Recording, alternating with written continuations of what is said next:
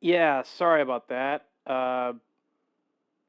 Yeah, stream really just crashed on me. But hello, Kibo. Welcome to stream. Hope you're doing well, and thank you for the lurk as well.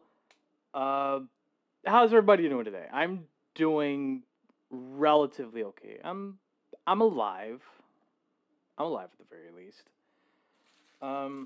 Now the reason why I mainly said like I'm gonna be late like an hour later than usual is mainly due to just just because like I forgot to get groceries. I forgot to buy groceries earlier this week, but I did that. They're all put away.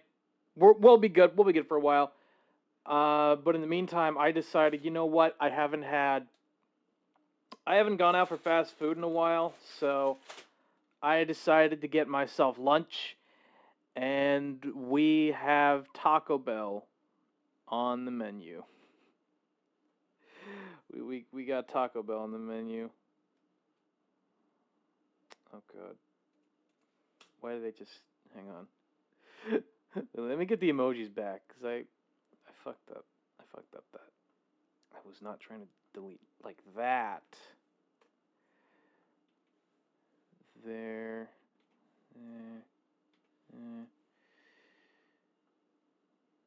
I already let him know. Okay.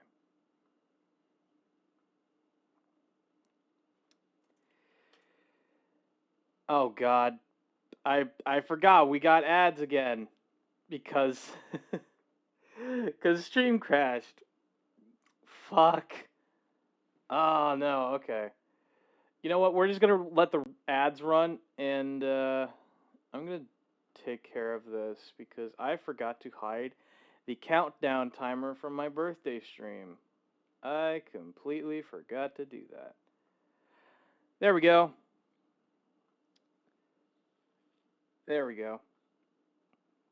Now we can go ahead and do the ad break stream again. Chat, we'll be right back. For real this time, after these messages. For real, okay? For real.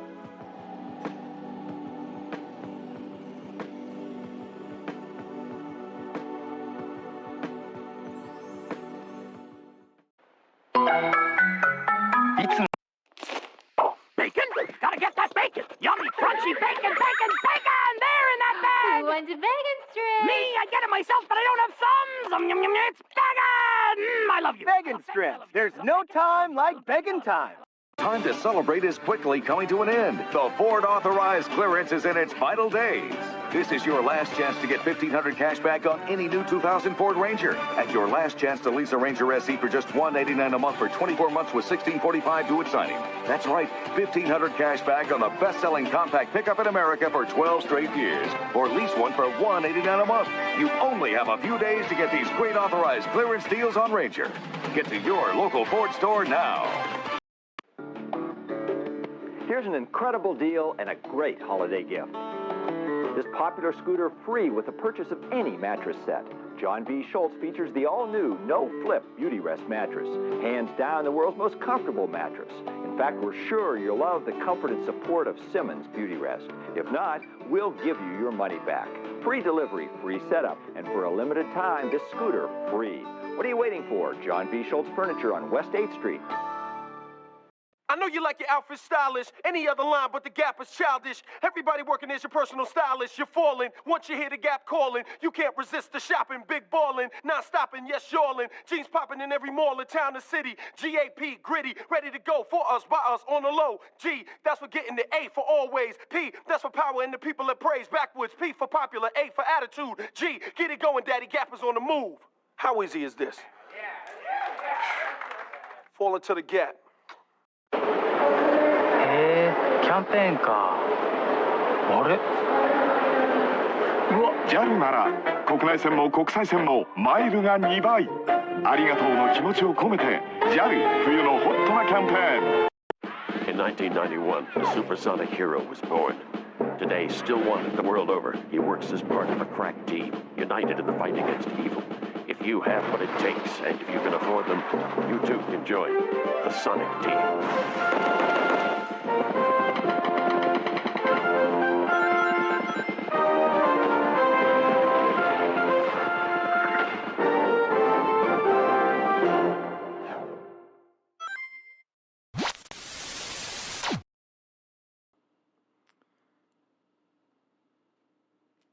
Okay, we just got like 35 more seconds until the ads are done. I don't know why it always does that sometimes. That's okay.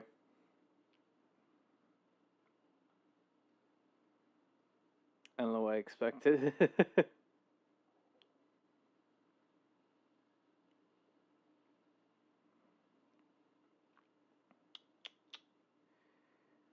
10, then 5, 4, 3, 2, 1. Okay. We are back from the ads. As I said before, I went out, did my grocery shopping, all the groceries to put away, and I decided to go out and get some fast food. I finally caved, okay? I didn't want to, but I just had like I felt like I need to get something for lunch because I didn't want to keep making the same meals over and over and over again. So I got some Taco Bell, and what I got is a steak quesadilla, a soft taco, and a Baja Blast. So, first thing I'm gonna try. I've already sipped a little bit of the Baja Blast, but just for the sake of like consistency and organization, we're gonna start with the steak quesadilla.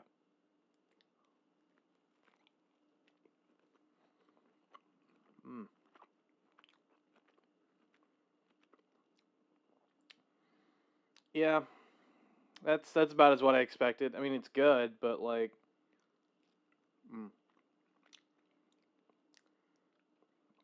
I guess the only thing special about Taco Bell, from what I remember, is that the sauce is really good. I think it's mainly the sauce, and the steak is cooked pretty good too. I don't mind that.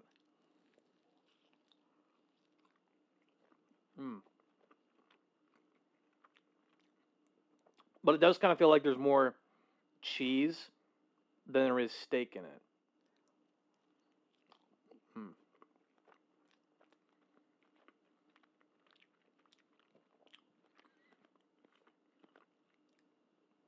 I mean, it's good.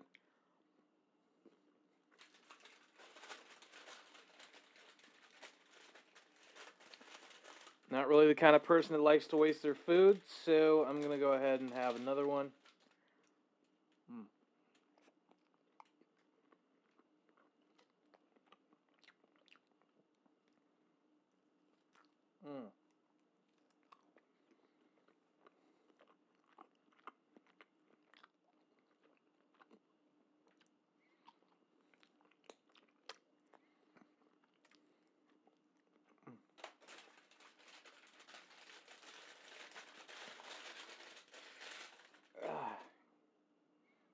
Back in the day, I remember when Taco Bell had the grillers.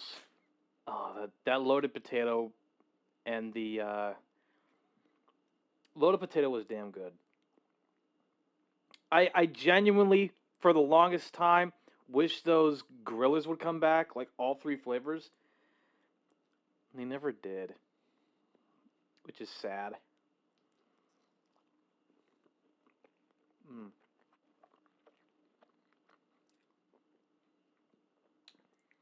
But I mean, in all fairness, if I had the ingredients for it, maybe I could make my own. I don't know. That's just me.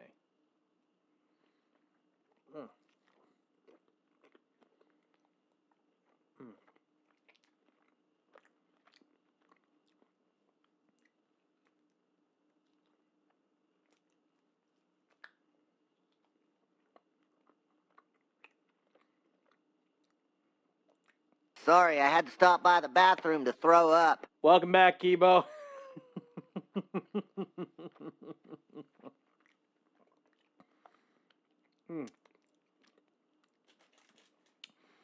So, since you missed out on what I said earlier, I went out, got groceries, put them all away, and I decided to get lunch. I went to Taco Bell, and the first thing I've been eating here is the steak quesadilla. It's okay. You know, it's kind of what you expect. There's like a lot more cheese in here than there is steak, but you know the steak is cooked pretty good. And I miss back in the day, we would always get the. I'd always get the grillers. The loaded potato one was especially good back then. Mm.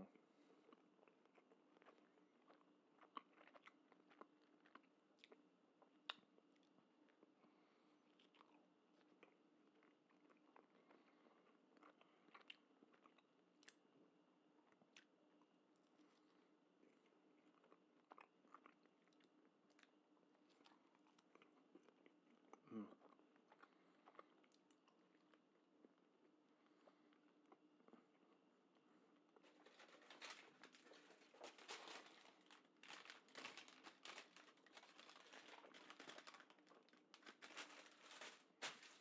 Yep, that's it for that.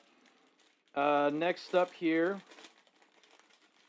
we've got the soft taco supreme. Now, thankfully, this is still on the menu. I would usually get like the regular soft taco, but you know, soft taco supreme. I mean, I'm not mad at that. Should be good for what it is. All right. Mm.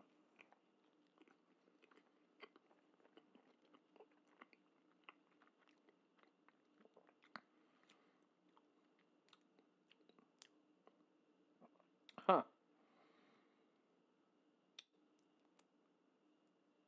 That's actually kind of good.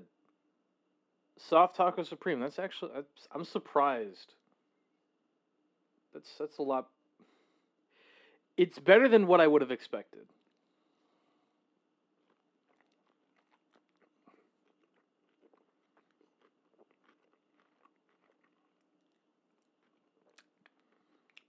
Mm.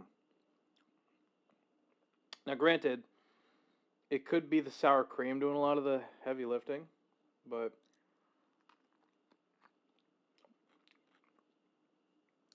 I can't be mad at that either way.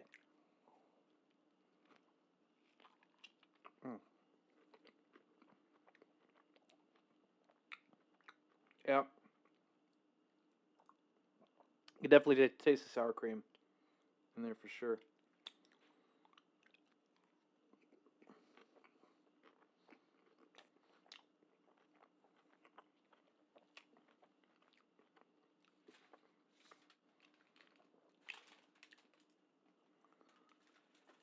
Oh, that extra tomato. That extra tomato down there. Oh. There we go. There's all the food done. Last up, we have Baja Blast. I decided to order it in a small, so and I did drink a little bit of it earlier, but I feel like I need to take in the flavor a little bit more.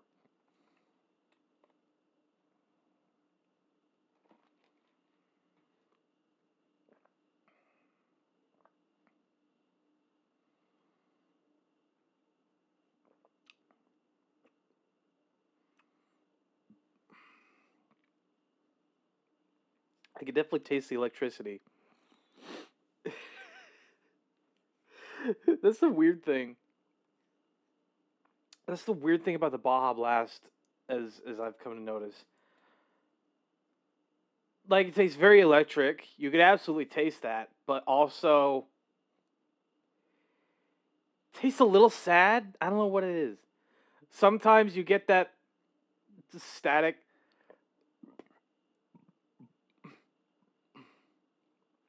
static electric kind of taste, but then also you get the but then you don't really taste anything, and then you're just like, what just happened? Like,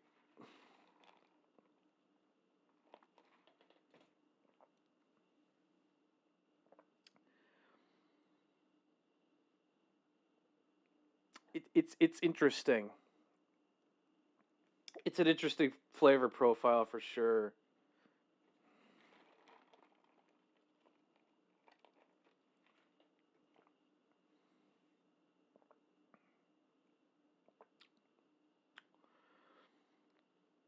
Yeah, this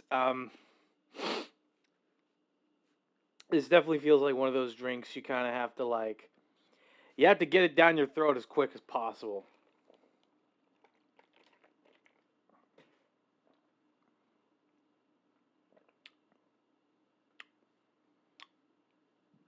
Yep.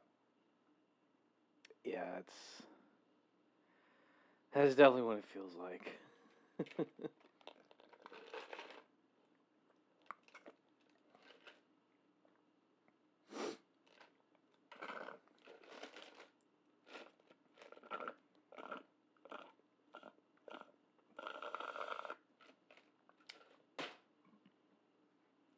God.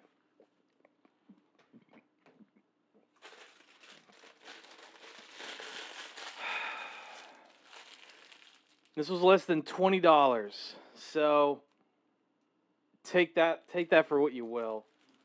I'm just gonna throw this away real quick.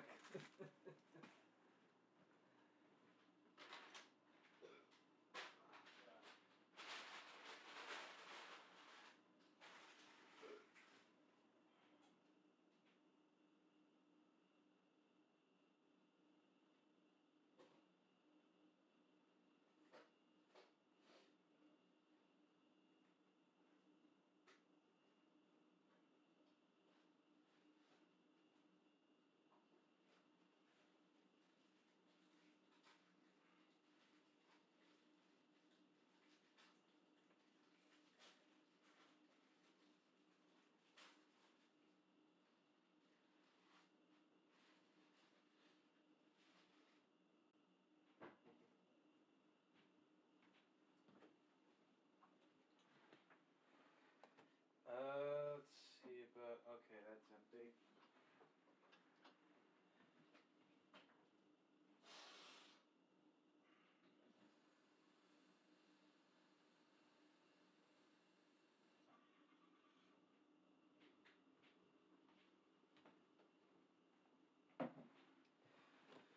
Okay.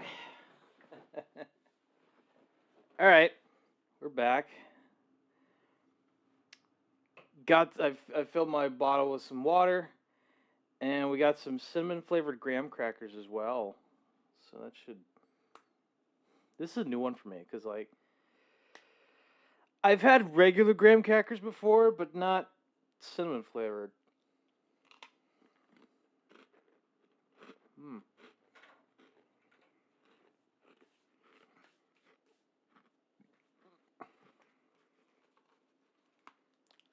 Hmm.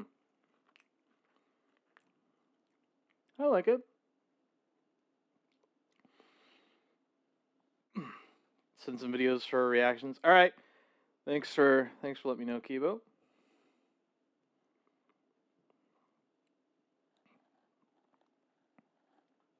Hmm. It's interesting.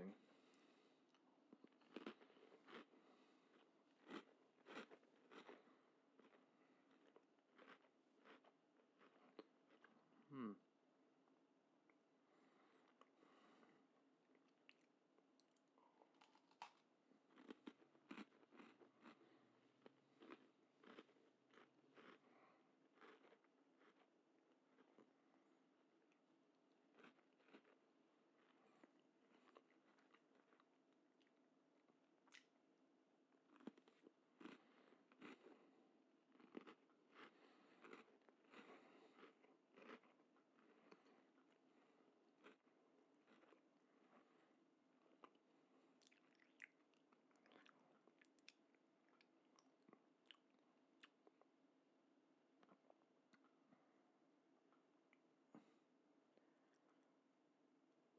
Let me make sure.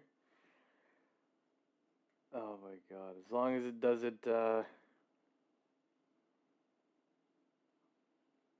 okay, so it's only to the media player, which is good. Thank God.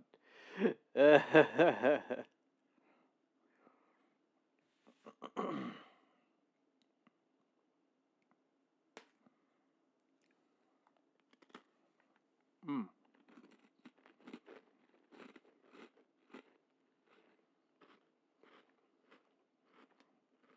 There you go.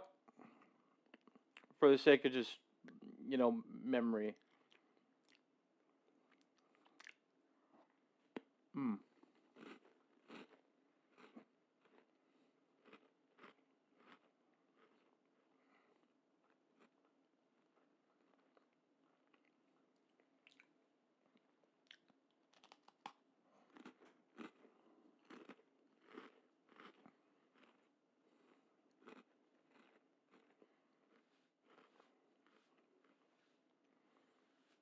Hmm.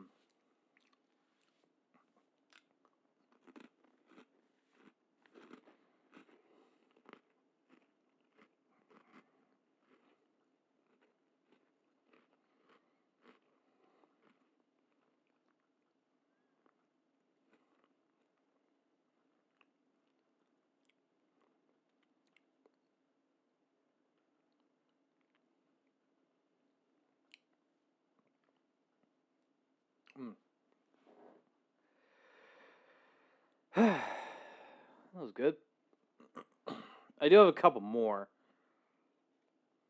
Try to.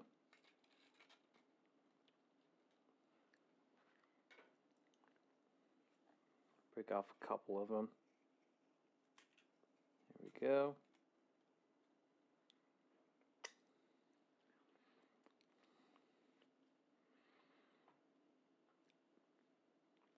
All right, let's go ahead and go to our desktop scene. All right, thank goodness I had the. Oh, thank goodness I hit the countdown timer this time around. All right.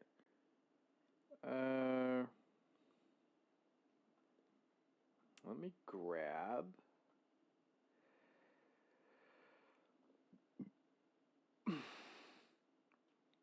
There we go. Okay. Go ahead and copy the link, paste. Let me make sure that not the Discord capture.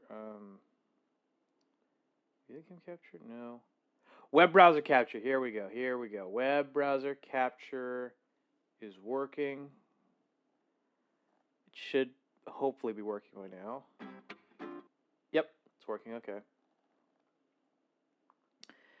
Is the viral onion ring chip any good? Nom nom, indeed. All right, let's give it a go.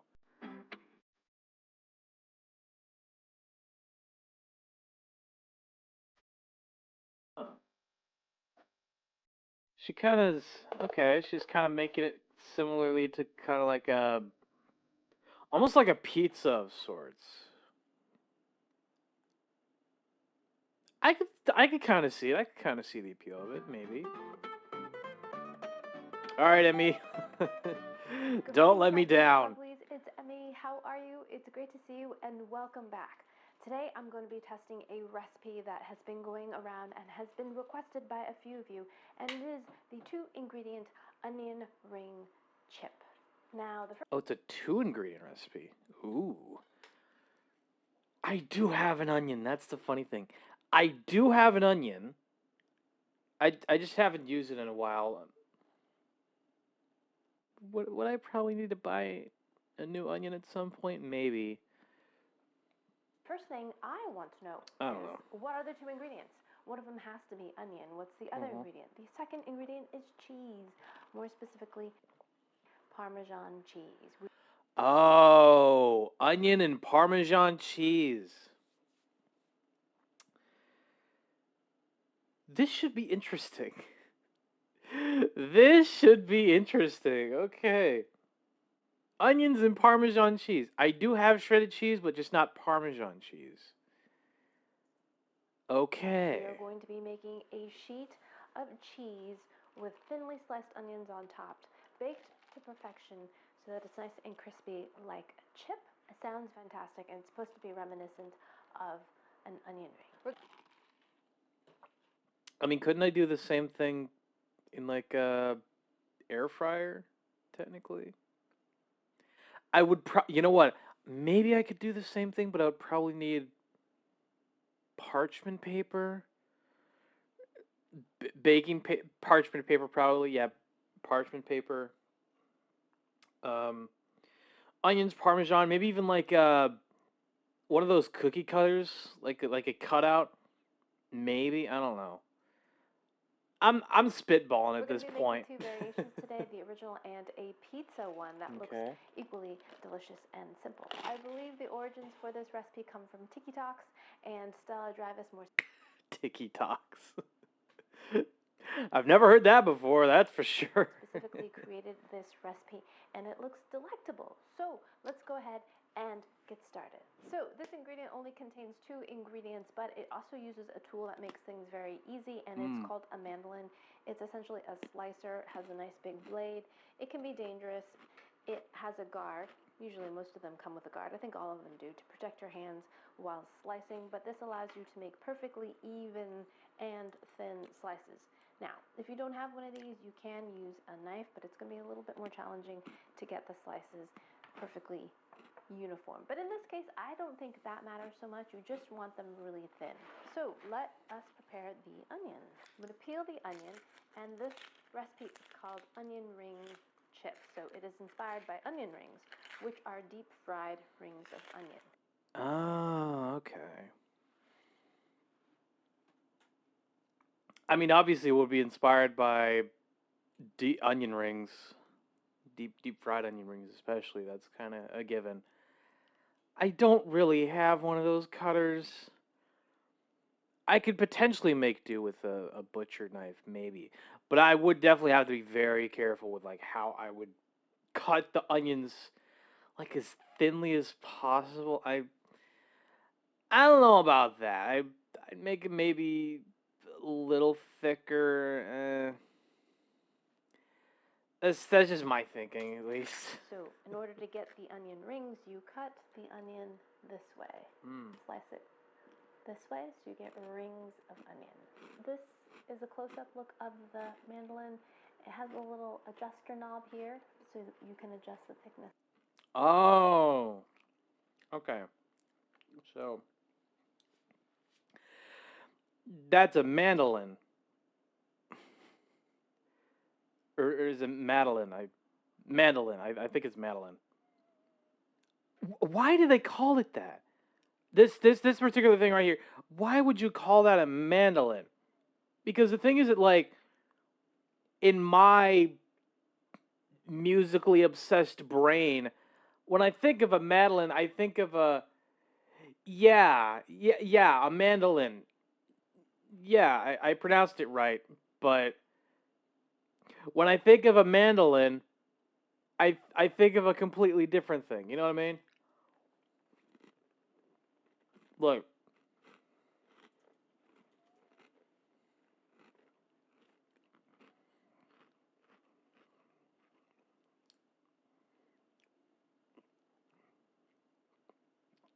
This is what I think of when you say you have a mandolin. That's the messed up part about human language sometimes, is that you have this one word for this one particular thing, but then you have another completely different object with the same name. In my brain, this is a mandolin, but apparently this is also a mandolin. Good God, man. Hang on. Mandolin got its name because the hand movement when using it is reminiscent of playing a mandolin. Okay, that makes a little bit more sense, but still, it's very inconvenient. It is useful for preparing chopped salads, Russian salads, soups, or crudités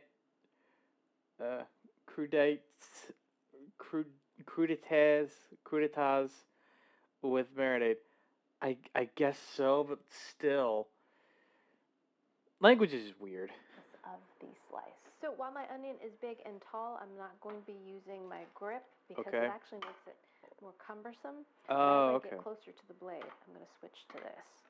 So let's see how thick my slices are. So that looks a little thick for me. That's about a quarter of an inch. I'm going to go a little thinner because ultimately we want our final results to be nice and thin and crunchy. We want onion flavor, but we want that crispness, so it's like a chip, right? So I'm going to go thinner rather than thicker. Yeah, like that. This there you go. Is a little wide, so I'm going to narrow it down a little bit for the width of my slicer. Okay, so now we're going. So you can see how efficient this is with the slicing. Switching to the grip. I think this is actually called a guard rather than a grip. I'm going to go ahead and do 2 onions.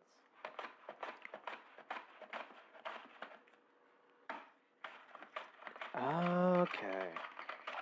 Very, very simple, right? Look how thin and beautiful those are. Those are very thin onions. I will give her credit. That mandolin works pretty well. I've got a rimmed baking pan. This is called a quarter sheet. It's a nice size. This is called a half sheet. This fits in a standard oven, but the quarter sheet fits in my little oven here. I like the size very much. I'm going to line it with parchment paper. Now this is pretty important. See, I called it. I would absolutely need parchment paper for this. Maybe even a cookie cutter kind of thing. I'm just thinking of like how I could possibly pull this off in an air fryer. You know what I mean? That's the closest thing to an oven that I even have. And the onion that I have is older than I am. So, chat, just a little point of reference for you. If you have an onion that is as old as your grandmother, or even just older than you, you're probably not going to know how to operate it.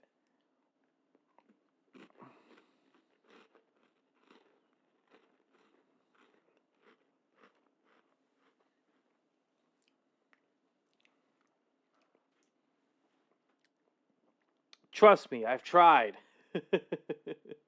I really did. We want to be able to lift our sheet of cheese and onion off the pan. So we need to either use a piece of parchment or some kind of silpat, something that's non-stick. Next, we're going to use Parmesan cheese. This is the pre-grated stuff. I'm going to put a nice generous layer of that on our parchment. So I think part of the popularity of this as well is that it's keto-friendly, because we're using cheese here. So a nice even layer, like that. Now we're going to arrange our onion slices right on top. Now this is purely... Grated is more powdery. That is shredded. Yeah. No, you're right. You're absolutely right about that. I think that's kind of the main difference when it comes to the type of Parmesan cheese I would need to use. I shouldn't be using like the one that comes in a cylindrical container. You know the ones like that. Parmesan cheese looks very powdery. No, this is shredded Parmesan cheese. I would need to use shredded Parmesan cheese. Really for aesthetic purposes, this whole kind of arrangement, you do not have to do it this way. But again, if we're sticking with the onion ring theme, then having them whole is true to the name, I suppose. All right, I'm going to make sure I have enough on the edges so that we get a nice crisp finish or edge. Okay, so arrange the slices. Now we're going to put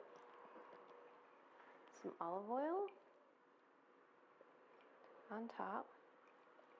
Drizzle, drizzle, drizzle. And then we're going to add our seasonings. Lots of black pepper.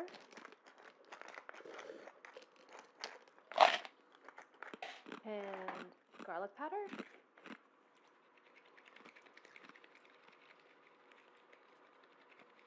You could add any seasoning you like, whatever strikes your fancy. Italian seasoning. This is paprika, just for a little bit of color. The cheese is plenty salty, so I'm not going to add any additional salt. But okay, there we have it. Now I'm going to pop this in. That does look pretty seasoned. It does look very seasoned. Paprika and pepper. Yeah, it's probably a good idea not to add extra salt. That's fair. I would maybe add garlic powder or onion powder. I don't know. Into a preheated 400-degree oven and bake it for 18 minutes or until everything is nice and golden and crisp. I hope that the onions are thin enough that we get a nice crispness. We shall see. All right, we'll pop this into the oven. All right. Goodbye, friends. See you soon. So while that one's going, let's make a pizza version. This one's going to be the same base, Parmesan cheese. Next, we're going to add onions. Once again, onions. Onions, I think, are having a moment, right? Onion boil. Did you hear about the onion boil? That was a big trend that was going around. You should definitely check out that video in case you missed it. Onion boil? The fuck is that? What the fuck is that thing?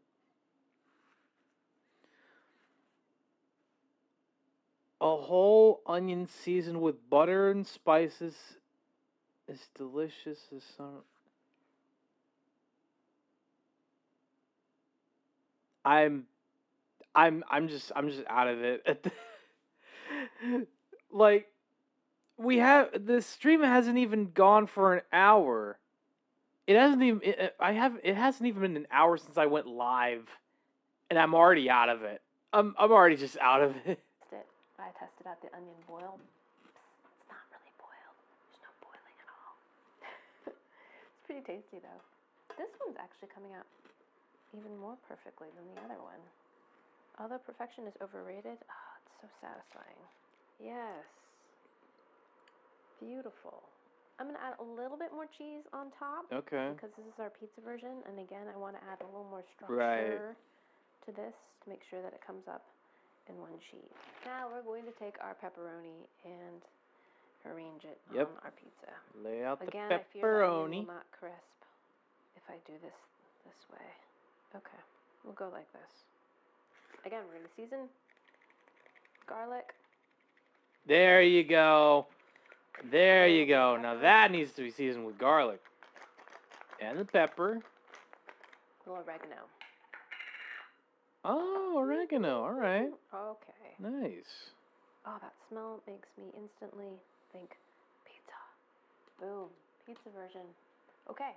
Same thing for this one. 18 minutes, 400 degrees. And we will come back and see how these onion ring chips taste. Hopefully they'll be crispy. See you in a little bit.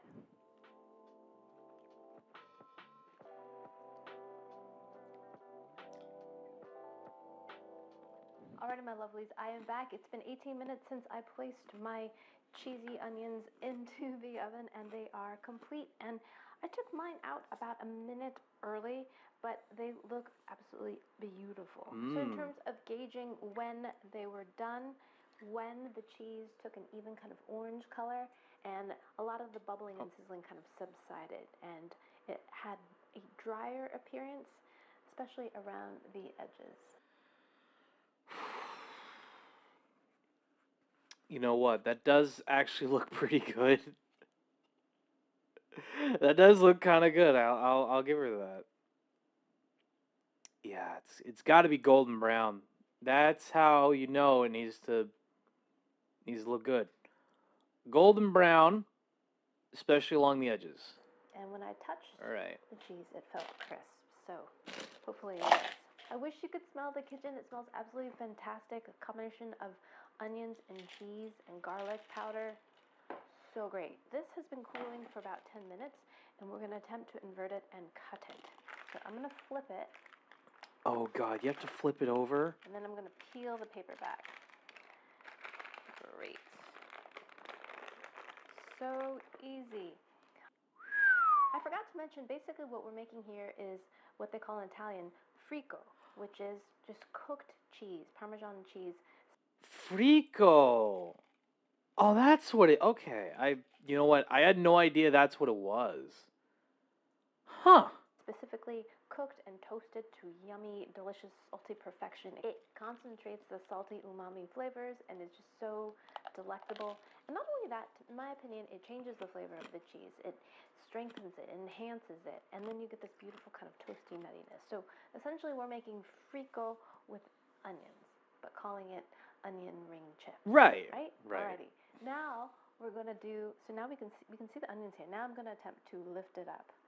Here we go, for the thumbnail. It totally worked. Nice. It totally worked, yes. And that does look pretty good. Let me do it this way. Yes, it totally worked. Okay, let's cut it before I break it. And I'm gonna cut it just in between the onions rings. Okay. Ooh, sounding promising. Yes. Fantastic. Okay.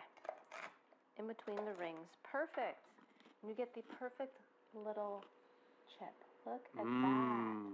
There's the back. Golden deliciousness. Fantastic. Alrighty, my lovelies, a moment of truth. Let's give this a taste. Itadakimasu.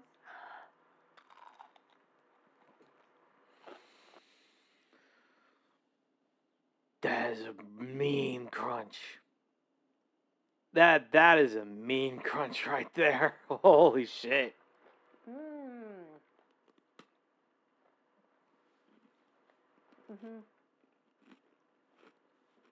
The outside, where the cheese is not covered by the onion, is delectably crisp, nutty, toasted, salty, but not too salty. And in the middle, you get a perfectly cooked onion.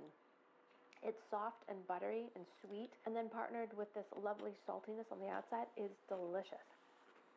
Wow.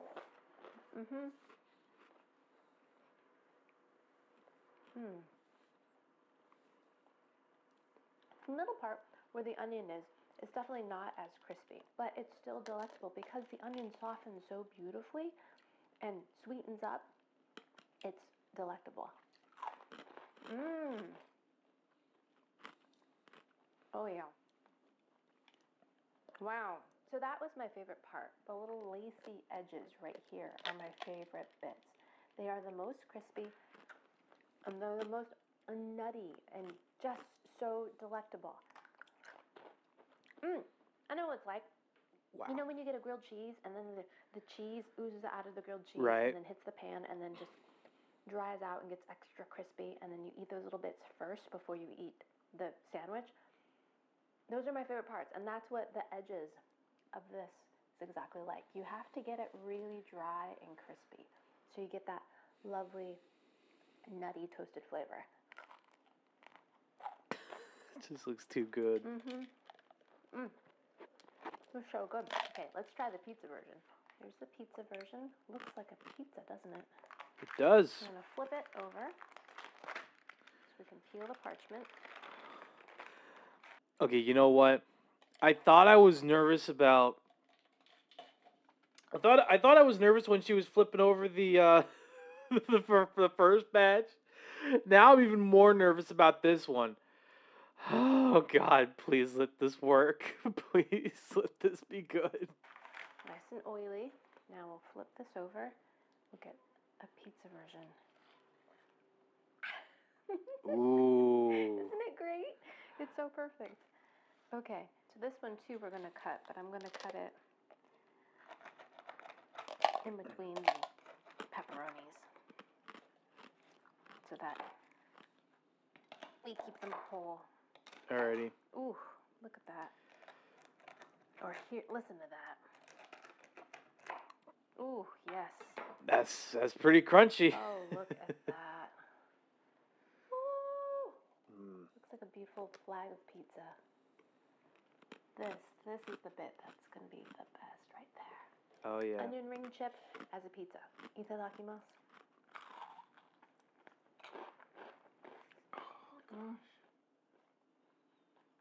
So good.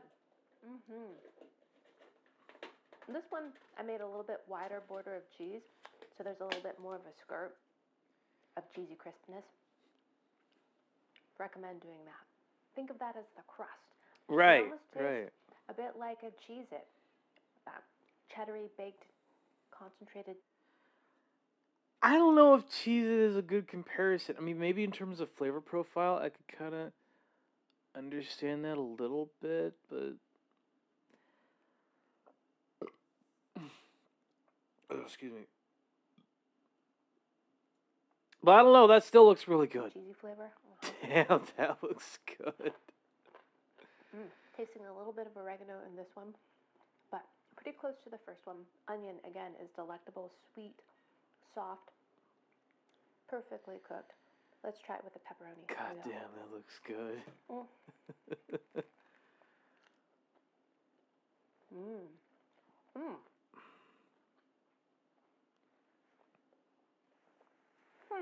It works. I really love when pepperoni gets baked up in the oven. It gets nice and kind of dried out, very similar to the cheese, and the oil kind of separates out of the pepperoni, gets crisp on the edges and cups up. Love that. But here, it might be a little bit much. That crunch. Yeah.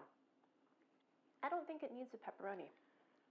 The pepperoni adds a kind of toasted porkiness, a tiny little bit of that kind of pepperoni spice, that smoked kind of paprika spiciness to it, but it really doesn't need it. I like the simplicity of just the onion and the cheese. Definitely like the addition of garlic powder and the oregano. A little bit of the oregano makes it seem a little pizza-esque, and garlic powder. A little bit, yeah. Yeah, I think err on the side of keeping it simple, in my opinion, and go for smaller in diameter onion slices, because that allowed for more cheesy borderness, and I think that's really what is shining here. Listen. All right? Oh, God, that crunch. Oh, that crunch sounds so good. All right. There you have it. Onion ring chips are fantastic and super easy. I would recommend making sure you keep an eye on it, though, for the last few minutes of cooking, because these can burn pretty easily. And keep it thin. Everything should Martian be thin, had a visceral reaction. You should be able to. Well, there you go, Kibo. There's your clip. Chips for yourself. I'm going to check Discord to see if the squeaky. Discord aspect worked or if it Stop. didn't. Alright, my loves, thanks so much for watching. I hope you enjoyed that one. I hope you learned something. Please share this video with your friends. Follow me on social media, like this video, subscribe, and I shall see you in the next one. Toodaloo, take care. Okay, Kibo. So unfortunately, the Discord aspect of like posting for some reason that does not seem to want to work. I don't know why. I'm gonna try. No, that's not what I wanted. Oh, for God's sake. Let me copy the message and then do that.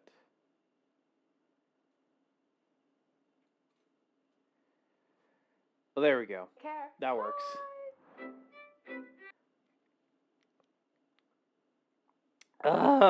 Looks too good.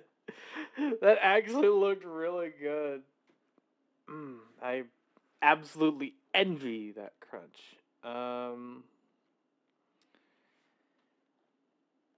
Okay.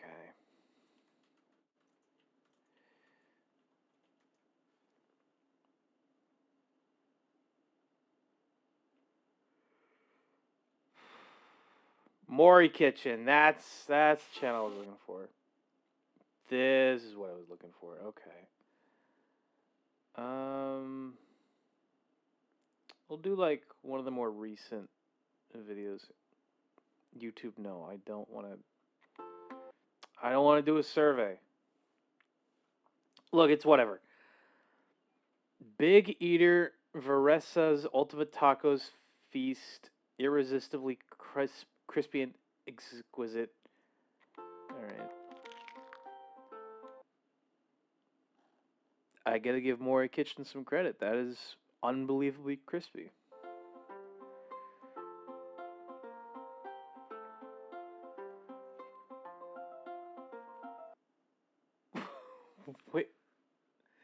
Wait, what?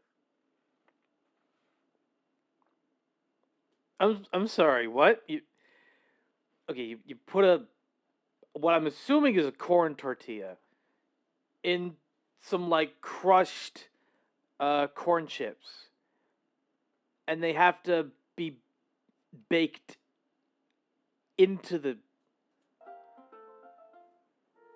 Oh, okay. Okay. I knew it. All right. She's starting off with the prawns, of course.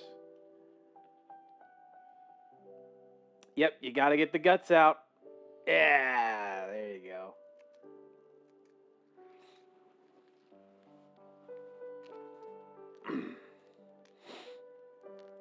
Legs.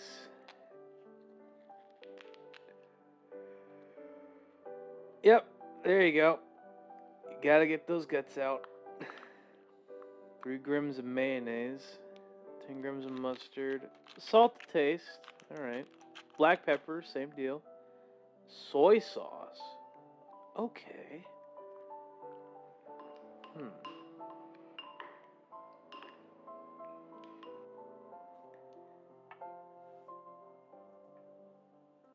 What? Huh? You're putting the prawns in a... I don't even know what that is. It looks like one of those muffin baking trays. It looks like a muffin kind of baking tray, but with a nipple. It's a donut pan. Oh.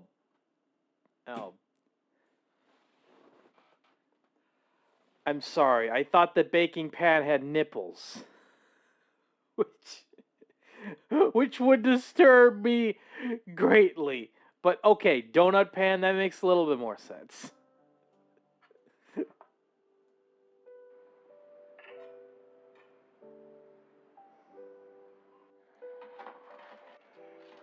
Uh, 200 degrees Celsius. Ooh. Oh, those are lovely. Avocado.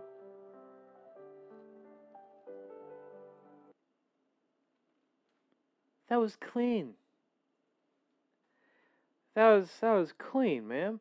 I could never for the life of me open up a avocado that cleanly. That's why I just stick to buying guacamole, cause like even if I were to make it myself, I would somehow find a way to have trouble with this. I would always find a way.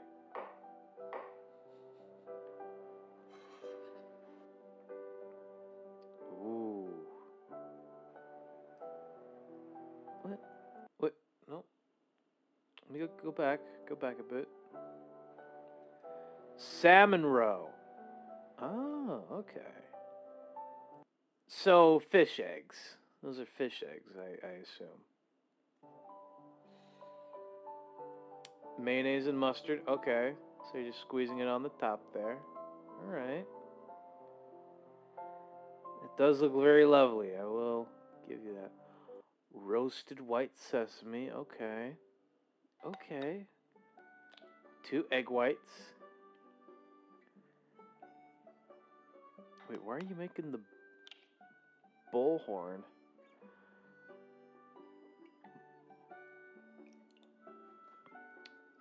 $20 milliliters of heavy cream. And stirring. Cake flour. Powdered sugar. Of course, you're going to mix that together. Nice. 2 grams of salt. Unsalted butter. This isn't a booby cake pan because Vanessa has horns. No, I can see that. I can see that.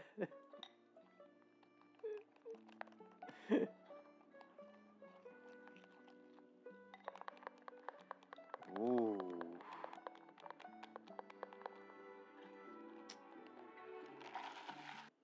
Those are supposed to be 2 separate sentences.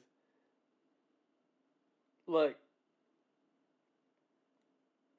Kibo, it's okay. It happens to the best of us. Oh, almonds. Some raw sliced almonds. Nice. Get that stirred up in there.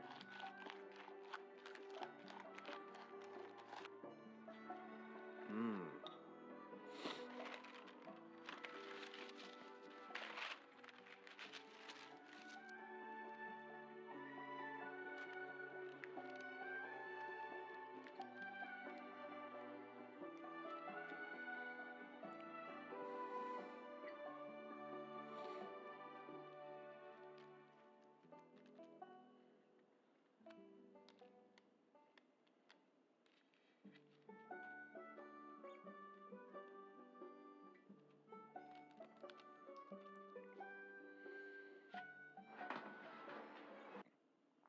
I could not in a million years have the patience.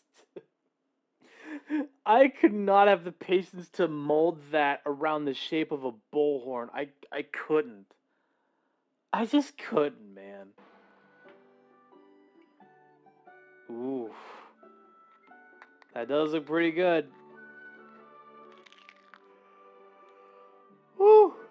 That crunch. Chocolate sauce? No.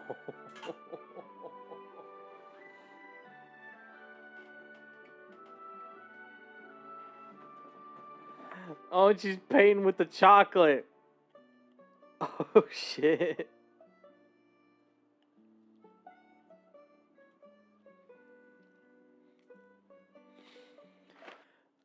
I mean, it's about as close as you're gonna get. Oh, potato chips. Oh, those are more for decoration. Okay. Yeah, but still though, I kind of I'm appreciating little details like that. I'm trying to. I'm trying to.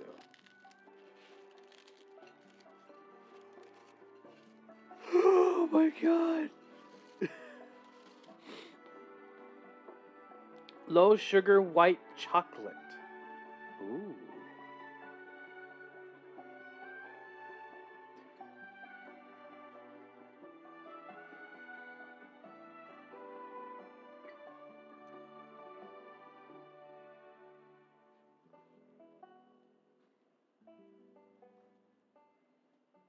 Mmm.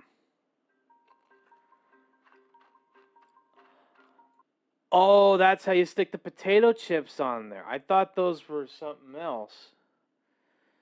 You spread around, okay, spread on the white chocolate, and then you have to have the potato chips stick onto that. Oh, now you're putting low sugar chocolate on there.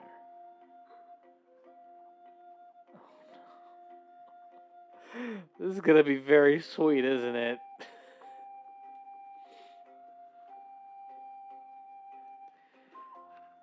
Yep. This is a lot of potato chips there. A lot of potato chips. Oh, you're putting them both on. Okay. So both of these tortillas covered in different spreads and covered in potato chips. They're on a rack. And I assume you have to put them in the oven for, yeah, 180 C for 10 minutes.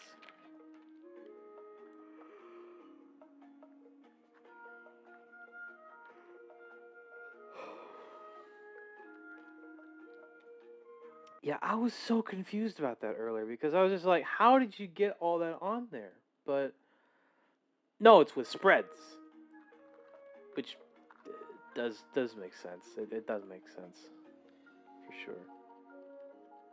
Okay, start with the lettuce, tomatoes, and then the shrimp, coriander, edible. Wait, there's edible flowers.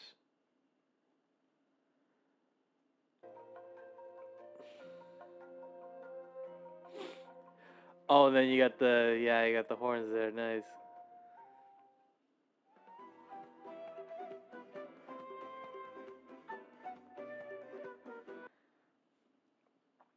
You know what? That actually does look pretty good.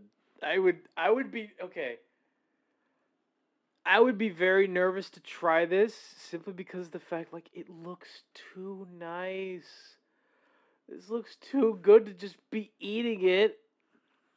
I would at least take a picture of it to be able to preserve the moment and then just try to like eat it slowly if possible. Just to indulge in all the flavors. My god.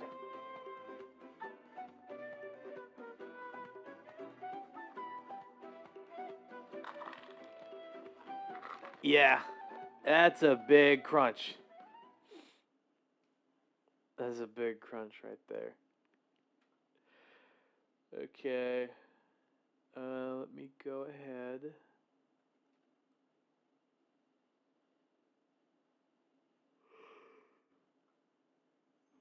Ah. Okay, next up are the viral Korean carrots up to the hype? God, I hope so. All right. Korean carrots. Greetings, my beautiful lovelies. It's Emmy. How are you? It's great to see How am I doing? You know what, Emmy? I'm hanging in there. I'm hanging in there. I'm doing the best that I can. It's not easy.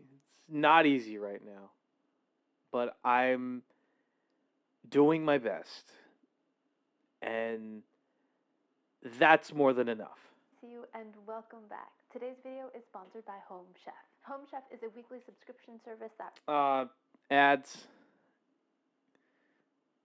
Oh, okay, there's timestamps. So that's good. I could probably skip it there. sometimes called videos for all of There you. we go. Alrighty, my lovelies, today we're going to be making a recipe that is sometimes called Korean carrots.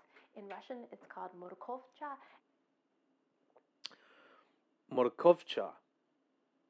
Huh. Well, that's a new bit of Russian I finally learned. Morkovcha. Is that it?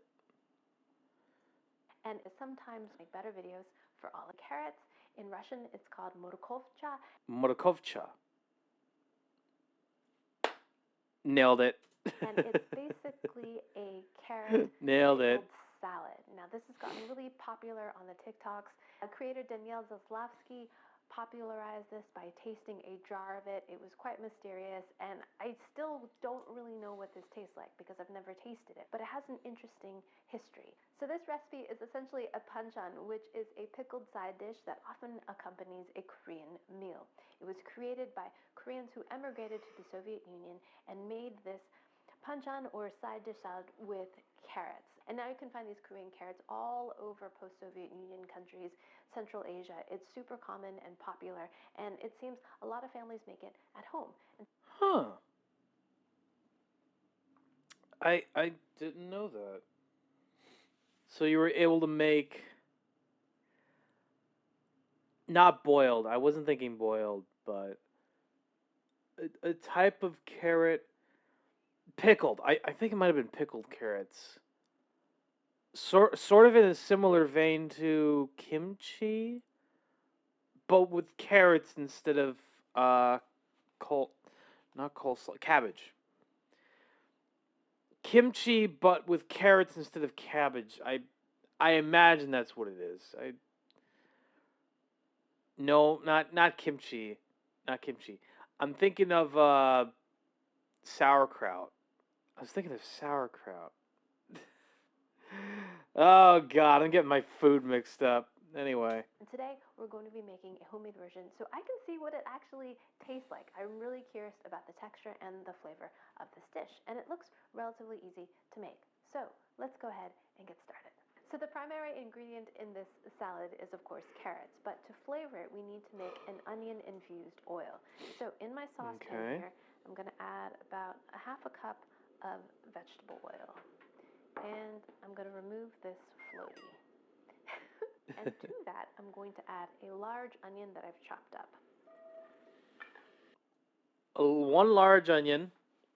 chopped up. Okay, I'll definitely keep that in mind. And we just want this oil to get nice and oniony. So I'm going to fry this up until the onions get kind of golden. So if you want to learn more about the history of morkovcha, I'll put... It needs to get oniony. Kimchi is made with Napa cabbage. Okay, so I was right. I was technically correct. It's similar to... Okay. So hold on a minute. I was technically correct. I was technically correct. This is similar to kimchi, but I wasn't... I was thinking of cabbage. I just didn't specify the type of cabbage. It was Napa cabbage. Okay. So I was close. I was close, at least. Put a link down below to an Eater article that I read that gives you a very interesting background about this dish. I'm not going to stir it anymore. I'm just going to kind of let it go. Morkovcha sounds so medium, damn good. So next we need to prepare our carrots, and they need to be sliced thinly, in little matchsticks. Oh, okay. So kind of in a vein to matchsticks, technically speaking. Like those are pretty small. Those are pretty small slices for some carrots. Are they gonna be able to hold their weight? God, I hope so. Like this, and I used my mandolin. There's the mandolin again. There's the mandolin again. I don't know whether to start cutting onions or playing Losing My Religion. Oh, God. I don't know if I need to be cutting carrots or trying to learn Losing My Religion by REM. So take that for what you will. And I've used this tool quite a bit, actually, a lot more than I thought I would initially. And this particular one has a toothed blade. Like that. You can add to it. You can use the guard to help you slice it through. Great big pile of carrots right here. Although that probably wasn't the best slicing, not the best example of slicing anyway. Now, if you don't have a mandolin, you could purchase shredded carrots at the grocery store, or you could try slicing them too. Honestly, I think just buying shredded carrots would make things a lot easier. If they're available. If not, just get the whole carrot. And maybe get a peeler or use a peeler if you got it. It's up to you. And this it's is up 2 to pounds you. of carrots. The recipe that I'm going to be adapting today comes from Let the Baking Begin, and I'll put a link down below to the original recipe. Nice. So let's take a look at our onions. And they are frying up nicely. They're smelling great. And we're supposed to just fry these up till they get a little bit golden. I'm going to add the shredded carrots to a bowl. We're going to add 4 tablespoons of vinegar to this. All right. It's just plain white distilled vinegar. Gotcha. Kind of give us an instant kind of pickling. Then 2 teaspoons of kosher salt. 1 tablespoon of sugar. So you can already imagine it's going to be a combination of sweet and sour, salty of course. Perfect amount. Smoked paprika. Ooh. Now if you've never used smoked paprika before, it has a really great smokiness, kind of similar to liquid smoke. And for heat, a little bit of cayenne. Just a little. And then this ingredient I found very interesting, coriander. 1 teaspoon of ground coriander. Huh. 1 teaspoon. Coriander, that's... Here's the thing with a lot of these spices, right? I know what they are, but I've never seen them in a lot of recipes. Teaspoon of black pepper. A little bit more. Next, we're going to add a bunch of garlic, freshly minced. There you go. All right. There's the garlic. These are pretty small cloves, but I would say a total of about 2 teaspoons of minced garlic. Fresh is best. That's it for the seasoning. And then we're going to add our fried onion oil. Isn't that interesting? Fascinating. So here are our onions, blissfully frying away. So here we are with our seasonings. Fresh on our shredded carrots. onion oil. Now I'm going to take a sieve and place it right there so we can strain out our onion oil. We don't want the bitch, just the oil. Right. Oops. Careful. Got a few bits in there. We'll be all right. Yeah, it shouldn't be that Those bad. would be delicious on a burger. Shouldn't be that bad. Okay, so now we mix our oil into the carrots, which will kind of blanch them a little bit. Not really cook them. It's not hot enough for that, but Right. kind of soften them, I imagine. But if you think about it, we've just made a dressing, right? The combination of oil, vinegar, salt, it's dressing. And that's it. It's amazing how all that oil kind of just gets absorbed into the carrots. So pretty. Next, I've got a couple clean glass jars, and I'm going to pack the salad into the jar. This can be eaten now, and I will taste it now. But this is supposed to taste better after it sits for at least a few hours. Oh, okay. It's chilled. So I'm going to taste it cold as well. It's got to be chilled, and you have to leave it alone for a few hours. Okay. Definitely another thing to keep in mind. Like, you don't want to eat this right away. Just give it a little bit of time. I think I might be able to pack it Just give it a all little into bit one of time. jar. Look at that. This is 2 pounds of carrots.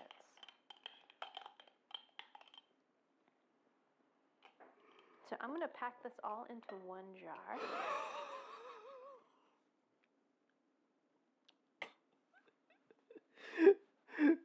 Just pack all the carrots into the one jar, even though you got like 2 jars. Oh god. I mean, if it's more efficient, then does it even help in the pickling process to stuff everything into the one jar? I don't know if it does.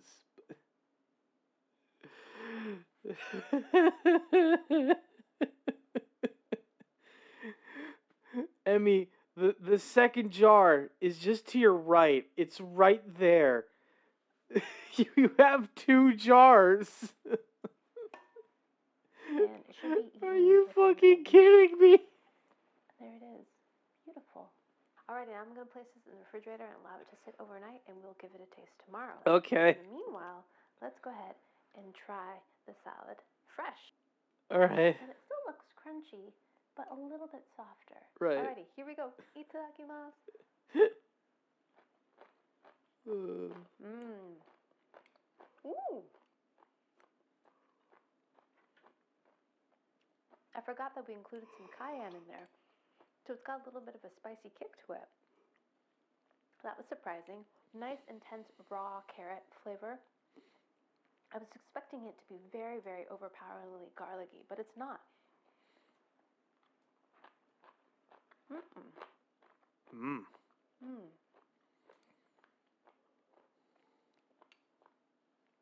I really like the crunch of the carrots, but since we shredded it, it's not so hard and coarse. The dressing is perfectly seasoned, not too salty. Love the addition of heat. I can taste the black pepper in there and the garlic in there. And the onion flavor is really nice in there too. All of that So does look good. pretty good. If I hadn't made this myself, I never would have been able to pinpoint that flavor, that kind of elusive flavor of the coriander. It's kind of lemony.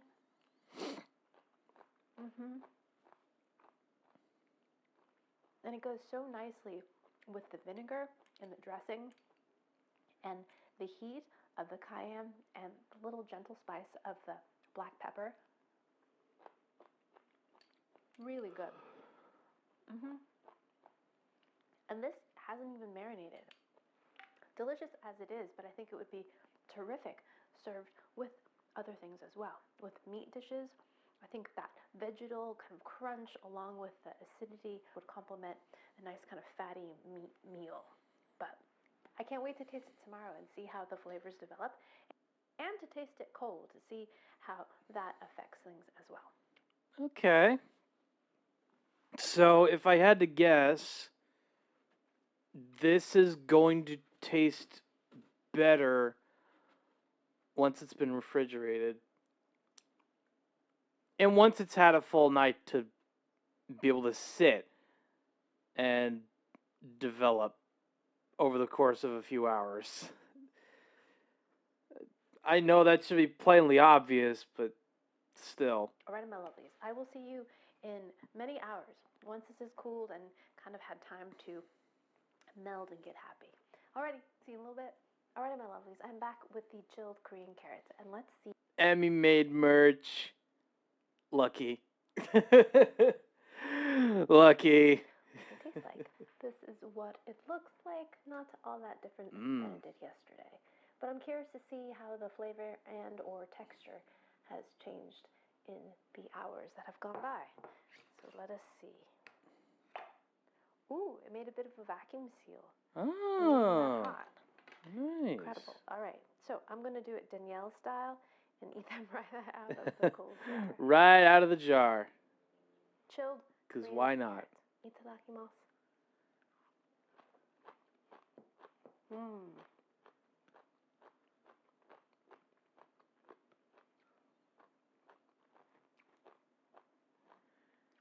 So good. I definitely recommend letting them sit overnight. The flavor of the dressing that we made really penetrates into the carrots, and while it tastes carroty, it's not as raw carroty as it tasted yesterday.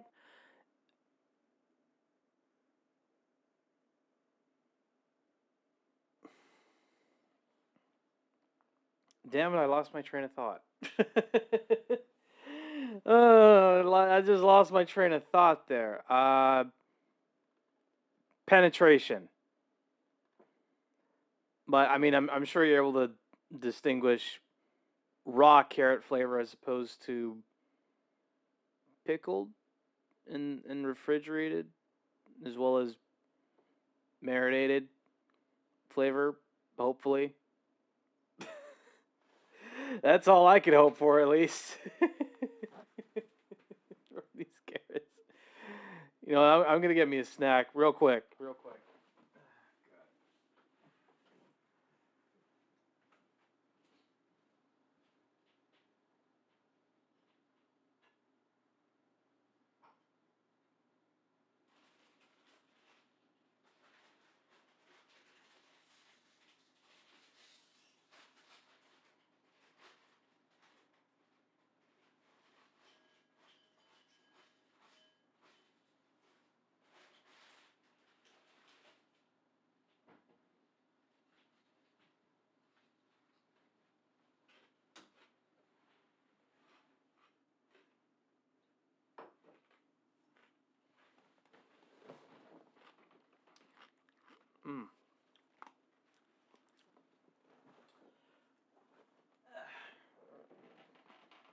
There we go.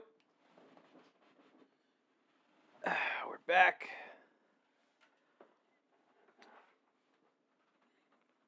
But yeah, I guess I'm assuming these carrots taste better. It's much more infused. Flavor is excellent. Really nice balance of salty and sweet and garlicky and just a bit of spice. But definitely recommend letting it sit for a bit so that the flavors can kind of really penetrate into the carrots. So good.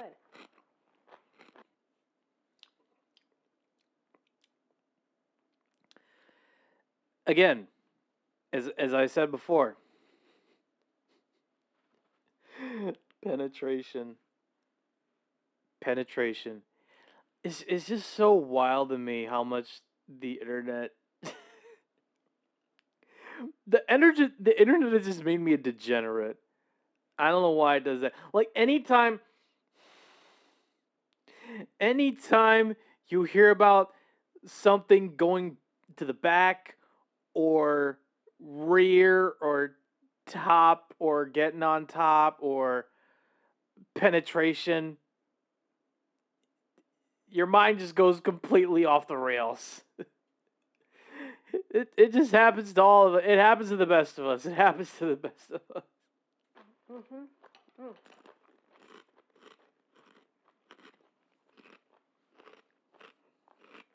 Such a great texture. It reminds me a little bit of sauerkraut in that texture, but not as wet, but a nice crunch. Because we didn't really cook the carrots, and I really like that crunch. But the flavor is so great, both spicy and garlicky. Such a great combination. And the pickly flavors remind me a little bit of the shredded carrot and daikons that you can get on a banh mi in a Vietnamese sandwich. That sweet and tangy combination is very reminiscent of that. Although I would not have. I was thinking more of kimchi. I was thinking that this was similar to kimchi, but instead of Napa cabbage, it's carrots. But those are a little to each their own. Pungent in aroma. To each their own. Because of the daikon.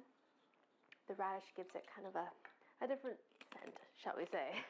These are delicious, and I will definitely make them again. I could imagine them on a sandwich. Accompany pretty much anything. I found the seasoning to be just right for me in terms of salt and sweetness and vinegar, but by all means, make any adjustments you like when you try these. If you like them a little bit more tangy, add a little more vinegar. If you like them a little bit more salty, carry on. But I found it just right. Goldilocks. Really great recipe. Fantastic. So, highly, highly, highly It looks so recommend. good, I think the next time I though. make this, I might try using store-bought shredded carrots because that was the one time-consuming part of this recipe. That and frying up the onions.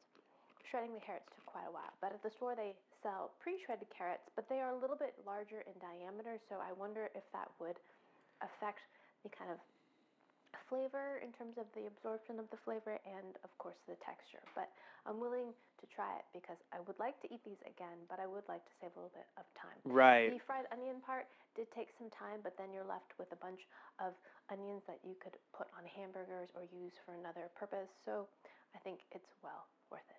Oh, I almost forgot about my new shirt. Do you love it? I love it so much. This is my brand new. It does look pretty good. That does look like a pretty good shirt. I'll give you that. Emmy made logo and t-shirt. Jordan, thanks so much for the design. If you are interested, I'll put a link to it down below. And also, big thanks to Home Chef for sponsoring this video. If you'd like to try Home Chef for yourself, click the link down below and use my code EmmyMade50 to receive 50% off and free shipping on your first Home Chef box. Thanks again for watching. I hope you enjoyed that one. I hope you learned something. Please share this video with your friends. Follow me on social media, like this video, subscribe, and I shall see you in the next one. Toodaloo. Take care. Bye. All right. That was pretty good. Let's move on to a... Oh, come on. Kidding me? Are you kidding?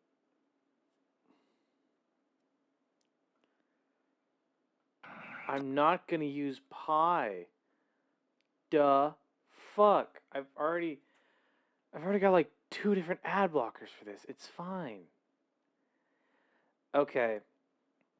So this is a video C# 3D wanted me to watch during stream, and I basically told him that, like, I'll see if I could watch this during, like, the first half of the stream. I think that usually works. It works out best. Oh god, where's the ad timer? Oh no, I need to move it down. I need to move it. Give me a sec. Move this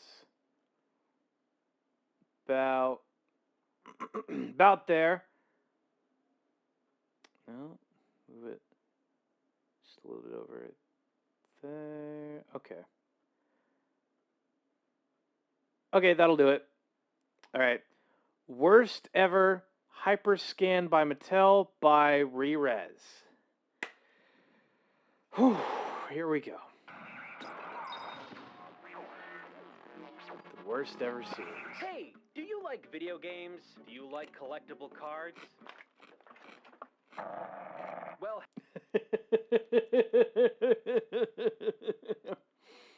Look, in all fairness, there's a large audience that likes both of these. That likes both video games and collecting cards. And there's an even smaller group that loves to sell said cards, said trading cards. You get the picture. You get the idea. You get the main idea. Have I got something incredible for you? A long time ago in the year 2006, Mattel, the makers of Barbie and Hot Wheels, entered the video game market with a revolutionary console known as the Hyperscan. The Hyperscan isn't technically Mattel's first dip into console gaming. They released a system called the Intellivision way back in the late 70s. Wait. Mattel made the Intellivision. Mattel made the Bro. That's actually kind of cool. That is actually kind of cool. The fact that Mattel did this is the Intellivision was their first and their best console out of the two during that time. That's impressive. That's pretty impressive. I gotta give them that. People fondly remember the Intellivision for its games library, graphics, and innovative add-ons. But somehow the Hyperscan has fallen through the cracks of time, forgotten and unloved. Surely this must have been a mistake. Mattel is a massive company, and they could do no harm, right?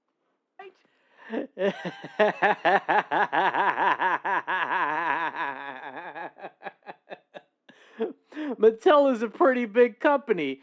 Surely they could do no wrong, right? Oh, you sweet, innocent child. How naive.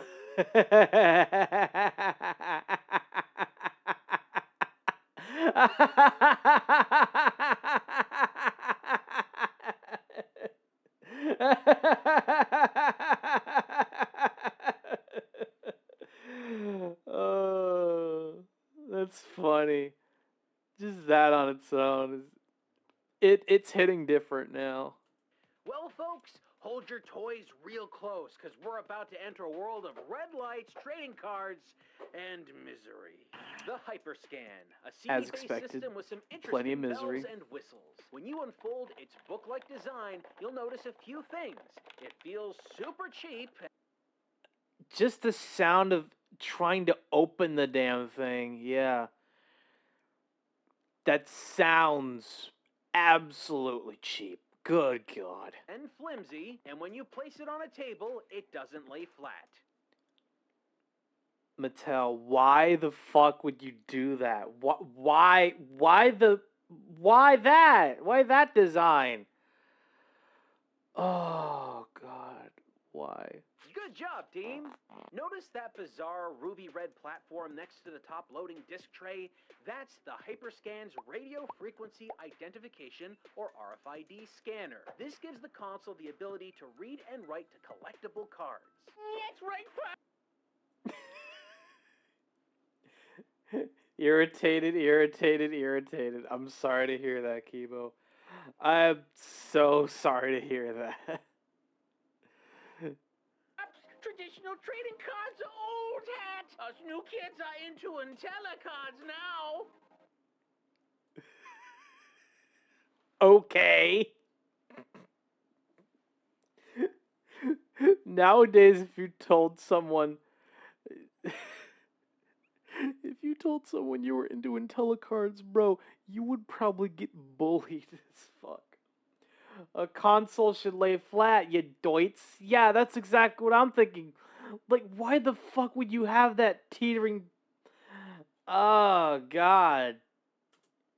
Simply plop an IntelliCard onto the card scanner, and you can activate save data and unlock amazing new game features. Exciting. Now, we said at the beginning that this console came out in 2006, but let's put that into some context. The Xbox 360 had already been out for a solid year, and the PlayStation 3 was 1 month out from launch from the release of the Hyperscan. Bro. Oh. Look, I do not give a fuck about the console wars. In my personal opinion, I've had a lot more fun and a lot more memories playing the Xbox 360 than I did the PS3. The PS3, and I'm saying this unironically because My dad has one. Or had one. I don't know what he did with it. I honestly don't know what he did with it. But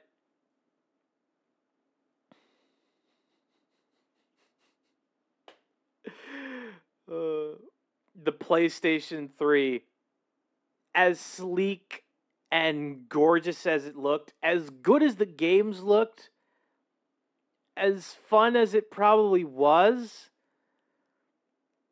the PS3 is the console that your divorced dad probably got. The PlayStation 3 is a divorced dad console. And my dad was divorced. So, take that for what you will. Both the Xbox 360 and PS3 were known for establishing high-definition gaming for players across the world. Whether utilizing Blu-ray discs, online gaming, or featuring large storage media, they were truly the next big step in console gaming. But the Hyperscan? It was standard definition. Oh, God. The Hyperscan. This standard definition. Look, how do I put this? If the Hyperscan came out in 2002, 2003, I think it would have had a better chance because all of the other consoles were still using standard definition. You still had these cables at that time. 2006? No way, no how. Nah, Xbox 360, PS3, those consoles were, I think they were using HDMI. I think it was HDMI if I remember right. The Wii, I think the Wii was using this. But the thing is that, the Wii was able to get away with using standard definition cables. Somehow the Wii was able to get away with that. It couldn't go online. It didn't have any built-in storage. It used regular old CDs, a format long ditched by home consoles. Now, okay, sure, it wasn't of the same caliber of the Xbox 360 or 360 is the RGB cables. Yeah, they did. You're right. But here's the fun fact. Okay, here's a fun fact. Even though the Xbox 360 also used those RGB cables, you could... component cables, yes. Even though you could hook up your Xbox 360 to a television with component cables, you could also hook it up using just a power cable and an HDMI cable. I did that before. I've absolutely done that before, and it still works. So for the Xbox 360, component cables were just optional. PS3, but that doesn't matter, as long as playing games on it is responsive and fun. So, let's turn it on and have a look. All right, we're all ready to go and play with the Hyperscan. We've got a copy of X-Men in there, a bunch of cards ready. Okay. So, let's go. And... well, this Hyperscan is broken. We heard this might actually be a problem, but no worry, folks. We actually have a whole other Hyperscan ready to go. Oh, thank goodness. Thank goodness he had another Hyperscan that might actually work. Hopefully.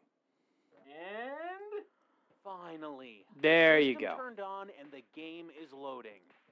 This is taking a little while, but it shouldn't be much longer, right? Nope. How has a minute passed and the system is still not done loading?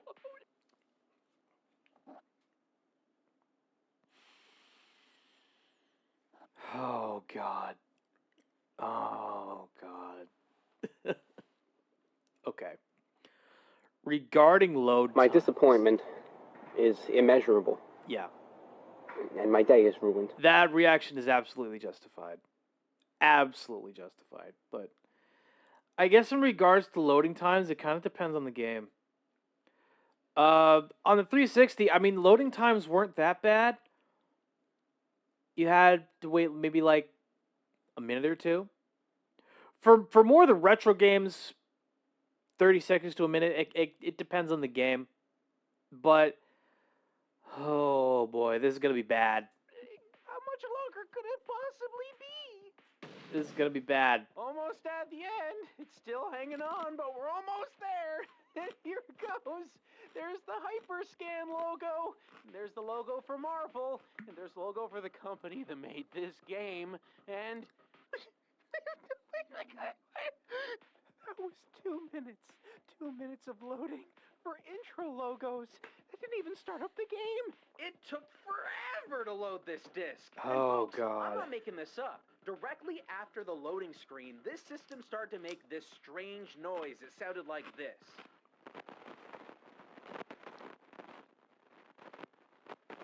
And then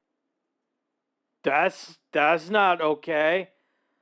That's oh god. the console died. It refused to read discs. Well, that's 2 dead consoles before we've even introduced the first game. That's a worst ever record. Turns out hyperscans are very prone to failure, and not just the optical drives, which are really bad. Even the composite AV cables can ruin your day if they go out. Now why, might you ask? Isn't it easy to replace them? Well, no, because on the hyperscan, the AV cables are permanently attached to the body of the system. Oh no. That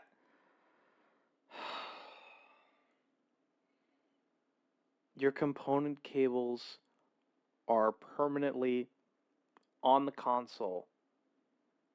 So, let me get this right. You would have to physically unscrew the screws on the hyperscan and somehow find. No, I'm not going to get into it. I'm not going to get into it. If for some reason your AV cables fail like ours did, you're out of luck. Unless you have the tech know-how to open this thing up and resecure working AV cables, if you have a broken hyperscan, it becomes a hyper doorstop. Pretty much, yeah. Not even a good doorstop, too, because, like, it doesn't lay flat. It doesn't lay flat on the surface. Every hyperscan system originally came boxed with a console, a game, some of those fancy scannable cards, and one controller. I've used many a controller throughout the years on re-res, but none have been more questionable than this. The Hyperscan console has a USB port. I've seen it, it's right here, but they didn't choose to use that port for controllers. No. Instead, they used an old-style 6-pin keyboard mouse input. I ain't seen one of these in a long time. Let's do some math. This console was released in 2006. This port was designed in 1987. Mattel, what the fuck did... Mattel, you idiots. Mattel fucked up so bad. Mattel absolutely fucked up so bad. Honestly, they... You know what? Mattel had a winner with the Intellivision. After that, they should have just quit while they were ahead. What kind of crack were they huffing? You know what? I think I'm starting to ask myself that same question. Like, what in the world were they thinking? Why would they use a 19-year-old primitive input like this? If they were trying to save money, I could understand that, but the USB port is on the system anyway, so why not use it? But maybe it doesn't matter. What kind of input it has isn't really that big of a deal, because the controller itself is nightmare rocket fuel. It has a variety of buttons. 2 shoulder bumpers that are squishier than wet moss, 2 triggers that are awkwardly placed, and a selection of face buttons that feel like stale discount jelly beans. And Oh, God. What? a selection of face buttons that feel like stale discount jelly beans. Wait, this controller has buttons Y, R, B, and G.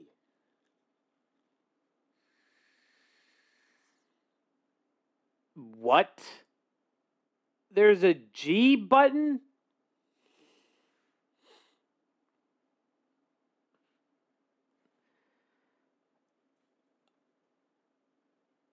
Green.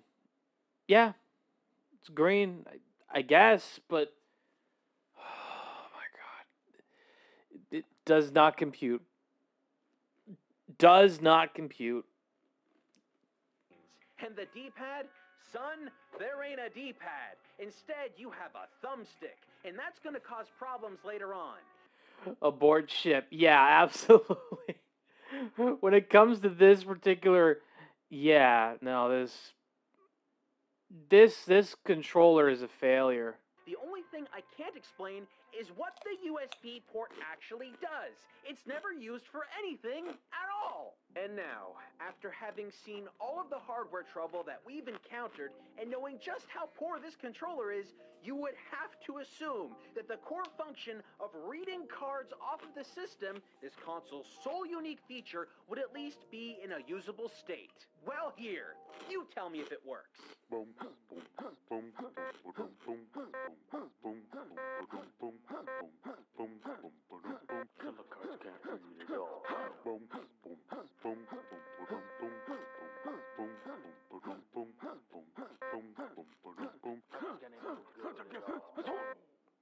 Okay, we finally found a console that runs properly. Yippee! Let's get to the first game, the original packing game for the Hyperscan, X-Men. We start up the game and, oh, right, like you saw before, loading is a massive problem here. And for the sake of your sanity, we'll be cutting the many, many loading screens you have to sit through before you get into actual gameplay. You're welcome in advance. Just keep in mind that more than half of your time playing this game is spent waiting for things to load. Anyway, yeah, this is a bare-bones traditional one-on-one fighting game through and through. And while it is nice to see multiple characters from the X-Men universe presented here, even characters most have forgotten like Omega Red, the bulk of the whole experience is, well, you know how fighting games typically start off with you selecting a character? Right. This game doesn't have that. Enter the cards. That pack of IntelliCards we got all fresh and new with the system, well, these cards are not useless. In fact, they are essential to playing this game. If you happen to lose these cards, the games will not function, because you don't have a character select screen at all. What you do have, though, is a character card. Why? Why? Like, oh my god. Okay. Honestly, just looking at this from the outside, having character cards isn't a bad idea, because if X-Men, if this X-Men game had a character selection screen, maybe you would be given these character cards.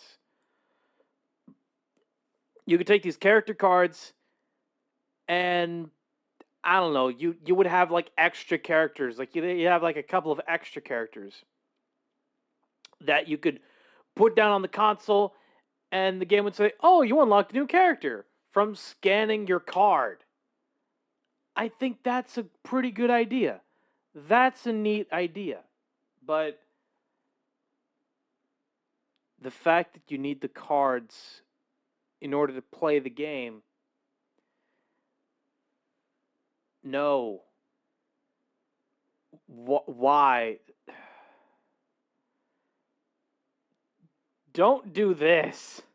We happen to only get 2 characters in the box, so that means we will only be able to play with these 2 characters, Wolverine and Lady Deathstrike. Okay, we've scanned our fighter, now let's get into the game. And, well, these graphics are freaking awful. I mean, look at this. They're peddling lackluster 2D graphics 3 whole generations into 3D consoles. This is shocking. Yeah. And what the heck is all that loading for? Technically, the Hyperscan is more powerful than the original arcade hardware used for X-Men Children of the Atom. That was over a decade before the Hyperscan came out.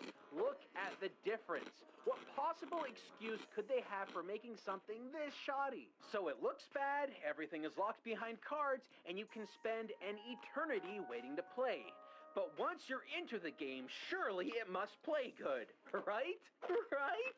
Imagine, if you will, a fighting game that suffers input lag that is measured in seconds, movesets that make no logical sense at all, AI that is just as scared and confused as the player. That's X-Men on the Hyperscan. But that's only half of the story. Everything you do in this game earns you experience. After each round that you complete, you scan your card on the system and build up your character's stats and level. That makes the character cards also memory cards. Kinda cool, right? And to add to the fun, each time you want to access a training level, change a character, modify a fight, or attempt a finishing move, well, you gotta get up out of your seat, walk over to the console, find your card, and clumsily scan it as fast as you can. Because in some cases, this can be timed. The Hyperscan is too busy to wait around while you fumble with its scanner. If you are too slow, you'll miss your chance and the game moves on.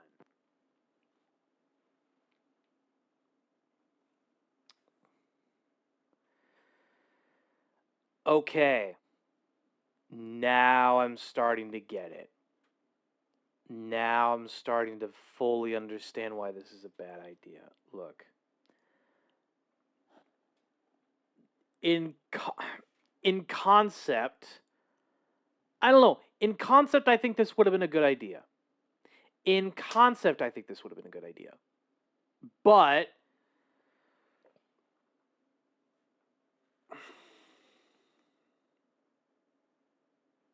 in concept, this would have absolutely been a great idea.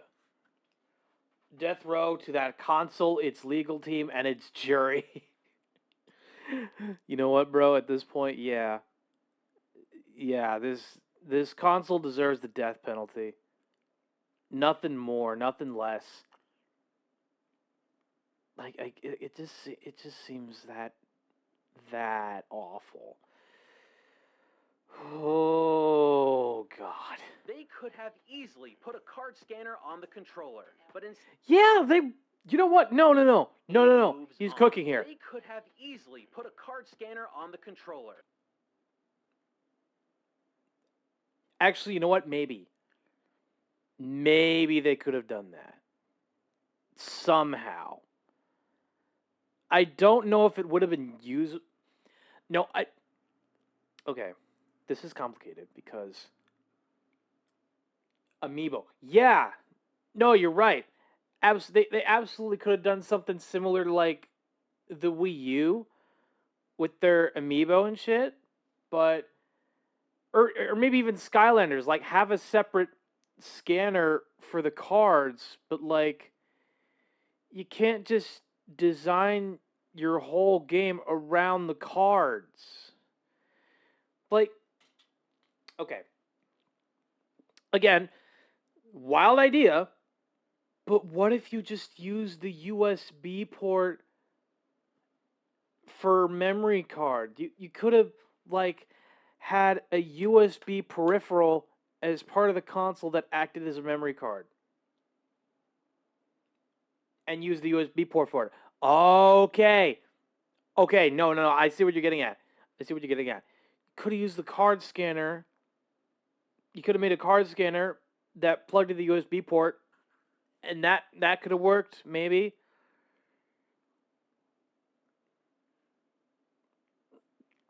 But I don't know. Me personally, I would have used that USB card. I would have used that USB port to have a peripheral. Plug it in. It's a memory card. You don't have to worry about it.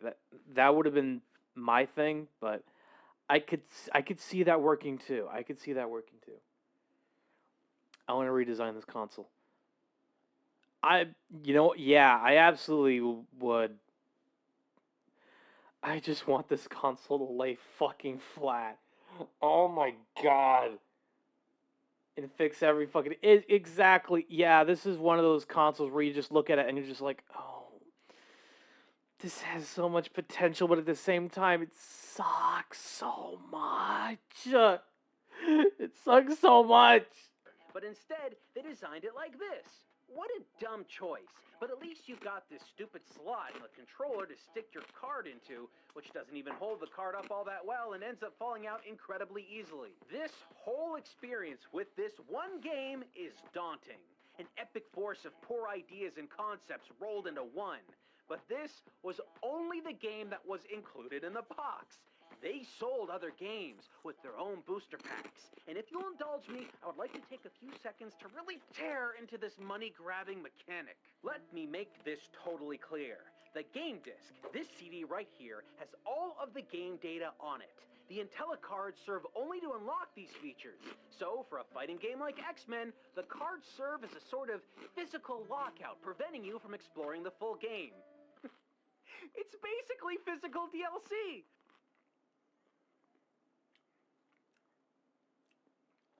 My God. Physical DLC. This console can fucking suck my dick. It sucks. I know. I could see that with my own eyes. Oh, God. IntelliCards are basically physical DLC. I didn't even think of that until now. Holy fuck. My nightmare! In card form! If you want to play with more characters and explore more of the game, you need to buy booster packs. Of course. Of course. You need to buy more physical booster packs in order to unlock more characters. Ah. Oh, God. Ah, it hurts. It fucking hurts. Just, oh, no. Random collections of cards you may... No. You know what's funny? I've never had the Hyperscan when I was a kid. I had what are known as plug-and-play controllers, okay? I had plug-and-play controllers that had games on them.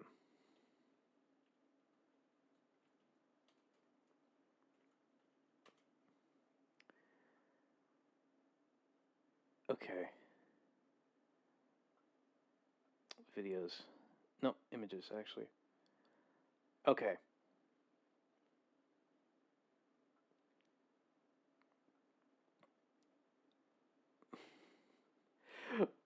Okay. The plug and play at least was fun. Yeah, exactly. And look, you see this? This is a Wheel of Fortune plug it in and play TV game. It's obviously advertised that way. And you're able to get 3 people to play it. That's cool. But look, you have component cables. Now, granted, these are mono. So you're only able to hear the audio from one channel. Or, like, it's in the center, I imagine. Or was it... Or were you only able to hear it? I don't remember exactly. But look, this was a lot more fun to play. This is actually a lot more fun to play because you were able to interact with the controller. Look, you could spin the wheel. You could spin the wheel to play Wheel of Fortune. Let me show you another one I had. The Darth Vader Revenge of the Sith plug and play. Like, look. This is fucking cool. Look, you had a joystick, and you had you got 3 buttons. You had 3 buttons. You had the play button, the B button, the on and off button here, and then a pause button. Like that, like this was actually usable. This was actually functional and usable as a plug and play controller. An example of I don't know if this no I just want the image.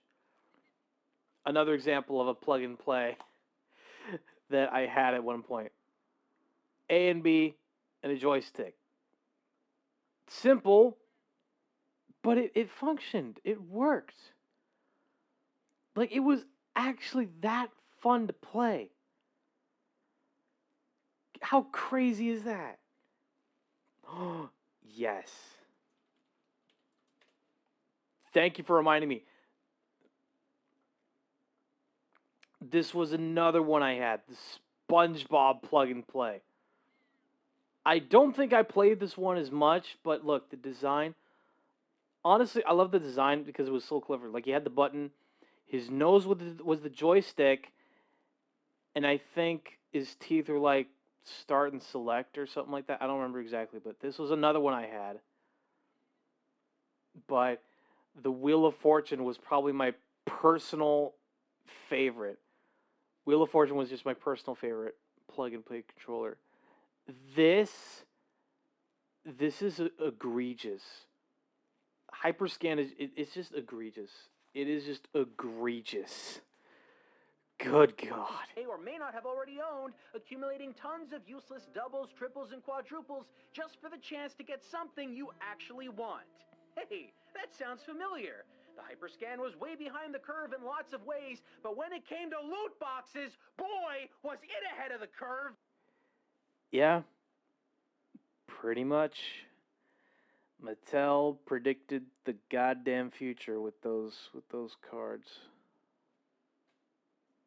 You could purchase pack after pack, hoping for a specific fighter or a move for a fighter you already own. But maybe you never get that card and end up instead with a bunch of these irritatingly dumb training levels. Look at this! What is this even supposed to be? Whoa! That was $10 well spent. And of course, cards aren't compatible with other games. Each title requires its own set.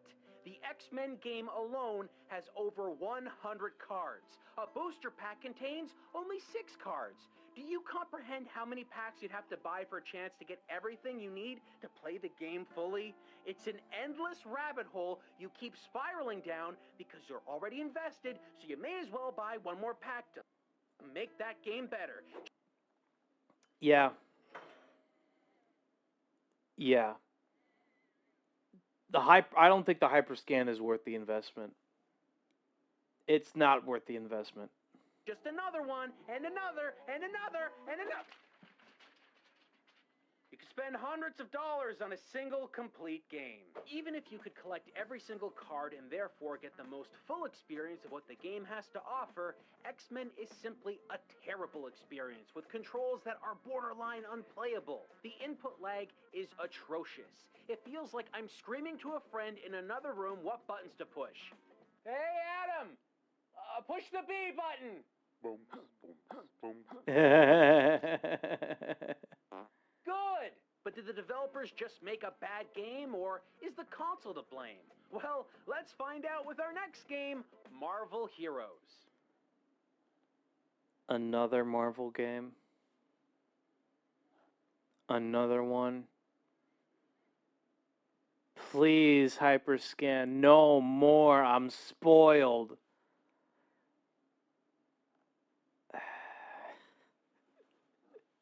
I'm just tired. I'm just tired at this point.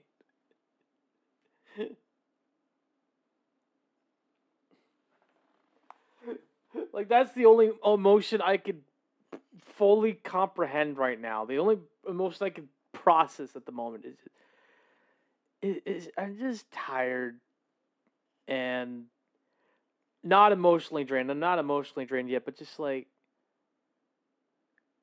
Mattel, what the fuck? What the fuck?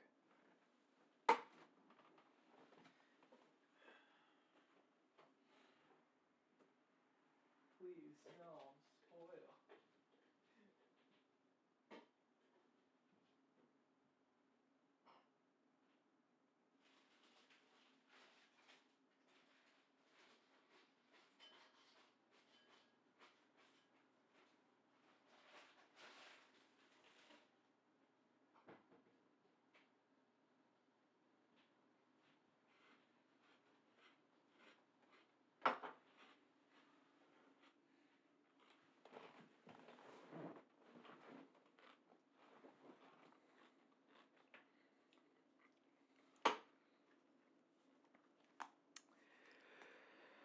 Okay, let's continue. Where do I even begin? The game is a complete mess. You have cringe-inducing visuals and poorly written dialogue encapsulated in shoddily scraped-together comic book sequences. All of this is done in an attempt to produce some kind of reason for everything to be going on. None of it flows, and none of it works. Unlike X-Men, this isn't a fighting game, but instead it's a platformer side-scroller beat-em-up. The cards are used in a totally different way here, but somehow it's worse than the X-Men game. Look, you can get Wolverine in X-Men and play through his whole campaign. All you need is his character card. But in Marvel Heroes, you might have a character card for the Hulk, but you may not have his story card. They look exactly alike, but they don't work the same way. Oh no. Oh no. Mattel, what the fuck? Ooh. Ooh.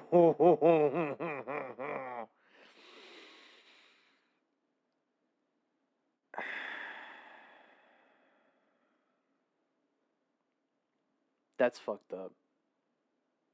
That's just fucked up. I have no other words to use in order to convey how abhorrently bad that is. You might have a character card, but you might not have the story card. That's just fucked. That is just absolutely fucked. No question. Here is how that works. If you've got a story card, congratulations! You can play whatever that story is. You play as a character dictated by the story. Typically, it's 3 boring levels with mindless enemies being tossed at you with 2 smaller bosses until you beat a main boss. Boring. If you don't have a story card, though, you can still play the game by making your own story. Kinda. Get out your pack of paid DLC nubbins, choose a... Okay, hang on. It looks like we got ads coming up here. Give me a sec. Chat, we'll be right back after these messages. Don't go away.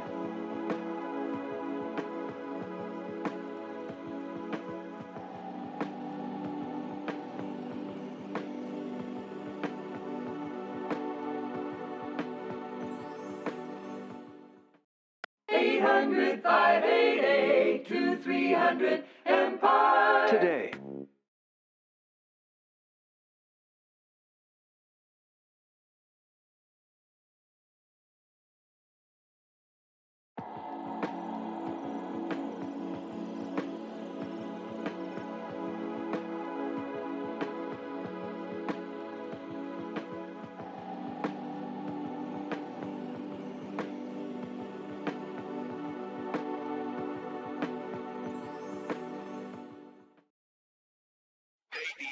Check out the bling. Boobs! Rip their heads off and suck their guts out!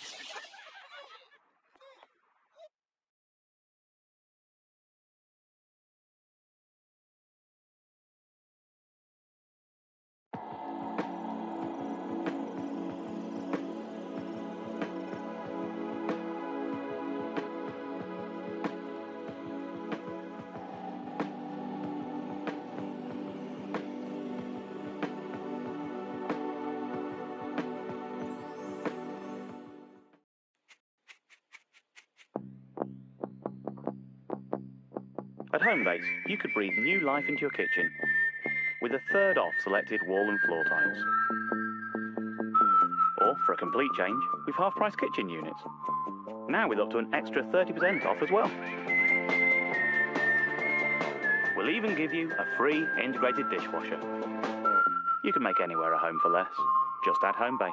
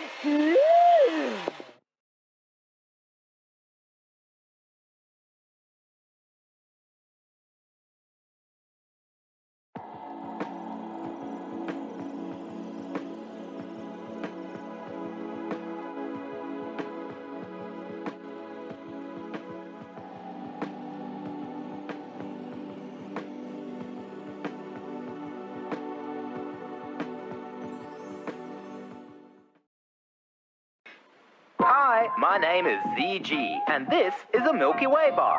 Now, Jack's mum, right?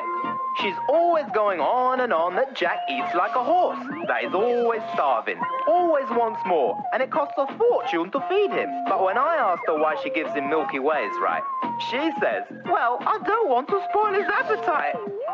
She's a bit of a radish short of a salad, your mum, Jack. Oh, hey!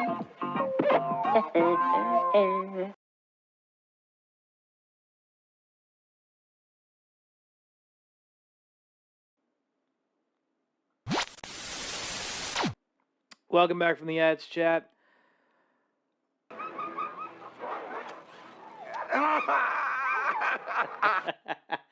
Hello, C. Welcome to stream. Hope you're doing well. We're just in the middle of watching the video about the hyperscan. No, don't worry. It's okay. It's okay. We're in the middle of it. We're in the middle of the video. So it's all good. But good God. I just feel emotionally tired about this console. Good God. Anyway. The character, pick an area, use an atmosphere, throw in some villains or bosses, and there you go. Your own custom content. Sound fun? It's not. This random shuffling of cards rarely ever makes sense. Without the tiniest touch of story, it's just bland design laid on top of bland design. You know what? I could kind of see that, yeah. A fair bit. The areas always look dull and uninspired. Now, we had a booster pack, and luckily, we got an atmosphere card. But all it did was turn everything to night, which just looks like someone lowered the brightness on your TV. Jeez. Cool. The controls are just as bad as in X-Men, but this game seems to be far more glitchy. Jumping from window to window with the Hulk looks bad and sounds worse. No matter what character you play as, nothing ever feels right. Captain America has a section where he needs to climb up trees, and honestly, look at this. This is ridiculous. The trees look like they're part of the background. But honestly, it's that whole random stage creation thing that is inexcusable. We used an area card with the Thing from Fantastic Four, and we were instantly loaded into a level that was broken. I tried for half an hour to find some solution to get past this hole in the ground. But absolutely nothing I tried worked. Nothing! There seemed to be no way at all to beat this stage. Soulless and broken random mission generators are one thing, but when you're charging for the cards that make this random system work, when it really doesn't, that's when you're ripping people off. This has seriously got to be one of the worst games I've ever seen sold with a legitimate license from a major company like Marvel on board. So of course, when I saw our next game, a seemingly new IP produced exclusively for the Hyperscan, folks, I was immediately scared. Bear witness as we venture into the Interstellar Wrestling League. You know what? I would be scared too because of everything else that the Hyperscan has offered so far. Like, good God. Sent a console redux. Okay, Kibo, give me a sec. Let me look at this. Ooh, wait a minute. Hold on. You wait. Oh, and there's even a okay. No. I need to show this on stream. I need to show this. Hang on a sec. Hang on a sec. See, this is just one of those rare times where Kibo decided to make like a redesign of the Hyperscan. Look at this. This is the new version of the Hyperscan. Even a fashion designer can do a better design. Yeah, no, that's exactly what I was thinking too. Because, like, look, okay. I'm going to try to... Here we go. Okay. So you have the console. The scanner should still be on the controller, though, in my opinion. That's fair. You got the scanner there. Controller port is USB 2. And then you got the controller right here, which honestly, that looks way better because it kind of reminds me a little bit more of like the Xbox 360. I imagine there's probably shoulder buttons. Then you got the charger cable there. And then the back is the card holder. And there's like a little screen there. I'm not sure what the screen would do. But that's definitely better. Like, why the fuck does it fold? Because that's a part of the design, apparently. I don't know why it doesn't. I don't know why it folds, but it just does. But honestly, this this looks so much better. Like this genuinely looks like a much better console. This looks like a way better console than I thought, for sure. 2006, again, same year as the 360, exactly. And the 360, again, just solely my opinion, inspired by the Nintendo DS. Okay, that makes sense as to why it folds. That makes a lot of sense. The 360, again, my personal opinion, the 360 was probably the better console. And for the screen. I kind of clocked that. I kind of clocked that a bit. But yes, in my personal opinion, Xbox 360 is probably they were way ahead of the curve with the random surprise packs for DLC, though. Yeah, that's pretty much what I thought, too. As I was going to get at, the Xbox 360 is probably like the better console between it and the PS3. Even though you could hook up the Xbox 360 with component cables, you could still hook it up with an HDMI cable and a power cable. Like, that's all you would really need. The component cables are just optional. I've done that before. I've genuinely done that before. Just hooking up the Xbox 360 with its power cable and the HDMI cable to the TV. That's it. That's all you really need out of those two.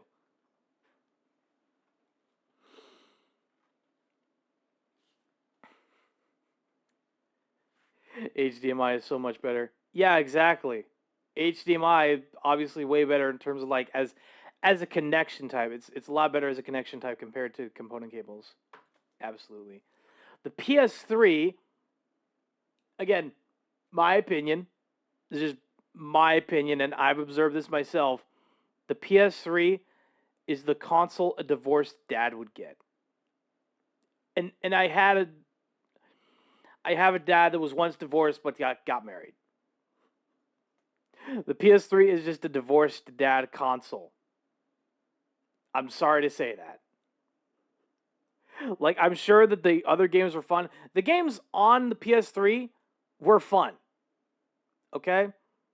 The Uncharted series were a lot of fun. Assassin's Creed was a lot of fun. Payday 2, fairly fun. But, you could get the same experience on the 360 on PC. Fair bit. PlayStation, no games. Look. P is triple. And then what about the Wii? What about that controller? It looks like a dildo.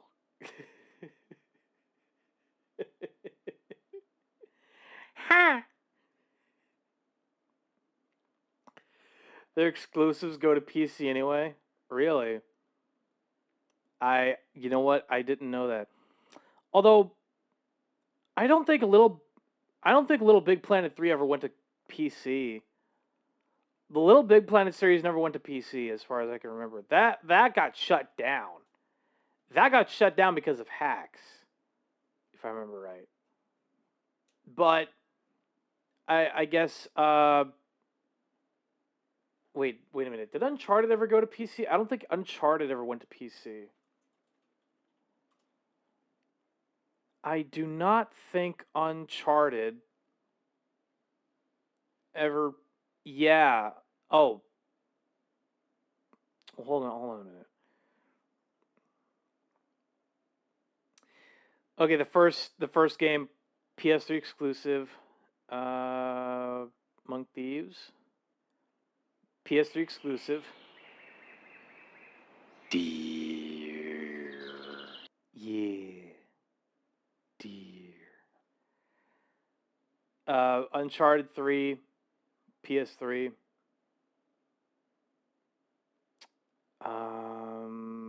Is it this one? Or is it this one? PlayStation 4 and 5. Okay.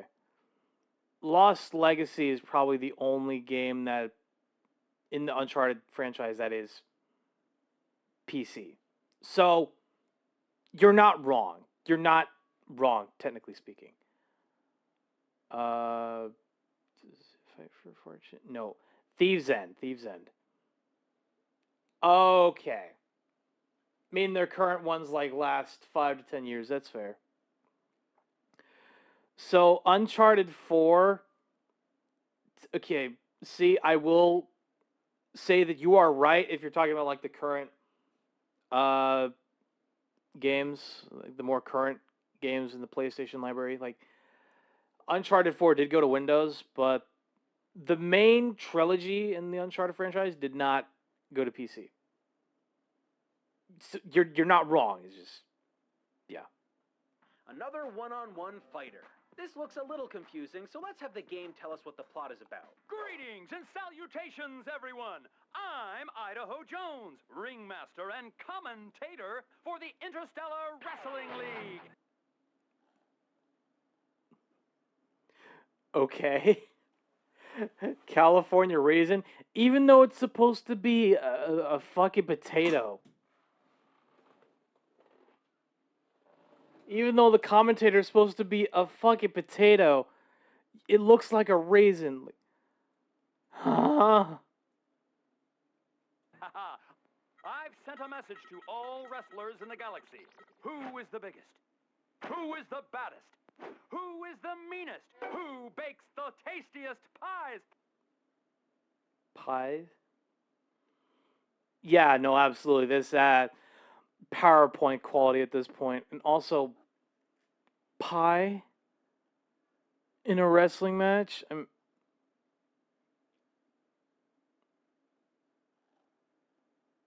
If WWE at one point had a pie fight,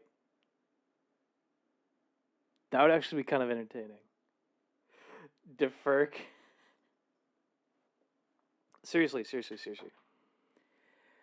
If the WWE ever had a pie fight, I would kind of watch that. I would be very curious to watch that. Just to see what the fuck happened. Play the video. You did I definitely don't put the whole box again. Okay, fine. No, strike that last one. There can. Oh, strike that. God damn. I'm just saying. Only be one king of the ring. Who will it be? Join me for fantastic IWL action. Beautiful intro, ain't it? It's like watching a slideshow about what the cutscene might actually look like when they were done the game. They didn't even clear this potato guy's cutout properly. That's Yeah. just a bad Photoshop. But this title is special. Meet the only game not created by the company that developed the other games on this console. Interstellar Wrestling League was made by Digital Eclipse. Now, if that name sounds familiar, it's because they've been responsible for some really great titles and game collections. But how did the company fare on their only Hyperscan outing? Do you need... Oh my god, fucking ads. Dip. Right, skip.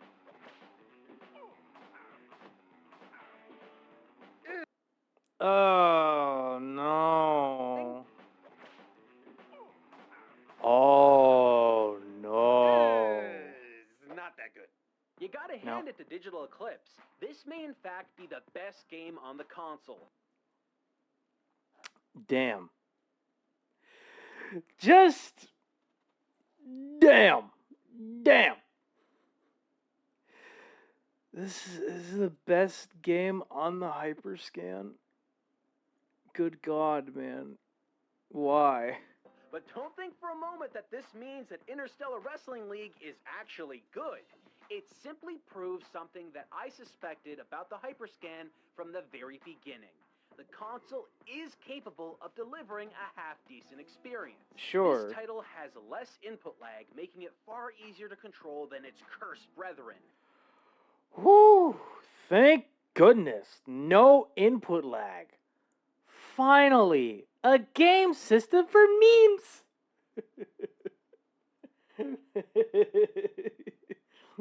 A gaming system for memes. Ain't that funny?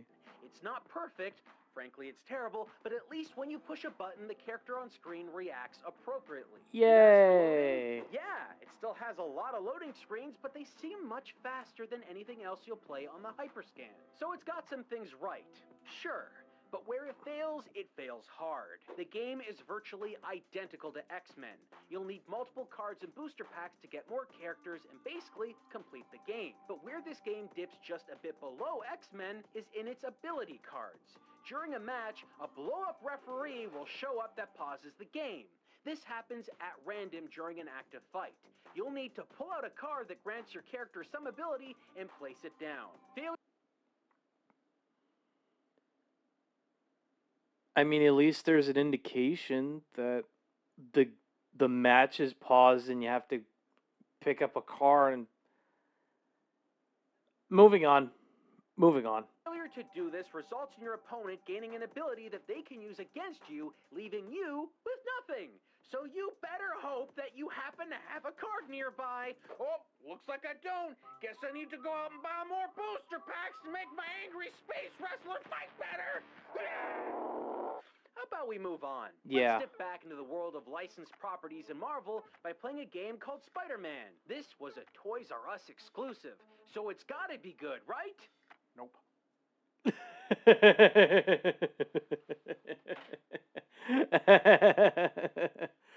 Well, you know what? That's probably much better use for the Hyperscan. Just using it as a puppet.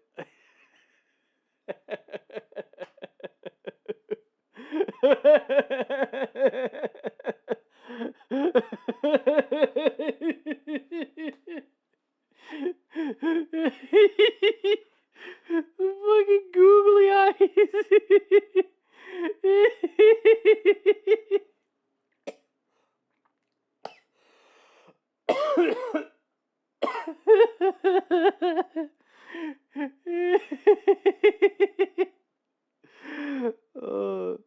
If you were to get a bag of googly eyes and paste two of these fuckers on a Hyperscan. They found that Hyperscan in Shell City. You know what?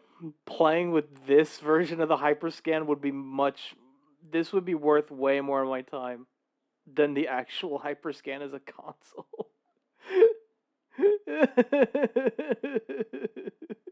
The title's Toys R Us exclusivity meant that you got an extra card in the game box. This means nothing. Now, unlike the other games, you don't actually need to worry about character cards. Well, I mean, you do. You should have at least one character card, and that card should be Spider-Man. I mean, that's kind of obvious. C#3D says Hyperscan stream when. Hyperscan stream when? Probably never, unless there's an emulator of some sort that like gets rid of this entirely. But no, just no.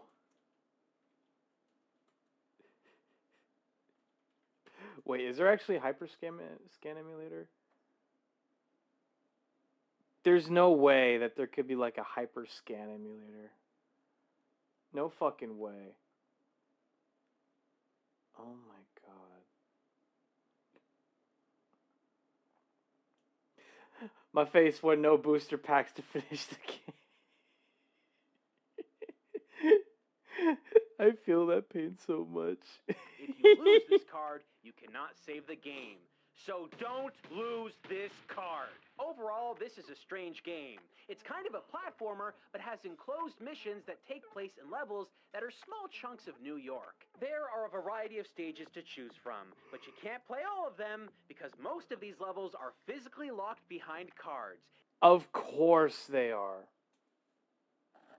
Of course they're locked. Meaning you'll need to go out and buy a bunch of booster packs to find them to play the whole game. Isn't that cool? You just bought a game disc, brought it home, and now you need to go back out and collect a whole bunch of useless cards at random for the chance to play all of these really crappy levels. Whoa-wee! Mattel was onto something real cool here. Emphasis on the sarcasm. Oh.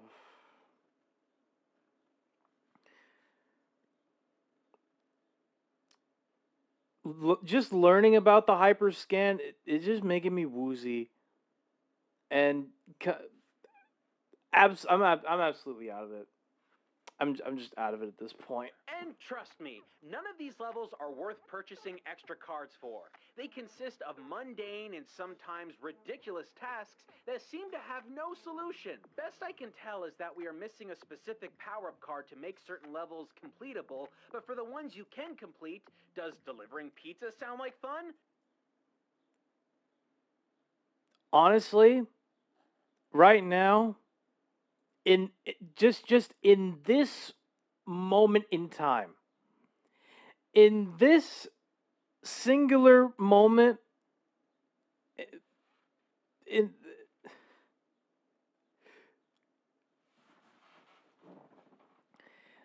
this singular moment in time, out of all the periods of in human history, out of any single period in human history I could possibly be living through, the one that I am living through right now is one where I wish I was delivering pizza.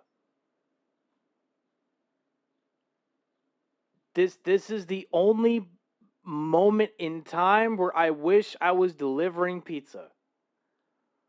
Or at least knew that tomorrow I would be going to a job and would be delivering pizza. God damn. God damn.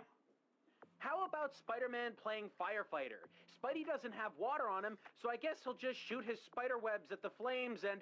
Oh, that actually works. If a building is falling apart to pieces, Spider-Man is a junior city architect and is quick to solve the crumbling problems by shooting webs at cracks in the wall. Insert song here.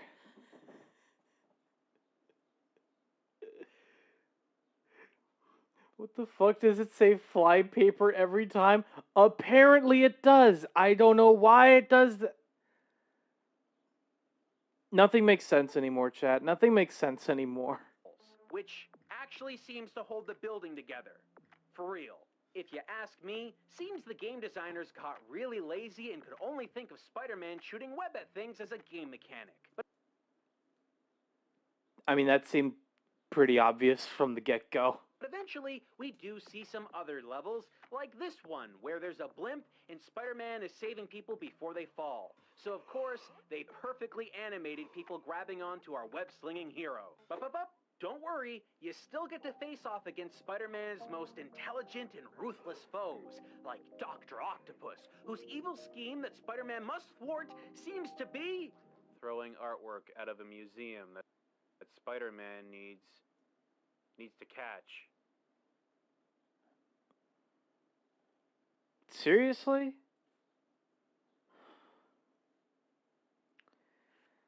This just makes Dr. Octopus look even more lame. Like, nothing makes sense anymore. Nothing makes sense anymore. I genuinely don't know what to do with this information right now. Carefully. Is that even really all that illegal? I mean, wouldn't you just get a fine or charged or something? Couldn't you have just, I don't know, dealt with the security guards? Did Spider-Man really need to go out of his way to take care of this museum thing? Seriously? By this point, folks, I think you can see that the hyperscan is a hyper-wreck. But we've got one more... It's a hyper mess. It's an absolute hyper mess. Like, good God. More game to wrap up the whole library of this console. Oh, that's right. There are only 5 games that were ever publicly released for the Hyperscan. 5 games for the Hyperscan? That's all that there was?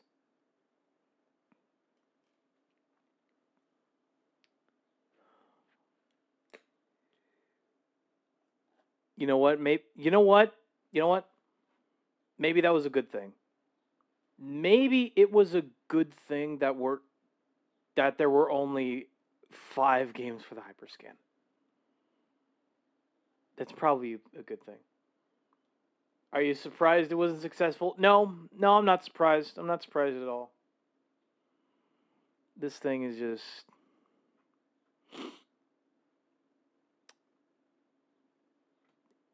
The Hyperscan is just something that existed.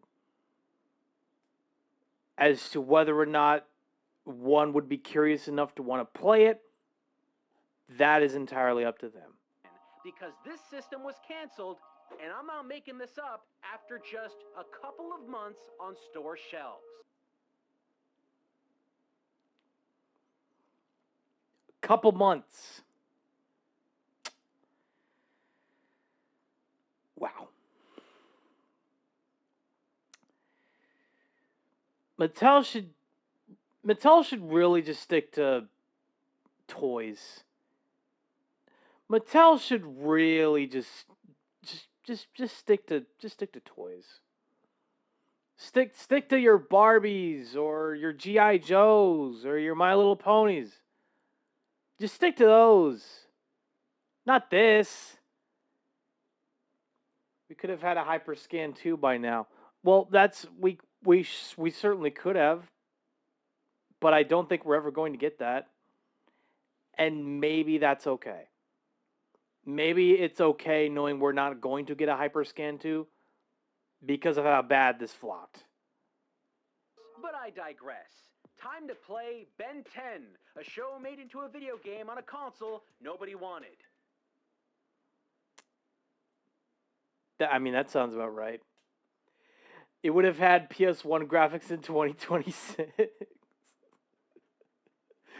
Oh God, that's even worse somehow. Oh no. Brace yourselves. This is one licensed property that in theory should be a perfect fit for the Hyperscan. Kind of, yeah. I don't know. I just don't know at this point. Ben 10 could be amazing on this console, to be fair. It could, maybe, but I don't have high expectations. The original TV series is about a boy who has the ability to morph into aliens. So you'd think while you're playing the game, you just pull out an alien card and scan it to turn into whatever is on the card. And that would be a great use of those cards. That's a great idea. That's a great idea. Like, that would actually work. I wouldn't be mad. I wouldn't be mad if that is what the main... How about now? I wouldn't be mad at this console if I had these cards, put one of them in a Hyperscan, scanned it, oh, you're this alien now, and it would have been cool. It would have been a great idea. If it worked that way. If it actually worked the way that it advertises. It's a simple idea, and I think anyone could get behind it. Heck, even I think it sounds pretty interesting. Ben can turn into fun aliens and players can collect the alien cards. But that's not what they did. They somehow made it more complex. Oh no. Oh no. Mattel, you done fucked it up now. Not only are there alien cards, but there are also project mods, attack mods, defense mods. What? Huh? Project mods, attack mods, defense mods, speed mods, power mods, villain defense, help, ultimate. What the Ultimate cards, are you kidding me? Why did you need so many? They somehow found a way to make it so My disappointment confusing to know. is immeasurable. And my day is ruined.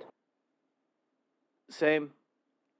Honestly, same. What cards do what at any given moment that you don't want to bother using any of them at all. But how does the base game play? Well, it's a platformer, so what does a platformer need to do correctly? Attack, jump, move left or right? This game somehow fails to do all of these things. Good God. Oh, good God. Ben 10 has the most input lag from all of the games I've played. We're talking a good 1.5 seconds from pressing the jump button to actually seeing a character jump. 1.5 seconds of input lag. At that point, I would just be done. I would just be absolutely done with this console. Good Lord. But time delays and button pushes aren't your only problem. Ben 10 has the worst loading times too. But we're not just talking about loading between levels here. We're talking about the one thing that Ben should be able to do on the fly. Switching between alien forms. The console seems to be incapable of playing the game and scanning a card at the same time. So when you are given a chance to change, which requires you to stand on a platform, the game has problems and will lock up for a moment. Oh, and that's not even the end of it. To make that frustrating experience even worse, once you found some way to get the card to actually be scanned by the console, the game immediately freaks out and starts blasting a loud alarm for you to remove the card. What? Start. I still hate the analog stick for 2D games, especially side scrollers. D-pad is always better. Yeah, no, that's totally fair when it comes to like using the analog stick for. Okay, give me a sec. Give me a sec.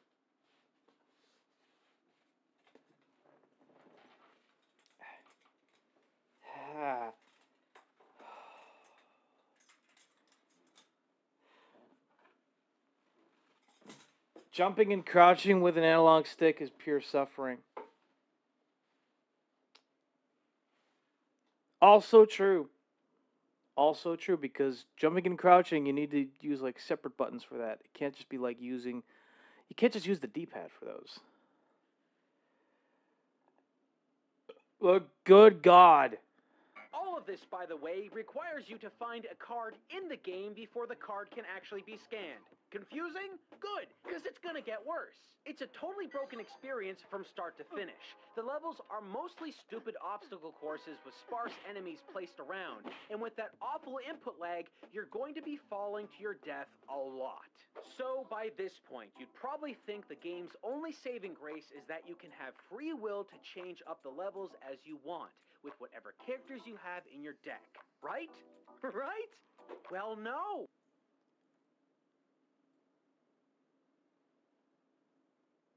Why would you do this to us, Mattel? Why? Why? We got to a level where whatever card we scanned, Ben always turned into the same alien.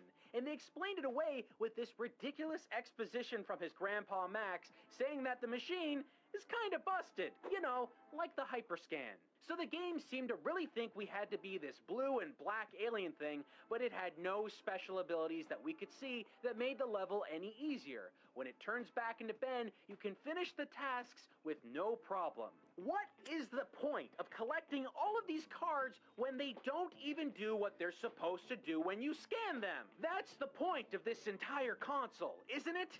I've seen plenty of poor quality systems, games made to scam and steal money from people. Yeah. Those absolutely do exist for sure. But this somehow feels even worse. Rip-offs that trick customers into buying something that isn't what is written on the box. But with the Hyperscan, you're looking at Mattel, an enormous company that actually made a console in the past that people enjoyed, the Intellivision. The bulk of the games on the Hyperscan are lazy cash grabs, a total slap to the face of anyone who dared buy this hunk of junk. If it's not breaking down, scanning the cards improperly, or struggling to play discs, it's controlling badly and putting you in a constant state of rage like no other console before it. So heed my warning, friends. That shiny, glowy red ring seems to be welcoming and enchanting, but hidden underneath all that plastic is a vicious chunk of gaming history best left forgotten. That is the Hyperscan. Yeah. That's a good summary of it for sure. Yeah, no. Recall.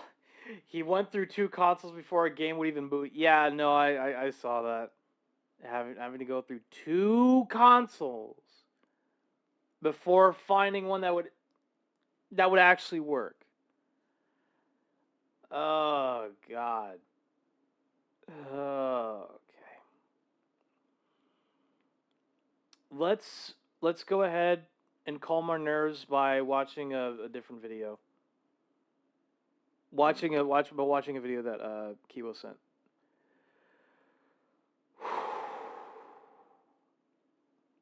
Black Magic Cake, 75-year-old thrifted mixer restoration. Okay. This seems promising. Let's give it a go.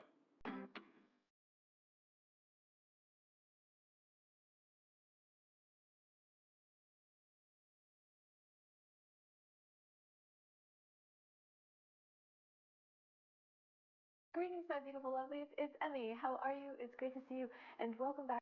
You know what, Emmy? I'm hanging in there. I'm hanging in there.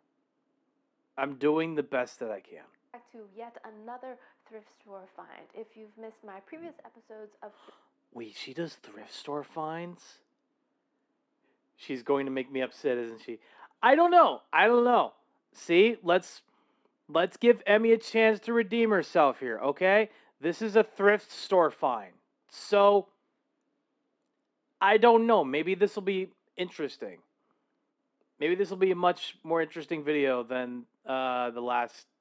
It's not usually her fault in her defense. Yeah, no, it's not usually her fault. Thrift store finds, you should definitely check out the playlist. I have found all kinds of gadgets as seen on TV, products that I have found and Wait, she also she also tries out on as seen on TV products? Please tell me she's found a copy of Dump Cakes. Please tell me she's found a copy of Dump Cakes. Ooh.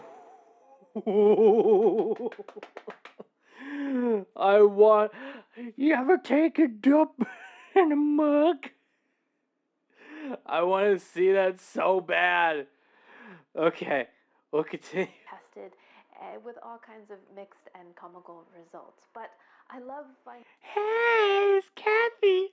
Yeah. I want to... I want to see her make a dump cake. Oh my God. Okay. Anyway. Treasures at the thrift store. I love thrifting. All kinds of wonderful things that I still use today in my kitchen that I have found thrifting. It's a lot of fun. Part adventure, part questioning, wondering, contemplating, imagining where this has been and what it did. But I often find things that are really... Let's get Kathy, Emmy, and Kay in the kitchen together, please. I'm not sure about Kathy necessarily. Kay, maybe. I don't know. Honestly, it's just wishful thinking at this point. Really great quality, which I appreciate. And my oven is preheated now at 3. Of course the oven's preheated now. All right. Yeah, I actually I need to get some ice water because my bottle of water's empty. So give me a sec.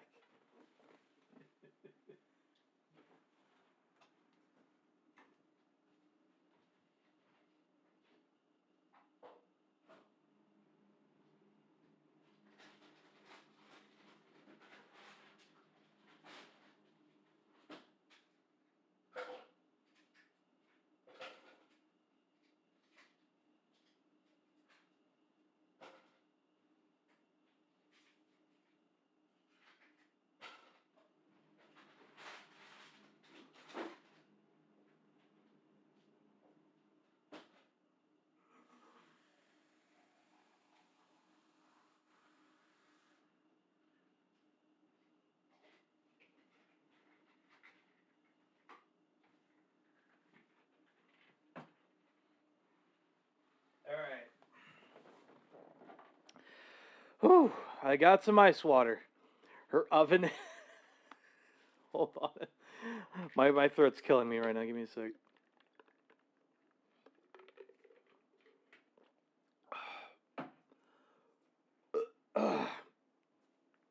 Her oven is begging for mercy. C# 3D is reminding you to get up from your chair and stretch, Mr. Kiba. Thank you for the stretch. See, give me a sec. Alright. Up high. Up high. Down low. Down low.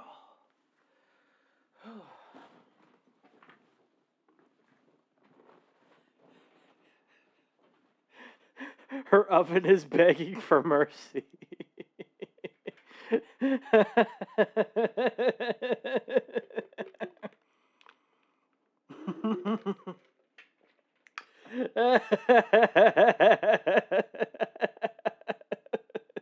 I can definitely hear that. 350 degrees because I'm going to be baking a cake, a retro cake from the 1970s or 1950s. We're not really sure the origins of the recipe, but the mixer we know all about. I found a vintage mixer at the thrift store. A vintage mixer. Okay. I like the sound of that. For a whopping $3.99. $4? $4 for a vintage mixer?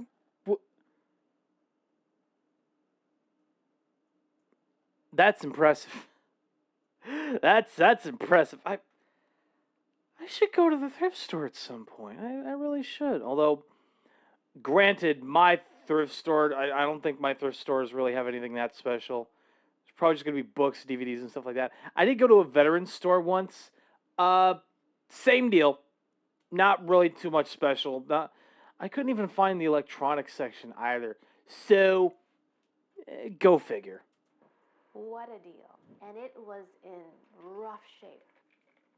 Oh, yeah. That looks pretty rough. That looks pretty rough.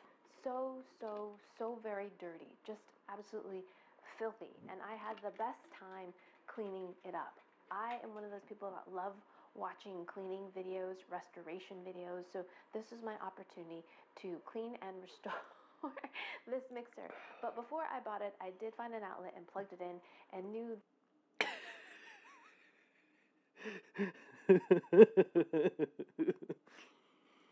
Dirty, dirty mixer. Bad mixer.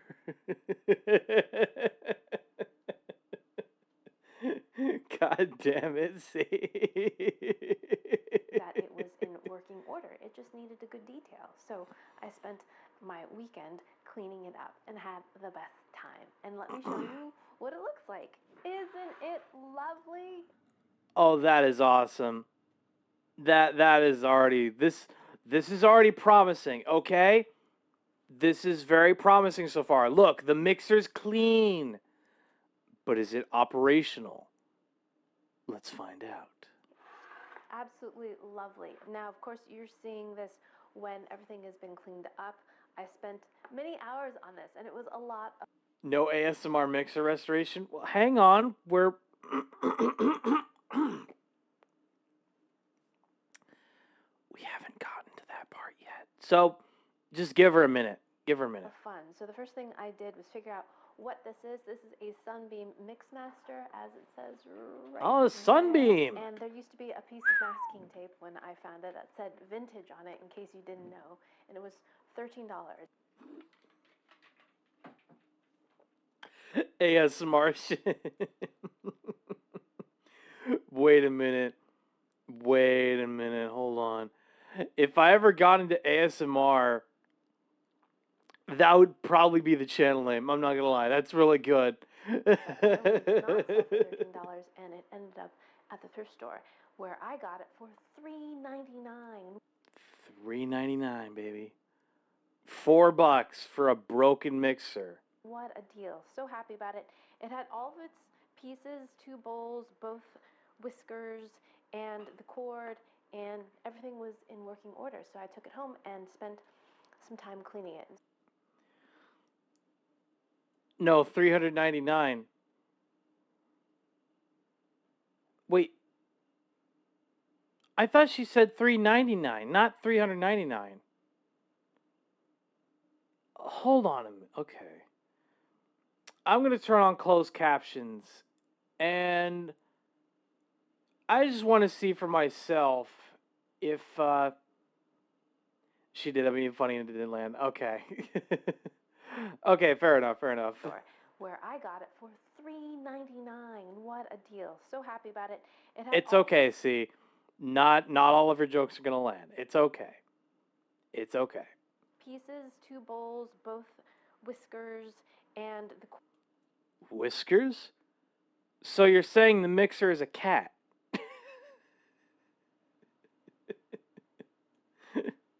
cord, and everything was in working order. So I took it home and spent some time cleaning it. So why don't we cue up the cleaning montage? Yeah, cleaning montage. Let's go, baby. Let's go.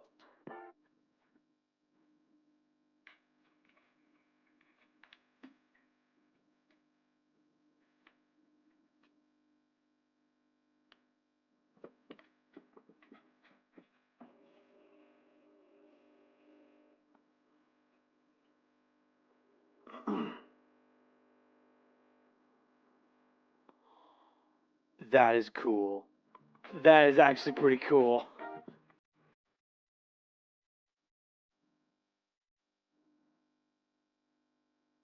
So, wasn't that great? So the product I found that was most... I mean, that was pretty short. That was a bit of a short montage, but it's fine. Sticker says $13, but would Emmy lie to us? Okay. Let me give Emmy a little bit of grace here. The sticker said $13, but maybe that was what it was originally selling for at the time. But I think as the years went on, the price of the mixer went down to $3.99. I think that's probably what happened. Useful in terms of cleaning this was Dawn Power Wash, which was really great at cutting grease and getting through all the grime on this. This machine was so grimy.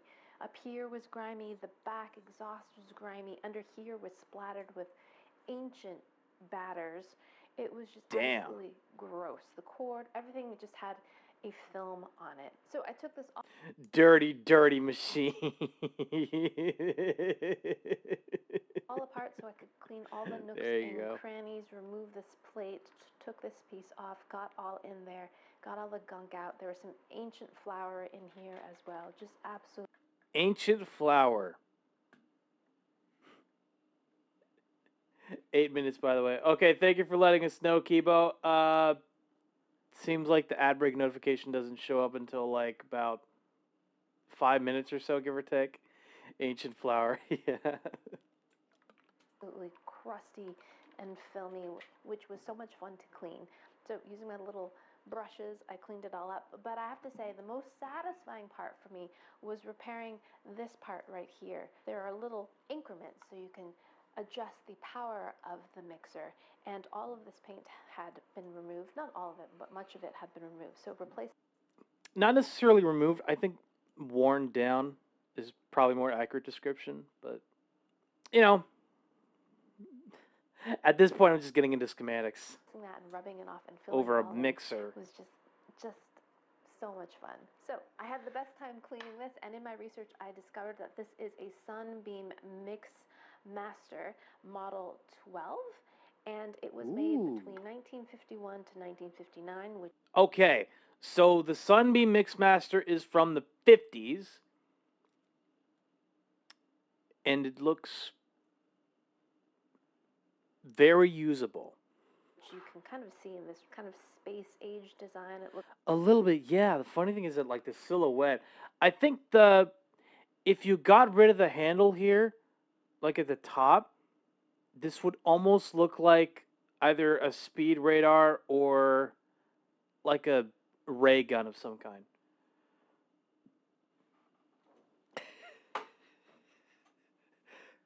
The pharaohs of old cursed. The pharaohs of old cursed the mixer for the owner stealing their flour, and the paint faded.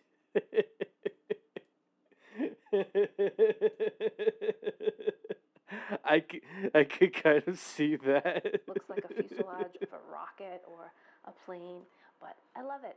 And it still works. So I thought today we could do a vintage cake recipe so we can put our cleaned up Mixmaster to work. Alrighty. Yeah. Let's get started. Lovelies, I almost forgot to mention that I have new merch with my new logo. I love it so much. The merch does look pretty good, I'll admit. That's some pretty good merch. The funny thing is, chat, I wish I was able to sell merch like this. I really do. But, you know, in my research and according to my observations, I feel like there's like a threshold. There's a certain threshold I have to reach in order for me to finally be like, okay, let me make some merch. Let me make some really fire merch anyone can wear. Looks like she stole a shirt from Sheldon Cooper. God damn it. Oh, God. I can't unsee it now. Oh, God.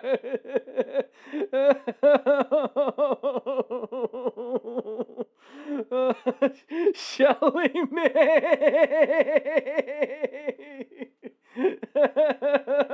God damn it. I can't unsee it now. It's the fucking lightning bolt. Oh, God. Fuck. Ah, damn it.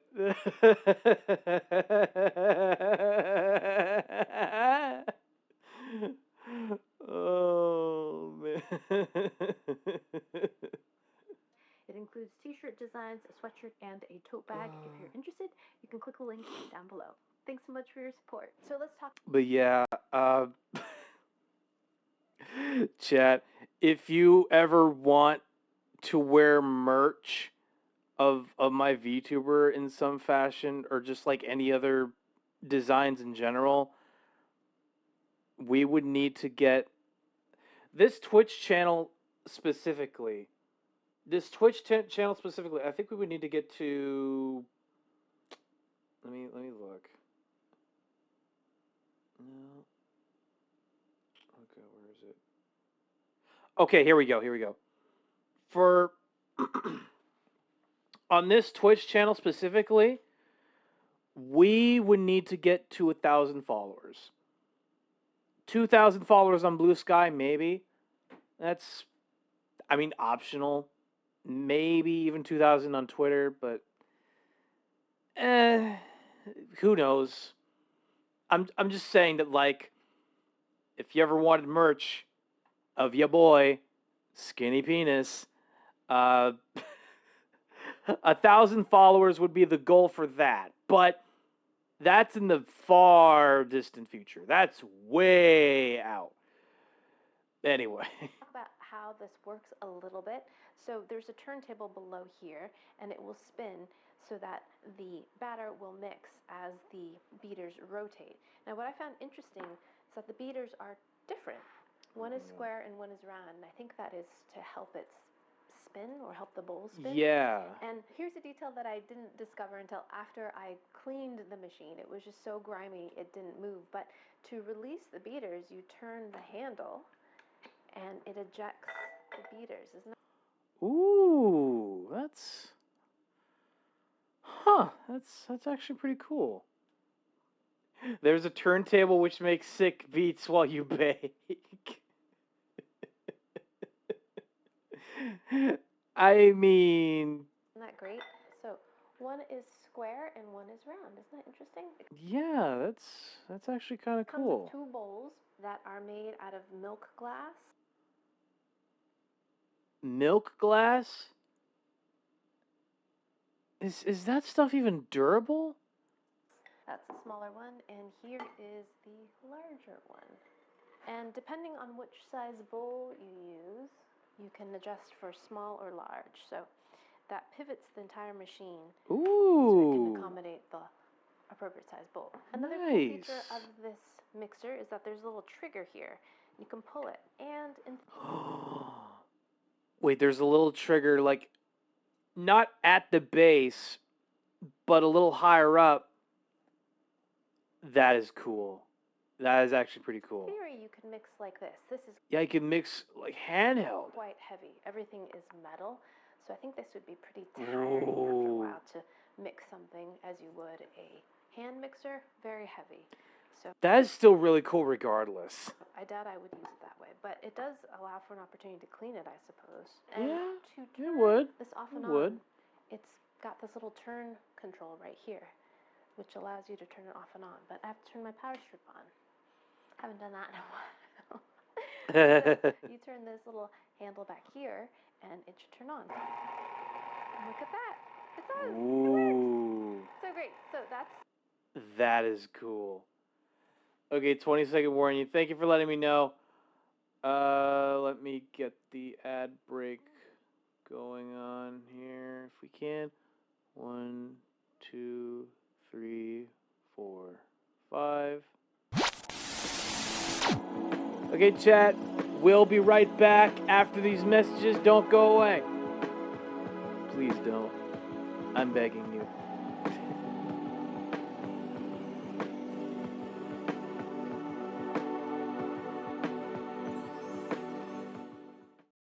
Everyone's doing it. Guys are doing it with girls.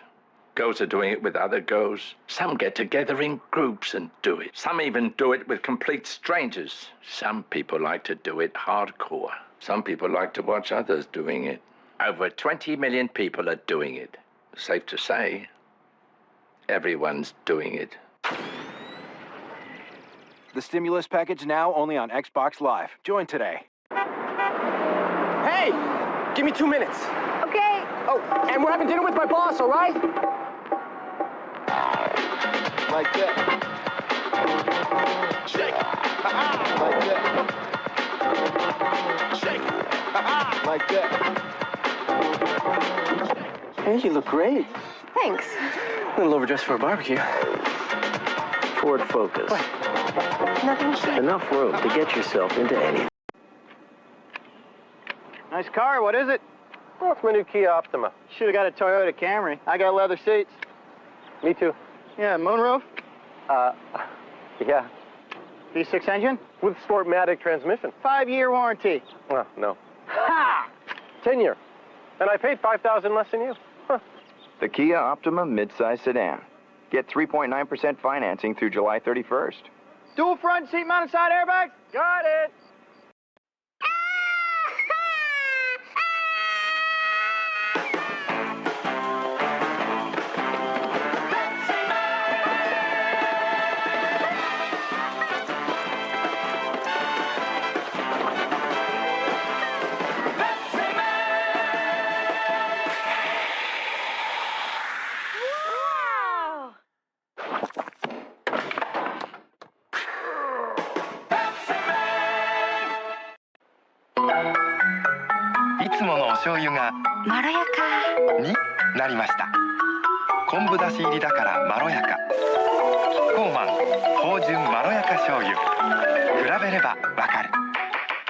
Because you have all the grace of a reversing dump truck without any tires on.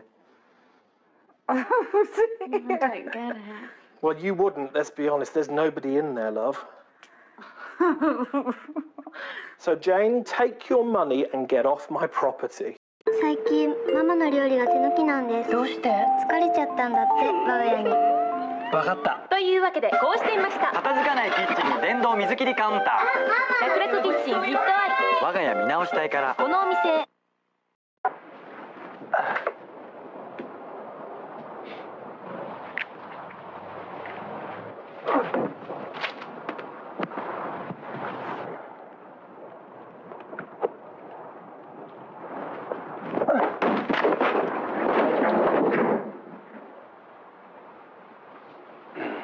Next time, let the clutch out easier. Right.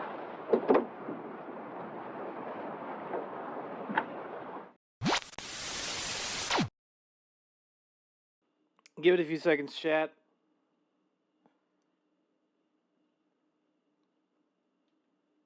Welcome back from the ad breaks. Hope everyone's doing okay. Let's get back into it. The slowest setting, and we turn this and it increases. Oh. And then you just speed it up like that. Very cool. So Nice. let's go ahead and make a retro. Actually, I forgot to open up chat again, as always. All technology is so cool because it's all manual settings and there was no standardization. Yeah. Old tech like this is super cool because like it's so functional and the designs of everything are so unique. Like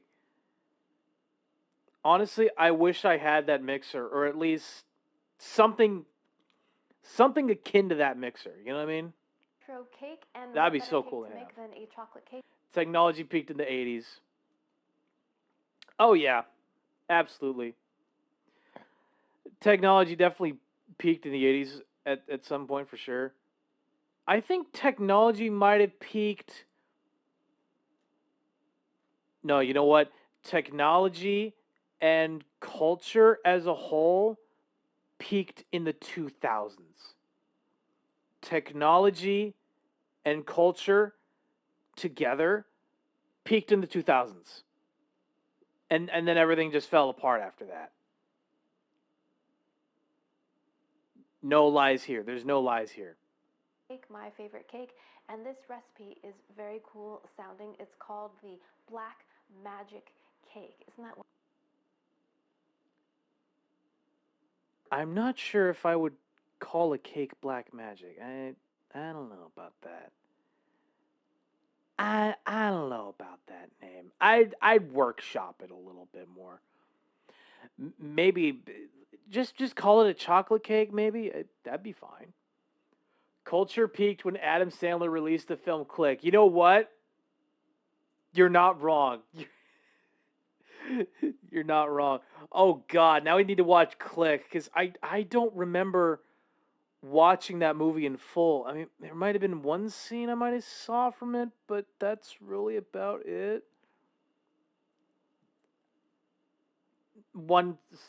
I say film and not movie. Right, the film, but still, we absolutely need to watch Click at some point. Wonderful. And in the 70s, you could find the recipe printed on the label of the Hershey's Cocoa can, but there's no exact information when this recipe came along. Some references go all the way back to the Depression, so not sure how old this recipe is, but it sounds intriguing and so many great reviews. It's actually not that bad, to be honest. I definitely watch it with you. Surprisingly heartfelt. Wow. Yeah, absolutely. Reviews about it, but today I'm going to do a little bit of a twist on it because I found a recipe twist that uses all the same ingredients, but it includes 1 can of Campbell's tomato soup. Tomato soup in a cake? I always forget David Hasselhoff is in it, though. You know what's funny? See? I remember watching... You remember the SpongeBob SquarePants movie? You remember that one? The SpongeBob SquarePants movie. The very first one. From 2005, 2006, around there. He's also in that one, apparently. Apparently David Hasselhoff was fucking busy. Yes, just watched it in my server on Thursday.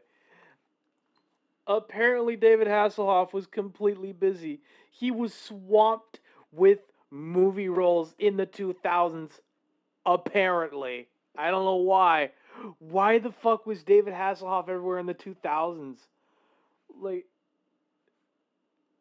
completely shirtless. Yeah, exactly. He was completely shirtless in that one, too. Although, I wouldn't necessarily say he's like eye candy, at least not in my personal opinion. I'm just going to show you why.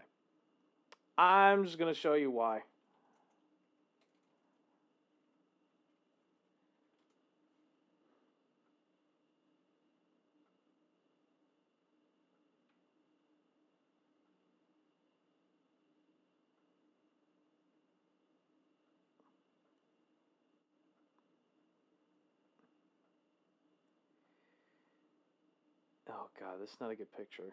There's not a good quality picture of it.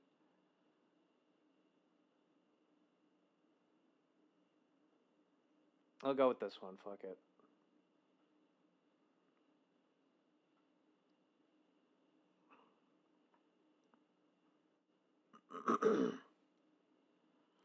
The scene where he rockets them down to Bikini Bottom was nightmare fuel, though. That's fair.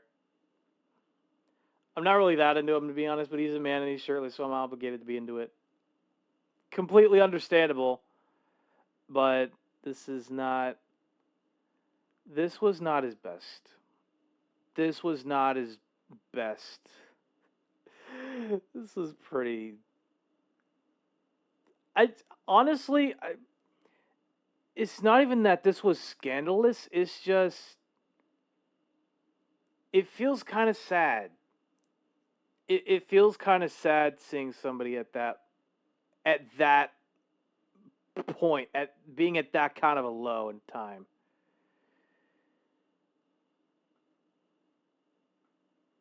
I mean, maybe it was funny to a few people seeing a drunken celebrity eating a hamburger, but can you DM? It's hard to see what's happening. Okay. You know what? I'm just gonna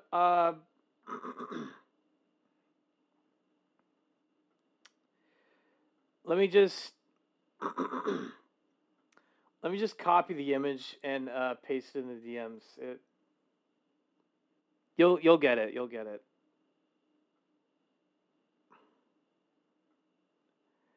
This right here is not his best moment.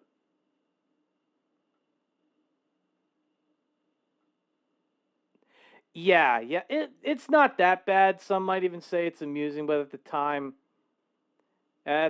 people were just hyping it up like hell. Like, it's just a drunk celebrity eating a hamburger on a plate on the floor.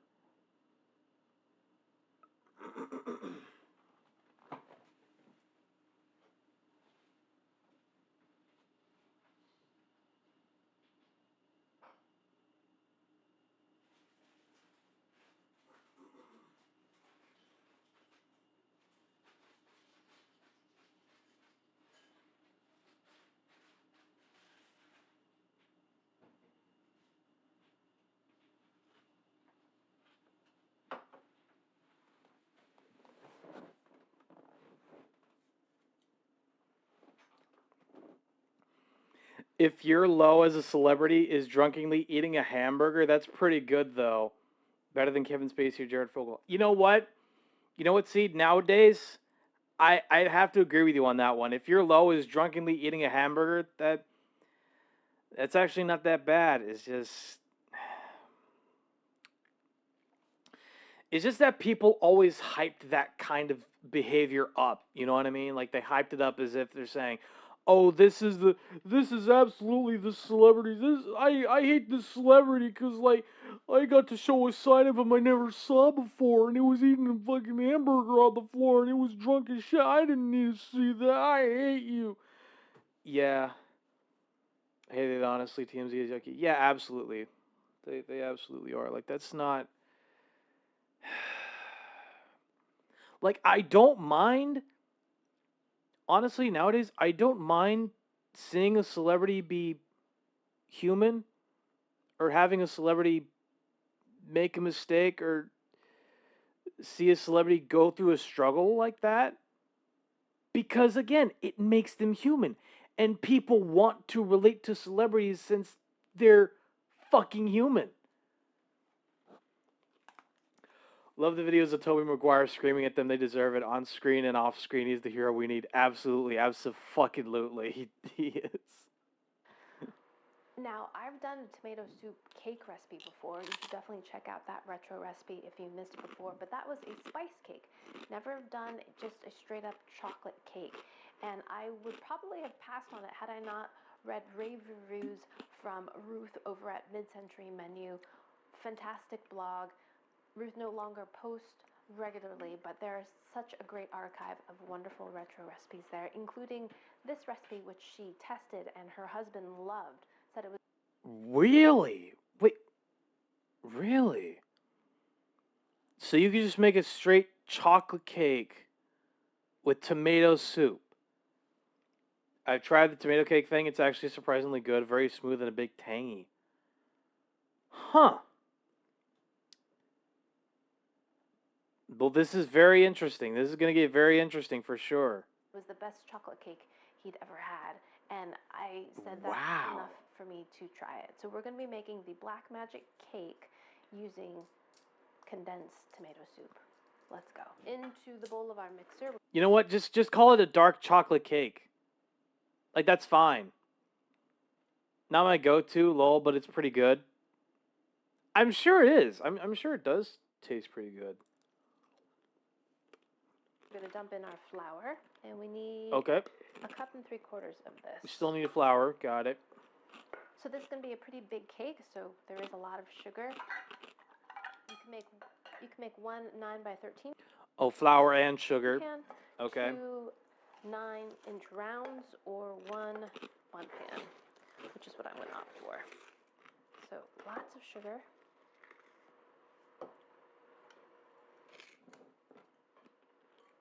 Now we're going to add some cocoa powder to make it a chocolate cake. Alrighty.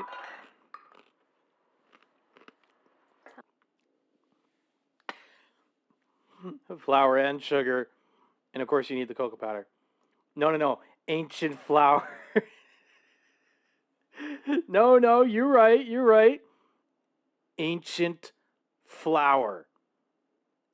That's the key ingredient. How much? Quite a bit. Do you remember tasting cocoa powder as a kid? I remember tasting cocoa powder as a kid and finding it terribly disappointing. That and vanilla extract. Damn. I felt I was lied to. It's like, what? That does not taste like what it smells like. Okay, cocoa powder and baking soda and baking powder. Soda. Oh, you also need baking soda and baking powder. Got it. 2 teaspoons. And powder, 1 teaspoon. And 1 teaspoon of salt. I'm going to give that a preliminary stir just to break up any lumps. Hopefully it won't go flying. Oh, good. No, it's working. Look. Hooray. It's not really breaking up the lumps, is it? Yeah. Not really. Mix the dry ingredients. Now we're going to add our wet ingredients. Now the original red. Very bitter. Chocolate needs lots of sugar and fat to balance it out. Oh, okay. No, it's fair. Recipe uses That's fair. 1 cup of strong coffee, which I can vouch makes for a delicious chocolate cake. Coffee? This needs coffee in it? Oh boy, you're gonna be very productive all day with all that coffee in the cake. It makes it taste more chocolatey. That bitter, yummy flavor of coffee. It enhances I mean, I guess, chocolate flavor. but 2 still. eggs. What else? We've got half a cup of vegetables. That's why usually you use sugar, milk, or cream, sweetness, and fats to balance out the bitterness. Oil. Right. Oil. And 1 cup of buttermilk. Ooh, buttermilk. Lovely.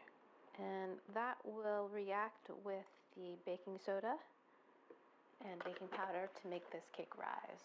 The recipe notes, if you don't have buttermilk, you can use soured milk, which is a combination of regular milk and 1 teaspoon of vinegar. Oh, okay. Now we're going to add 1 teaspoon of vanilla. And here's the nutty part. 1 can of tomato soup. Wait, baking soda and powder? Yeah, apparently. I don't know why, but yep. And then tomato soup all in there. Now we're going to mix this on medium speed for 6 minutes. Here we go.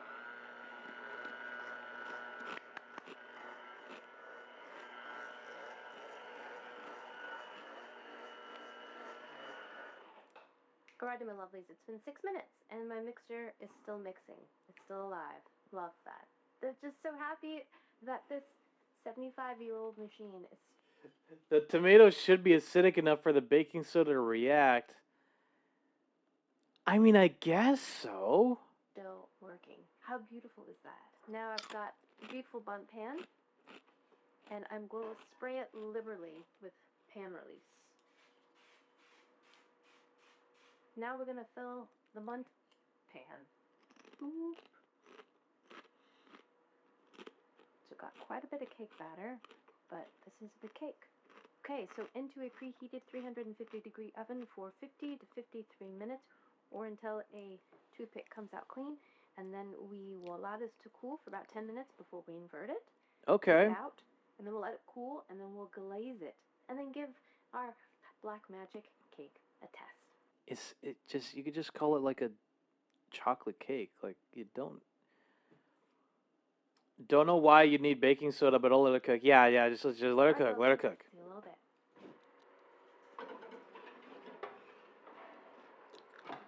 Alrighty, my lovelies, here we are with our baked cake. I baked it for 50 minutes, let it cool for about 10 or 15 minutes on a rack before inverting it, and it came out beautifully.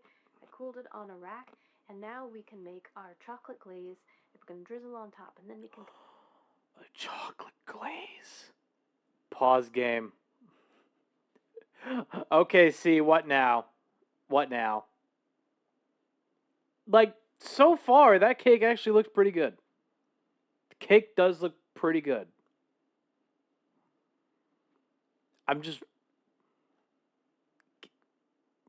chocolate glaze on a chocolate cake. Oh, God, I'm worried. I am so worried for this, but okay. Taste this cake to see what a chocolate cake made with tomato soup tastes like. So this is the glaze that is recommended to go with the Black Magic cake on Hershey's website. So we're going to melt this on low, but this is not low. This is obviously too hot. Oh, and yeah. then to it, we're going to add 3 tablespoons of water. Yeah, melt that butter. Yeah, chocolate on tomato paste. Why are you confused? I don't know, man. I don't know. You just want to melt the butter. We don't want it to come to a boil, it says. Now I've got a 1/4 cup of cocoa powder. I'm going to add that to this. And I'm going to stir it to combine, and we want thick, but we don't want it to boil. So I'm just turning off the heat and allowing the residual heat to... Yeah, that's enough. Wow, look at that. Look at that mixture. So just turn off the heat. No, wait, let me go back. That's enough. Wow, look at that. Look.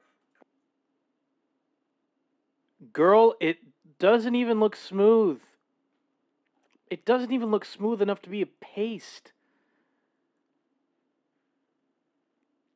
It looks undercooked. It looks undercooked and yet burnt at the same time.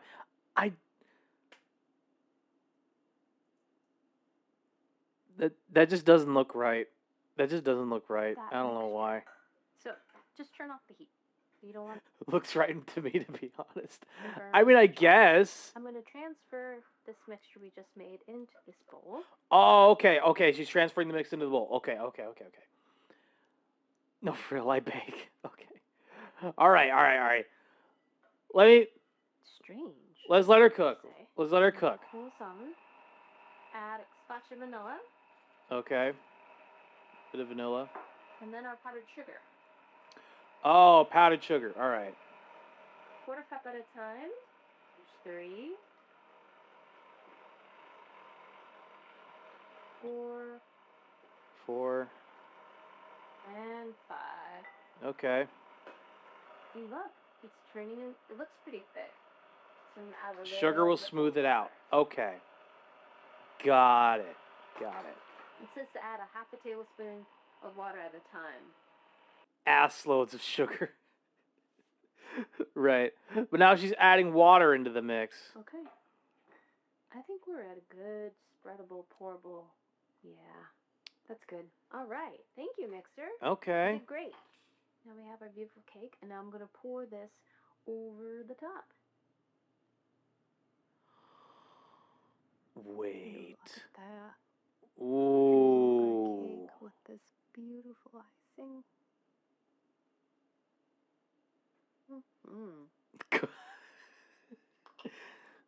Good mixer. You've been a good boy.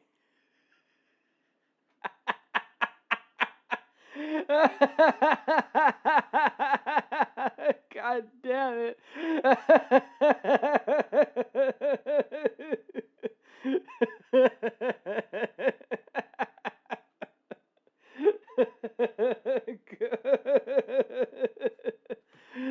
Oh, it was right there.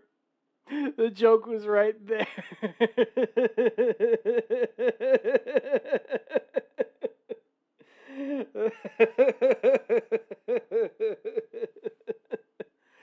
Good mixer.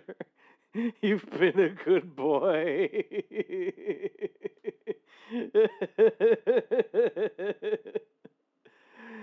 Oh my god. Oh, this looks so fucking good though. This looks damn good. Lovelies, this cake is stunning. Look at that. I love how the icing kind of ribbons on and then it just glossy. Look, Emmy, this is a phenomenal cake. You did an amazing job. Okay? This looks fantastic. Absolutely fantastic.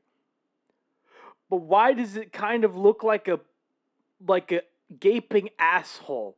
Like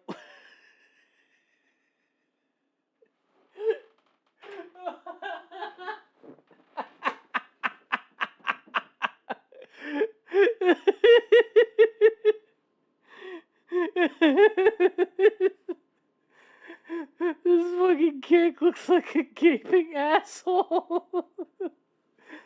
You know what? No, I don't think gaping is the right word for it. It's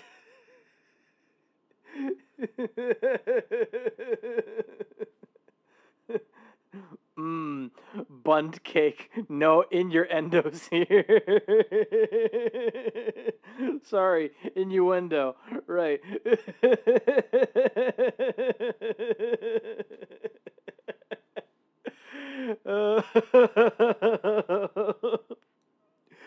It looks like an asshole that hasn't been cleaned. Why you put the probe in the cake, though?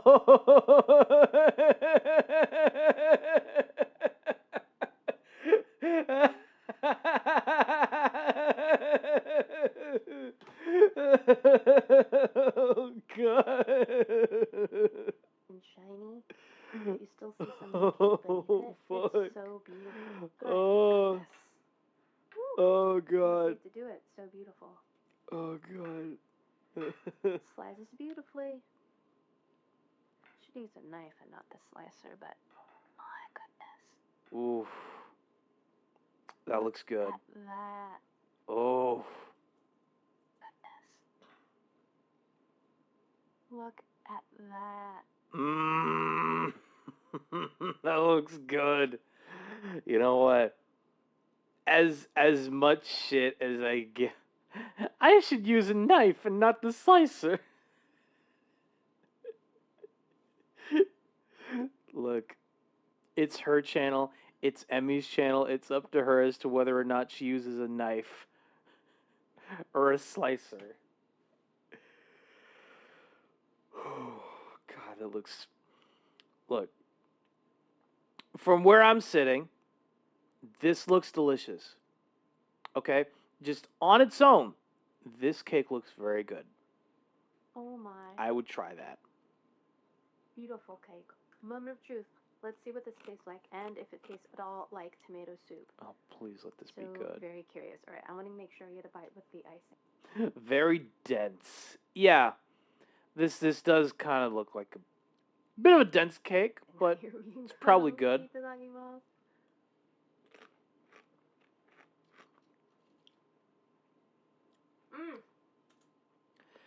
Not her, the cake. Yeah, that's what I was going. That's what I was getting at. The cake does look a little dense, but it's probably good either way.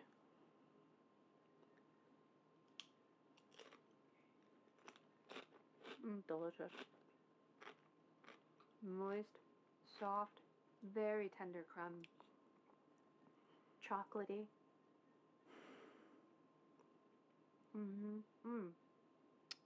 It's so tender and moist. No, dense is good. Okay. Good. Good to know. Good to know that dense is good for a cake. Okay. But wet and moist. That cake does look very wet and moist. That does look good. That actually does look pretty good. Fantastic. And not at all tomato soup.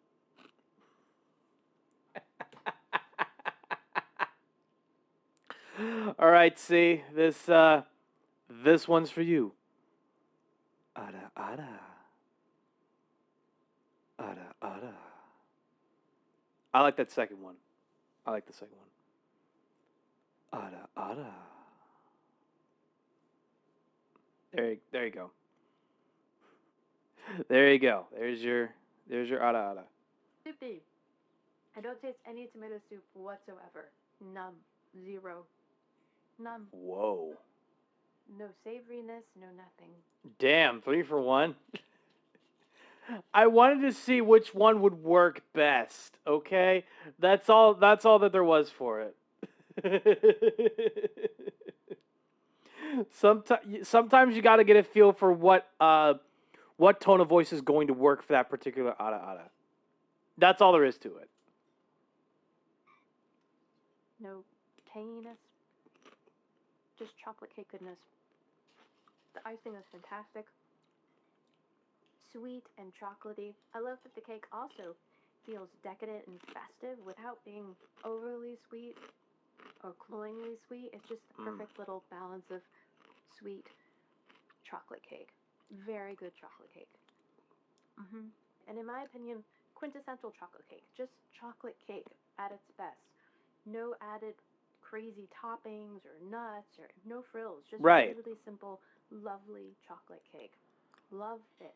Remind me of a chocolate sheet cake, like that with a nice little icing on top. Fantastic. I would definitely make this recipe again, and I think the next time I would do the original version that uses a cup of coffee instead of a can. No added crazy toppings. What?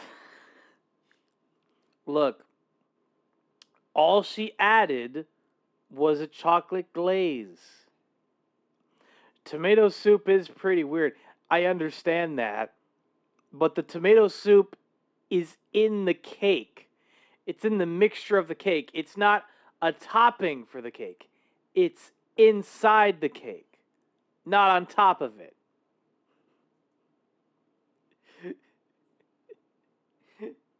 Can of tomato soup, just to see if I notice any difference. Right. But based on the reviews that I've read, it's absolutely stunning, made with the coffee as well. I only saw one account of it made with tomato soup, which got rave reviews as well. So yeah, I also recommend the can of tomato soup for novelty's sake and just because it's delicious. True, but I think that's missing the forest for the trees. Yeah, I guess so. But I guess my so. curiosity is definitely piqued with the coffee version, so I will try that one next. But fantastic recipe. I don't even think you need a mixer to make it. You could just whisk everything together, just whisk it for a long while. Bundt pan is a beautiful presentation, but you could also make this as a stacked cake or as a 9 by 13 rectangular cake as well. And it was all put together with this beautiful 75-year-old mixer. Hell yeah! Just needed some cleaning love. Thank you, Mixmaster. Yes. You did amazing. Mixmaster. And big thanks to you for watching. I hope you enjoyed that one. I hope you learned something. Please share this video with your friends. Follow me on social media. Like this video. Subscribe. God, And I shall Threads. see you. The funny thing is that I probably have a Threads account, but like, I've never really used it for much of anything.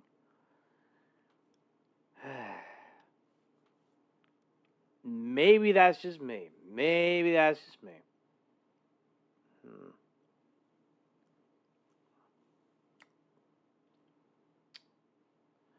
Ooh. I've never heard anyone say follow me on Threads yet. Exactly. Fucking exactly. There's not a single person in the world that has ever said, hey, you should follow me on Threads. Like, nobody says that. Nobody.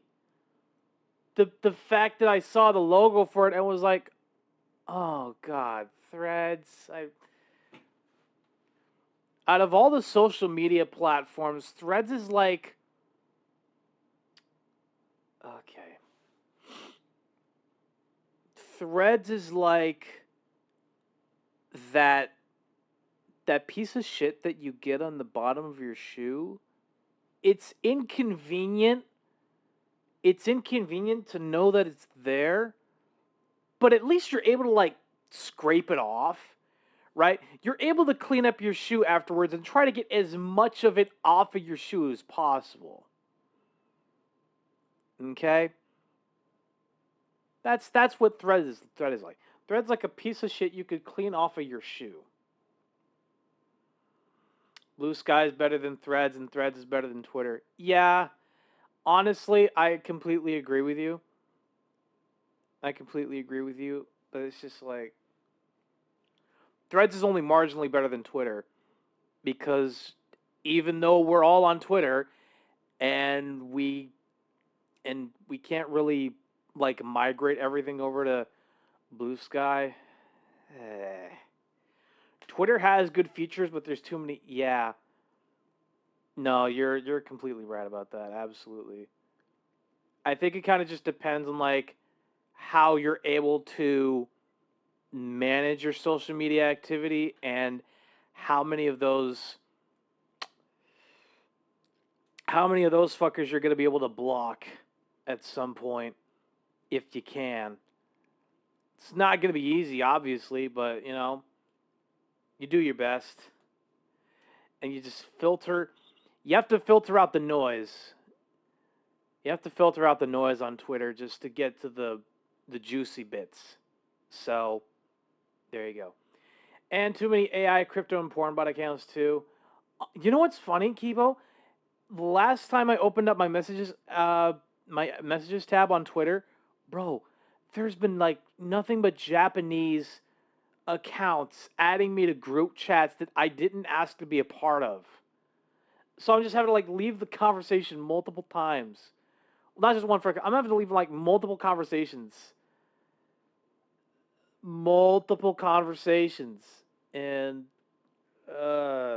it's annoying.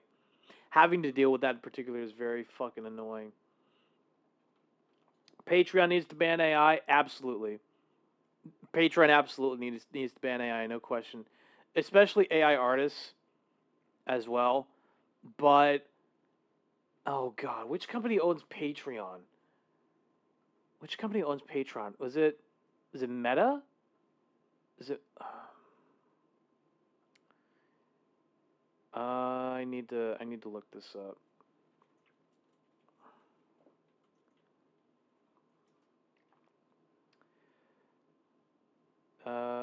Privately held.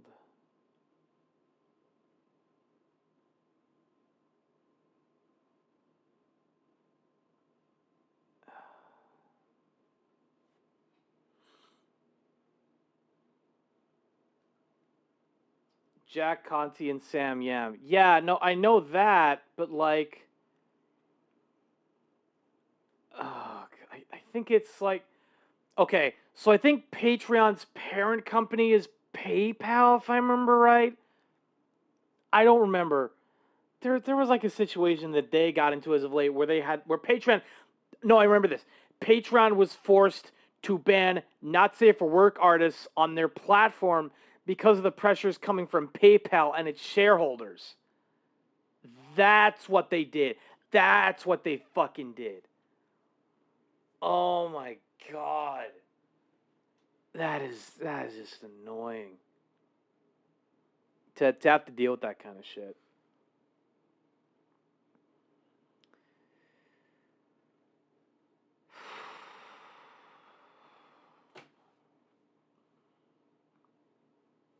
But okay. Chaska's specialty moment of... They don't have a parent company. It's just that PayPal threatened to cut their services. Oh, yeah. No. You're right. My bad. PayPal just threatened to cut their services from them if they didn't ban not safe for work artists. You're right. You're absolutely right about that. But Patreon really does need to, like, ban AI, ban porn bot accounts, you know, or just bot accounts in general. Like, that would be great. But that's, you know what, that's honestly, that's another reason why I'm on Coffee instead of Patreon, because Coffee, I think Coffee is a lot more curated, if I'm being honest. They're a lot more curated when it comes to like the accounts that they tend to promote and shit like that. I don't know if they have similar problems or like the same problem as Patreon with like banning with AI and stuff of that nature, but they're sure as hell doing a much better job. Substar seems okay as well, but Coffee is really well moderated. Yes. That's what I'm getting at. Coffee is damn well moderated. That's why I'm on Coffee, because of the moderation. Substar I would definitely recommend for like, you know, not safe for work artists. That's, you know, that's kind of a given. So there you go. Anything not safe for work, you have to go to Substar. That's probably the best recommendation I could think of. Ooh, we're getting... Oh, God, what was that called? Shish kebabs. That's what they are. They're shish kebabs. That does look pretty good, actually.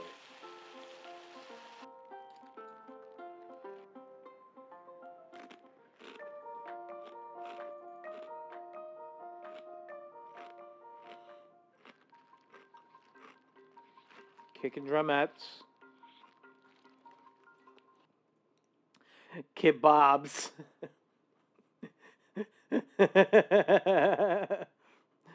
The face when Kebab Man calls you boss. Better than grandma calling you handsome. Yeah, you're not wrong there. Thankfully, my grandma's never done that. So, kudos.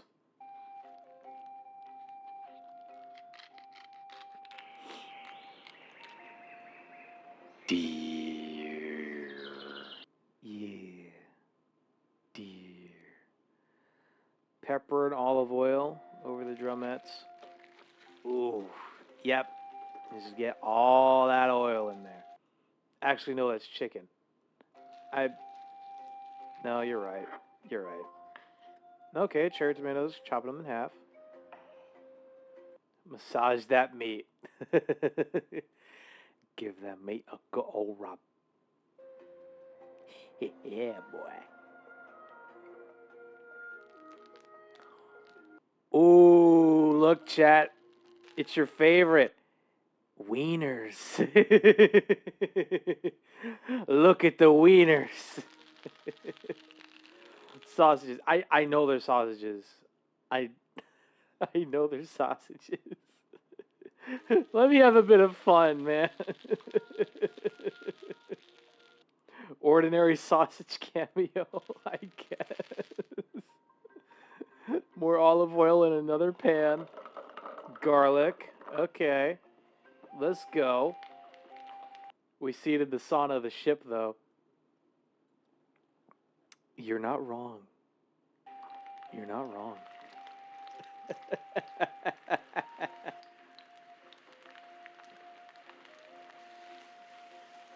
Ooh.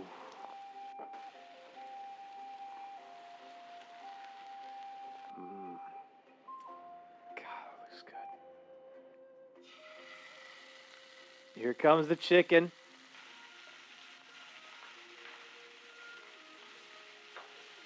Mmm. Yep. Oh, a little bit of rosemary. All right. Salt, black pepper to taste. There you go.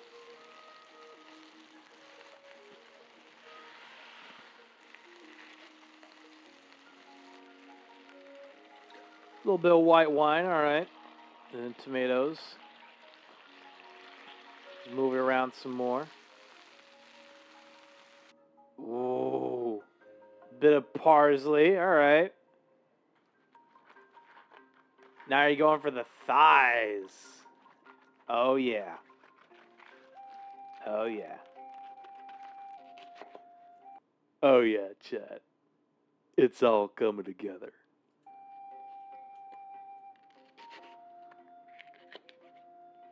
Bit of onion, bit of red bell pepper and green bell pepper.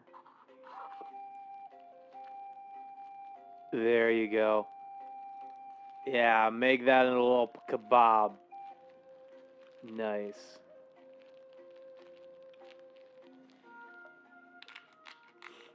A bit of salt to taste.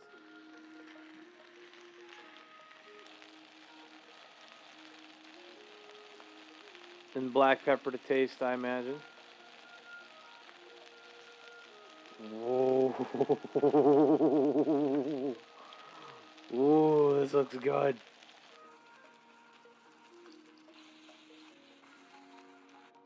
My God. I would love to have skewers like that. Oh, they're making coffee. Let's go, chat. We're getting coffee. Moment of respite. All right.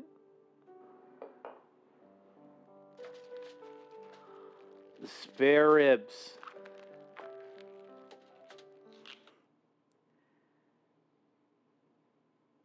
You know what? I was gonna make a joke.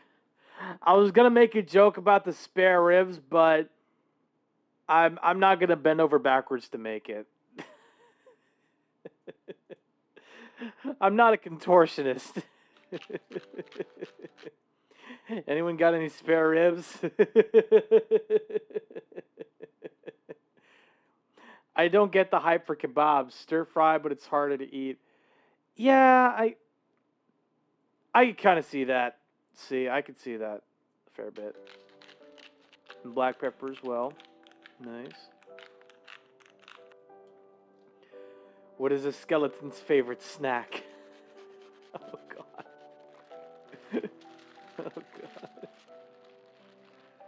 Yeah, just rub all that garlic in there.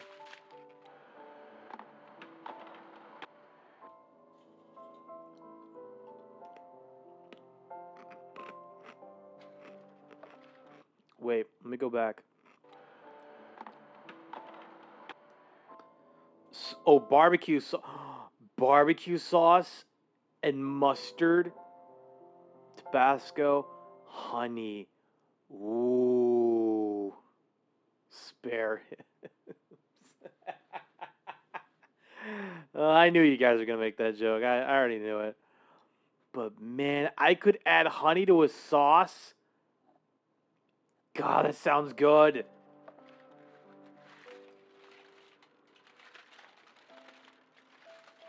Ooh. Oh, that looks good. That looks good. Oh, and you're painting it. You're painting the sauce on the ribs, baby. Yep. Give them a nice turn.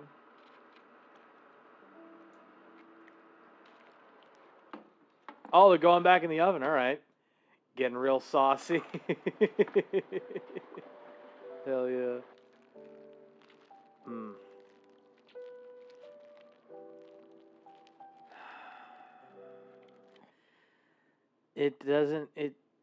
The ribs just don't want to come off the bone.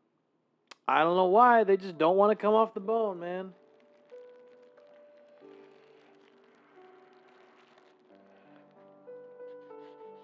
Although I guess it probably makes sense to get rid of that particular.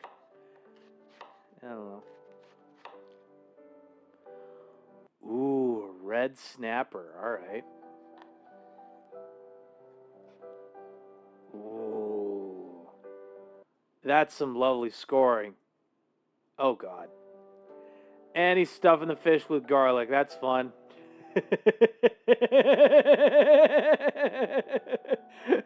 Look at that fish's dead eye. Look at that fish's dead ass eye. The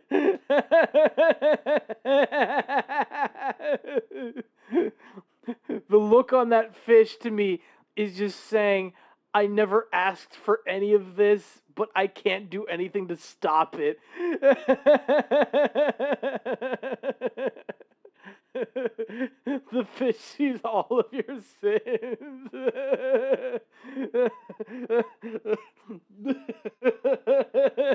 It does, though.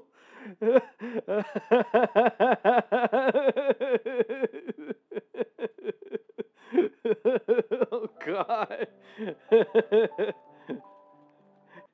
At least take me out to dinner before you stuff me. That too. That absolutely.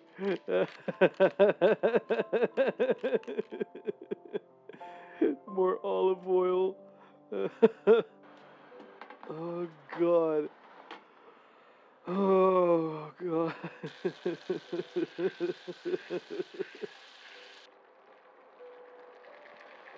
Melted butter. I don't know what the fuck that is. And some more stuff.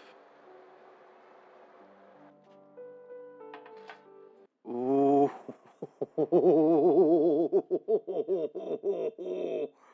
Ooh, that's... Oh, garlic butter. Okay. That makes sense, but... Oh, God damn. Oh, that looks good. Yeah, garlic butter all over it. Yep.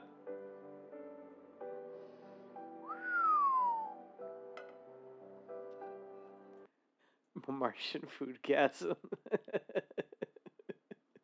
It looks good. Okay, it looks good. And look, chat. The weenies got served first. And the wings. And the snapper right there. Oh, the garlic's in the middle. Oh, God, that is gorgeous. Fuck me, that's a lot of protein. You're telling me, man. This is a lot of protein, for sure.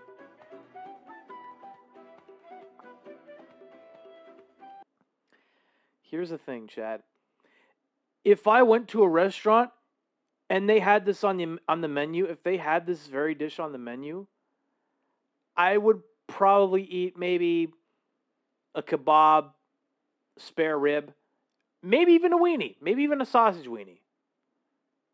After that, I just asked for a takeout box. I just asked for a takeout box at that point. Because that is just too much food. It's just too much food for one person to eat at once. So it only makes sense to ask for a to-go box. Okay, what else?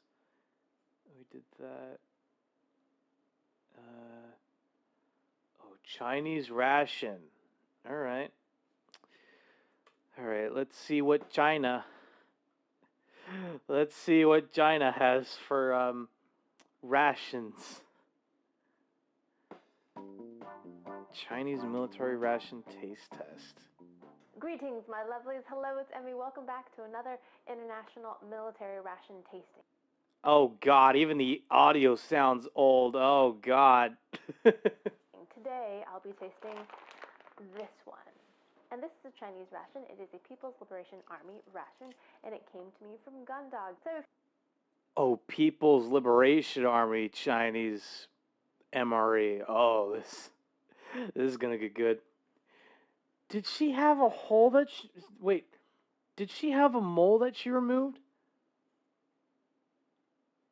Wait a minute. Wait a minute. See, you got, hold on. Wait a minute. This is from 7 years ago. There's a mole right there.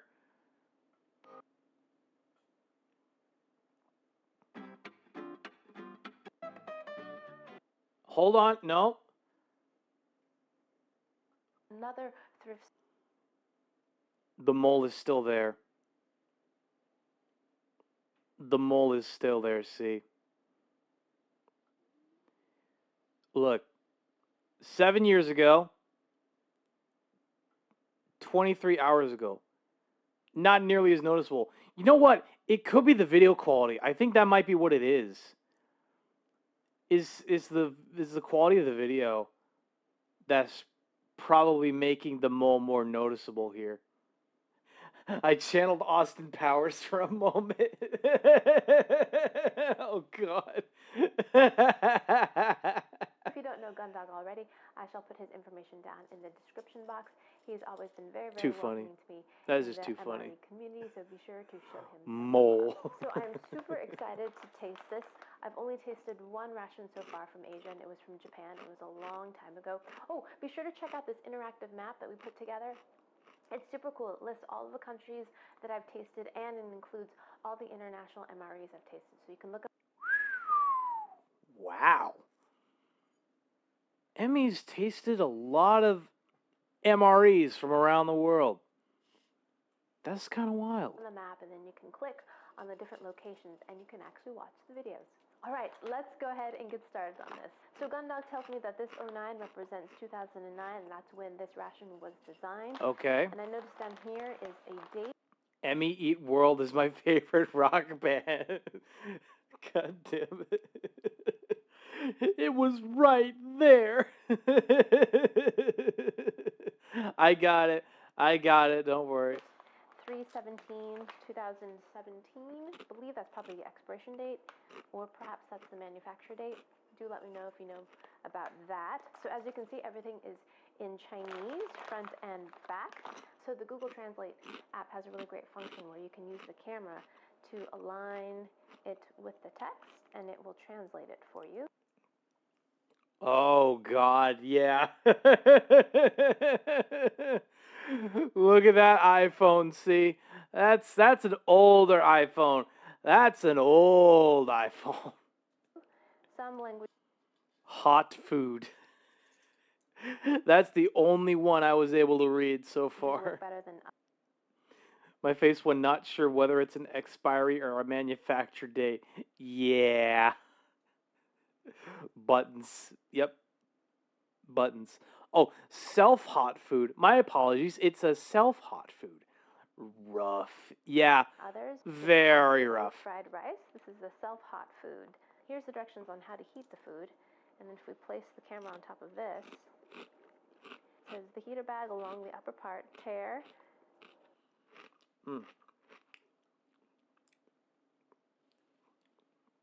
3 minutes till ads. Okay, thank you for letting me know, Kibo. Always appreciated. And then lay it flat. You use the water bag. Lay flat, like a gaming console. That is supposed to lay flat. Tablet nearly put ass instead of ads. To add the correct amount of water. Heater and reaction residue not edible. Be careful, hot. Keep ventilation. So based on that, I think there's going to be a little bit of residue on this, so I'll make sure I'll rinse that all off. And all right, let's finally get inside this thing. The first thing I notice is this bag is green.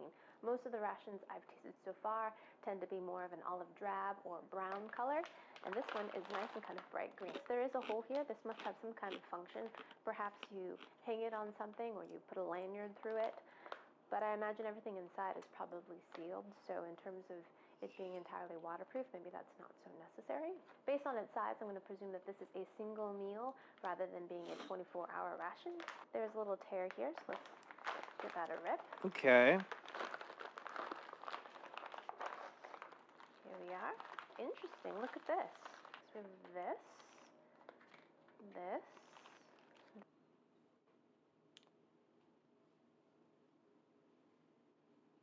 Oh shit. I just got a DM from Trax chat.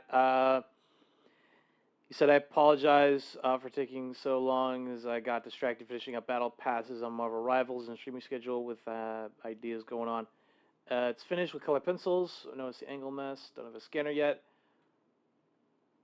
Ooh, okay, hang on a minute. Wait, can I? Okay. Actually, you know what? Let me put it like this. Okay. Chat, this looks great. I'm not gonna lie, this actually looks really good. Not the best quality. The shade of gray in this part is a little rough, a little darker than usual, but that's okay. That's okay. He did his best. Adorable still. Yeah, no, this is awesome. This is awesome regardless. Regardless of those flaws. So thank you so much, Trax, for your art, for your fan art. This is awesome. All right, this is great. I think I probably need to replace that. Yeah, we'll override it. That's fine. He's wearing clothes. It's ruined. I'm sorry, okay? But for real though, good job. Hell yeah. This is great. This is some awesome fan art. For sure. We're fine. If you've missed my previous Chat, we'll be right back after these messages. Don't go away. Please. Please don't go away.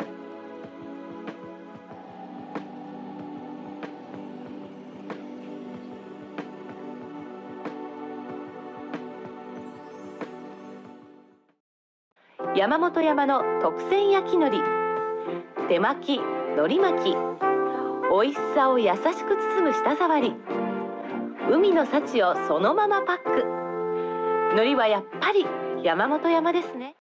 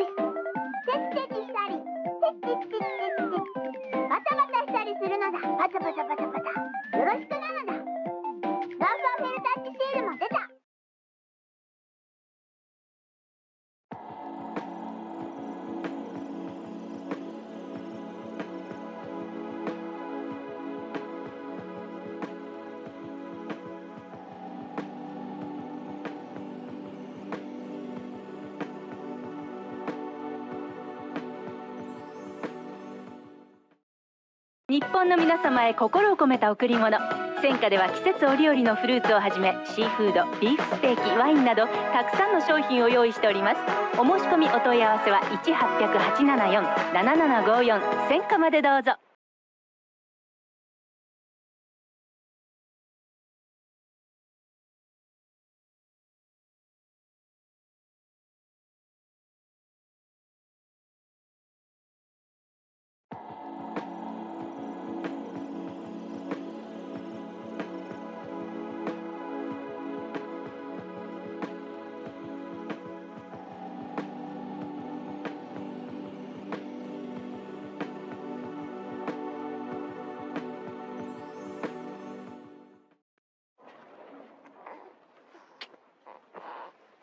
So, what are we going to call her?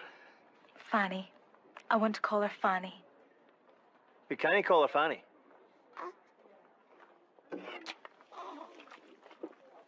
Fanny, I like it. It's unusual, unique. My mum's a fanny. Granny was a fanny. She'll be joining a long line of fannies. Aye, it's good to keep up tradition. Oh, Fanny, you're just like your daddy.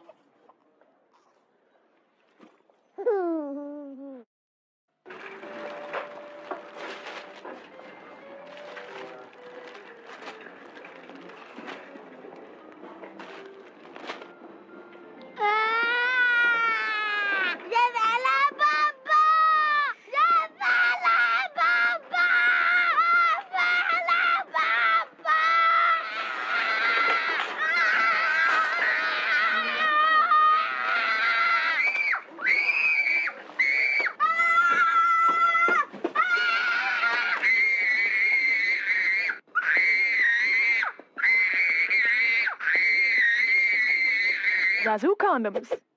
Fun, sexy, safe. Welcome back from the ad breaks chat. Oh god, I can't believe you came back to like the very end of that condom commercial. Oh god, but yes, that's correct, Kibo. No skipping Hamataro. This. Alright. Spoon and napkin. Get back into it. And this, I'm assuming, is the main entree. Oh, there's a couple more things in here. Oh, great. So this is, okay, this is the water bag. This is going to be a beverage, I'm guessing. And this, I think, is the sauce. Get a little foam sleeve here to keep everything insulated and warm. And here's the ration itself. This is interesting. The ration is actually inside the heater.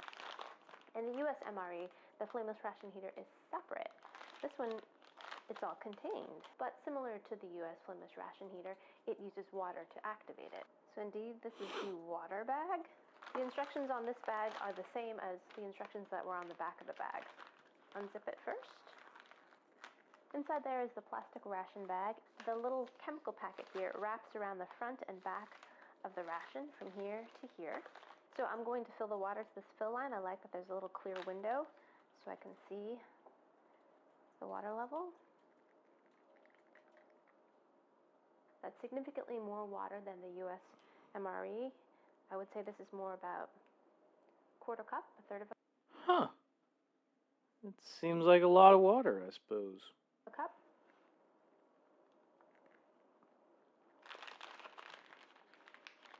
So give that a flip.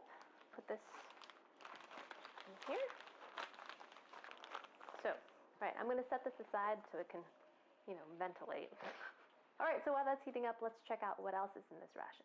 This is sugar water pineapple. This must be like pineapples in syrup. There it is. Little pineapple bites. So in here is one little napkin and a spoon that looks just like a picnic spoon. All right, let's give that a go. Itadakimasu. And that just tastes like canned pineapple. Sweet, familiar, nothing fancy there. Although the syrup is a little bit different, it's not as thick and viscous and syrupy as the canned syrups that we find here in the US. Dragonfly roasted. Roasted dragonfly? What? But I mean, that's good. Sounds like the pineapple, tasted like pineapple. That is probably what I would expect. Wow, really? Yeah, you've been at the roast. Yeah.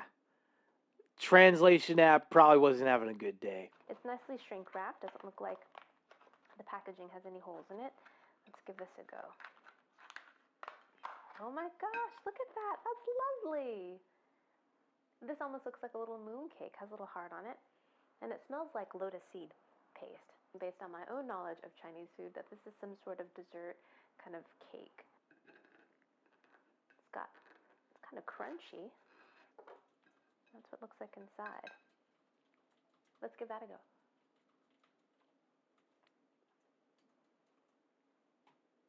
It's a bit reminiscent of like a moon cake. It definitely has a dried fruit kind of flavor to it. The texture is much, much drier than a moon cake. A moon cake is really dense and soft and moist.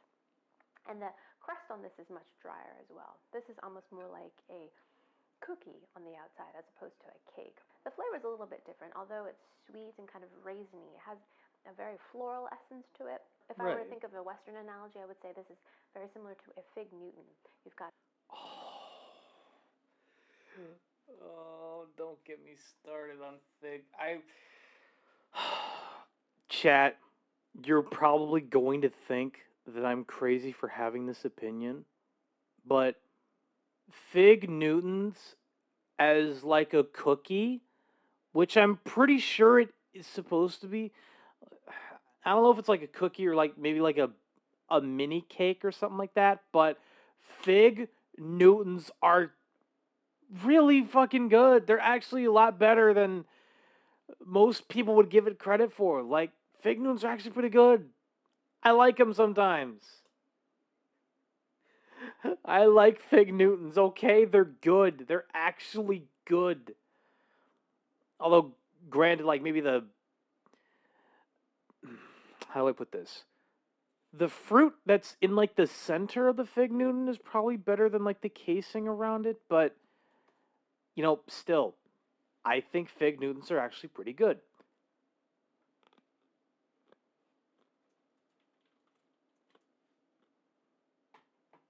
A dried fruit kind of dense interior, and then you've got this kind of cookie coating on the outside, although this cookie coating is much drier and crunchier than, say, like a fig Newton. Next, let's open this green packet.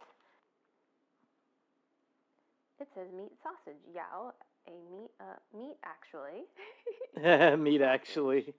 Whirlwind for meat sausage. Sexy stuffy sausage. Sexy stuffy sausage. Okay, Sexy stuffy sausage. Oops. Ooh, it smells like sausage. It smells just like Vienna sausages. Ooh. Oh boy, look at that. And it has the same jelly as a Vienna sausage as well. Do you see that kind of clear jelly? Exactly. It doesn't look like a Vienna sausage in shape, but it sure smells like it. Huh. I mean, as long as it smells like a Vienna sausage, it's at least got to taste as good as one.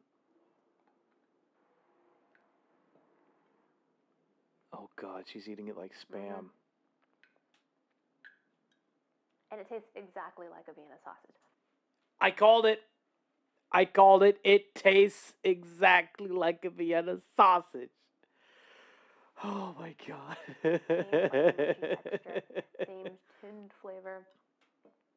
Kind of almost chickeny, porky flavor to it. Ooh, porky. Exactly like a Vienna sausage, but just a different shape. Some fast, easy, portable protein. That's what that is.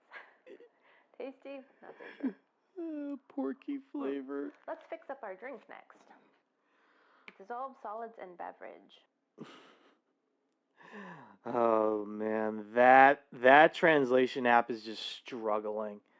Dissolved solids and beverage. Instant. Oh my God.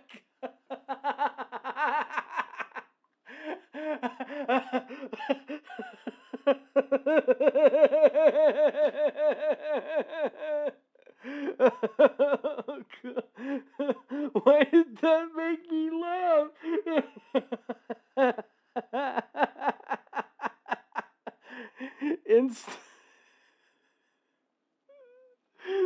No fucking shot.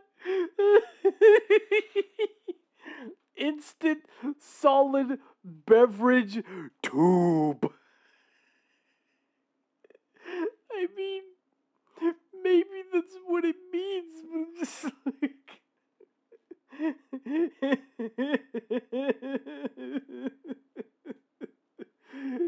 Instant solid beverage tube. Why the fuck am I imagining that as an album cover now? Oh my God.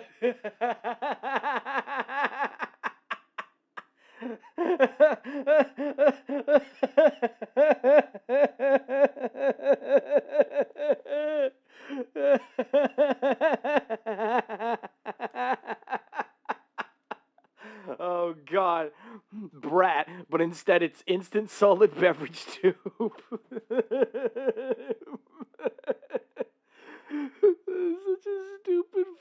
joke.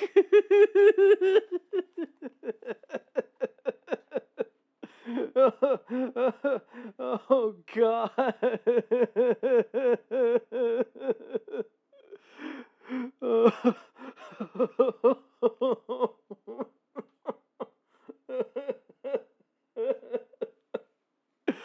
Oh my God.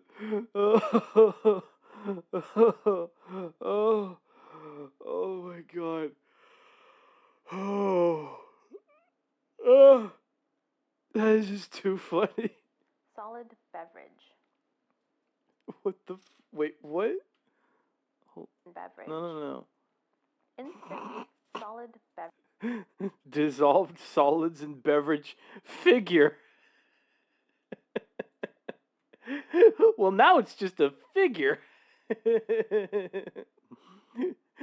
Well, in a figure of speech, this is dissolved solids and beverage. It doesn't specify how much water to add, so I'm just going to add it to about 6 ounces of water and see what happens. It smells a little bit like flour. Okay. Ooh, very fine powder. Oh my God. Like Ovaltine or a Horlicks or something. Oh, it has a yellow color to it, so maybe not. Cheers. Oh my God. Ooh, definitely needs some more water. Yep. But that tastes like a electrolyte drink. Has the same kind of viscosity as Electrolytes. Gatorade and that same Sexy stuffy sausage.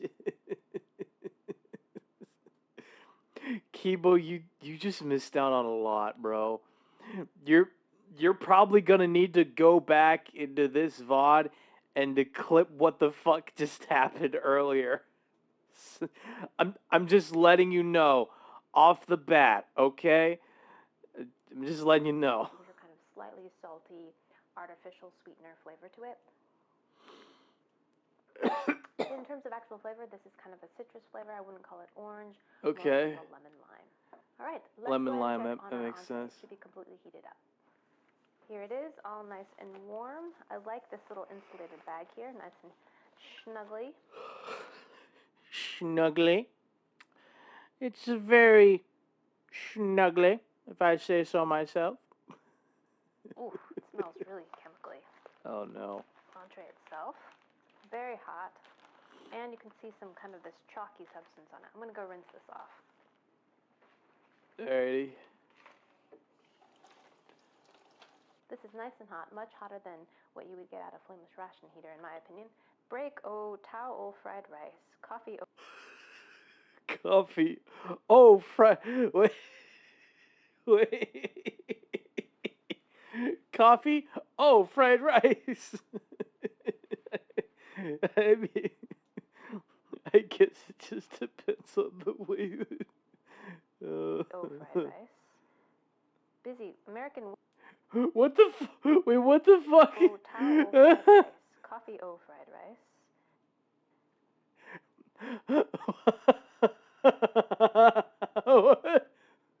Wait, American what gang? Oh, fried rice. Huh? What the fuck? Just busy American what gang? Oh, what's that say? So I'm gonna go with fried rice. Yeah, that's fried rice.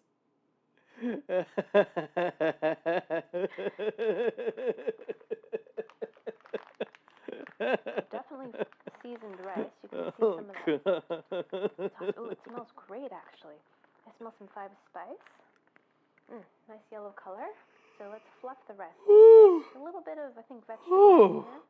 Before we put the sauce on, let's just taste it by itself. All right. What the fuck kind of... Was that supposed to be fried rice? I mean, I'm sure it was, but like... Oh, that got me. That absolutely killed me there.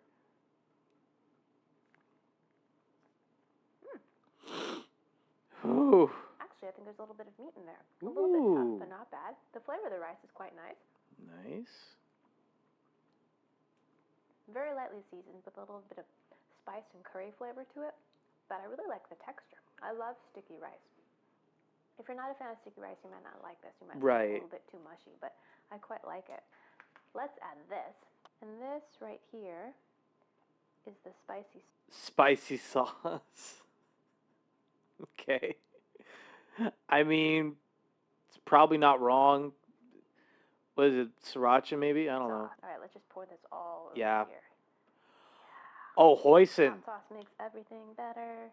It's probably hoisin sauce. I was gonna say could be soy sauce. Mix that in there. I don't know.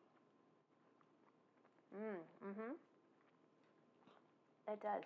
It's actually quite salty. The sauce definitely enhances the rice. It gives it a little bit more flavor. There's some complexity that comes with the fermented black beans in there. And there is some spice, but not a significant amount. Not enough to even make your mouth burn at all, but just a little bit added spice. It definitely makes the rice better and kind of rounds it out. This meal is quite light on meat. There are a few little meat bits in here in the rice. If I were to compare it to some of the other international rations, say like the Russian ration, which had full tins of pâtés and stews like that, this is mostly rice, but Yeah. filling. All right, so there you have it. My first taste of a Chinese PLA ration. It's quite tasty and very, very different from many of the rations that I've tasted in the past. So big thanks again to Gundog for sending this to me and for allowing me to actually taste one of these. And big thanks to you guys for watching. I hope you guys enjoyed that one. I hope you guys learned something. Be sure to check out the interactive map or the military playlist if you want to see more ration tastings. And I shall see you in my next video. Oh, don't forget to subscribe, like this video, and share it with your friends. And I shall see you in my next one. Toodaloo. Take care. That's not too bad in terms of like not military rations, but like as a whole, right? That particular ration. That's not too bad. That's not too bad. Oh God, what should we review next? What should we watch next?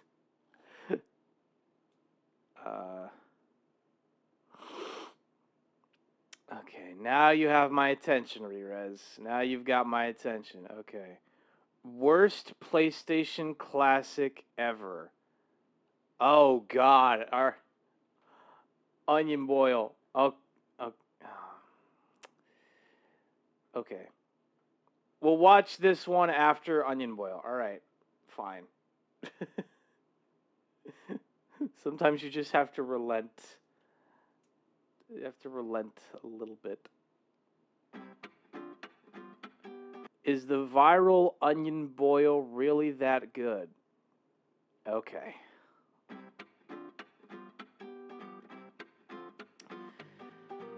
Oh God, I'm scared.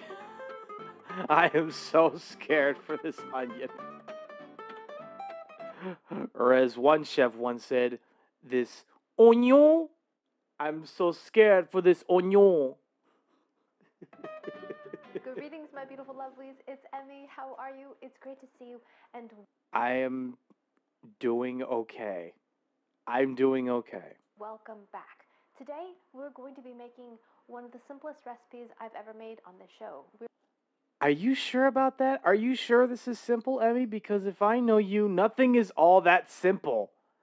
I'm sorry to have to say that, but it's just not. We're going to be making what's been called the onion boil.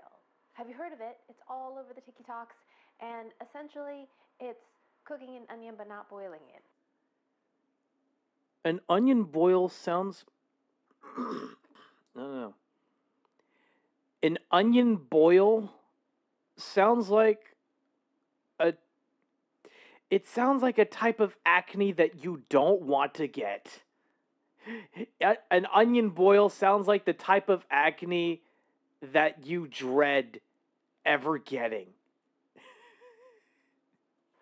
So where the name onion boil comes from, I'm not really sure. Some people say this. I don't even know why it's called onion boil. Like, I understand it in the context of, like, how you cook it. But it's word association, man. Word association. The seasonings used to make the onion boil are very similar to a crab boil seasoning, lots of Cajun seasoning and butter. That's where the name comes from, but it's definitely not the cooking technique. No boiling the onion whatsoever. We're going to be roasting it or baking it in the oven.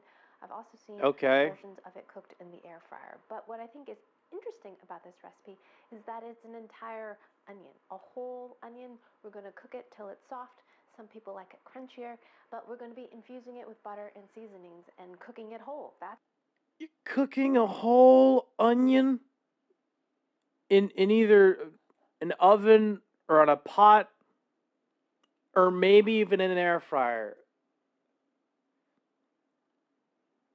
Okay, now I'm just lost. That's pretty much the entire recipe. It should be simple to understand. That should be a very easy concept to grasp, but I'm just like, what? Super simple. The technique is simple as well, but I want to stress that this is nothing new. The name might be new, onion boil, but cooking a whole onion is nothing new. I found a reference to it from The New System of Domestic Cookery by Rundell from 1808. What the fuck? No. What the actual fuck?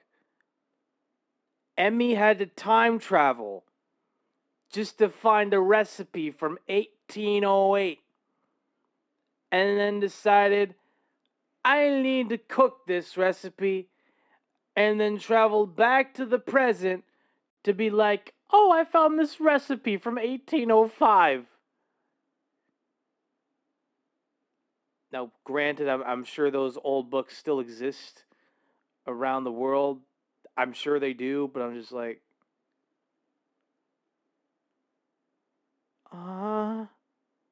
you're using a recipe that's over 200 years old? Almost 220 at this point. Okay. That talks about cooking a whole onion as a meal or a snack, as a dish. It seems super simple, but often the best recipes are the simplest. So in acknowledgement to that old recipe, I'm also going to be cooking an onion with that technique as well. So without further ado, let's go ahead and get started. So a few of these recipes recommend using a sweet onion or a Vidalia onion, which we have here. This one is a good example of a kind of different look to a regular. Yeah, that's definitely a much different onion than the ones I'm familiar with. Yellow onion. See how? Yeah, I tend to cook with yellow onions more often than I do the other. That's a little bit squatter, and the skin's a little bit different. So That's a wide onion.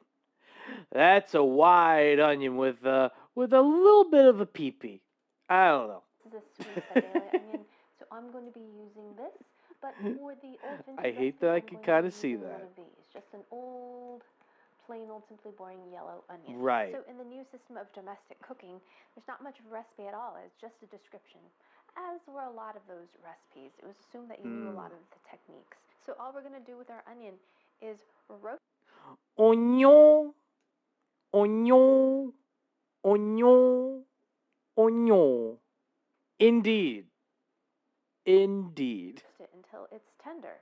So I'm going to pop it into my preheated 350-degree oven for 30 to 40 minutes. This is a relatively small onion. It's like a medium-sized onion. 45 minutes until it's soft. Yeah. And then we're going to season it with salt and butter. That's it. Look how stinking cute. Huh. Alrighty, into the oven. Goodbye, little friend. Straight into the oven with that little oignon. 40 minutes or so? So for the onion boil version, I'm curious about how two different... She has lovely frames. You know what? I gotta give Emmy a little bit of credit. Those are some pretty good glasses. You can't deny that. Different types of onions will taste. So I've got a yellow can't onion deny here and that. a sweet Vidalia onion. So we shall see. We also need 2 pieces of foil. One of the benefits of getting older is that you can say, hopefully, that you've learned something.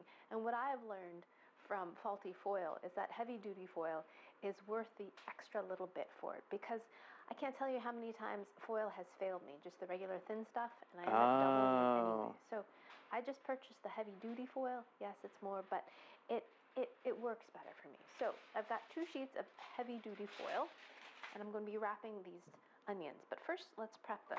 So to prep our onions, it's pretty simple. We're going to cut the top off the onion. Yep. Just the expose it. top bit. And you can take off the layers, exterior layers if you like. So I've got most of the skin off.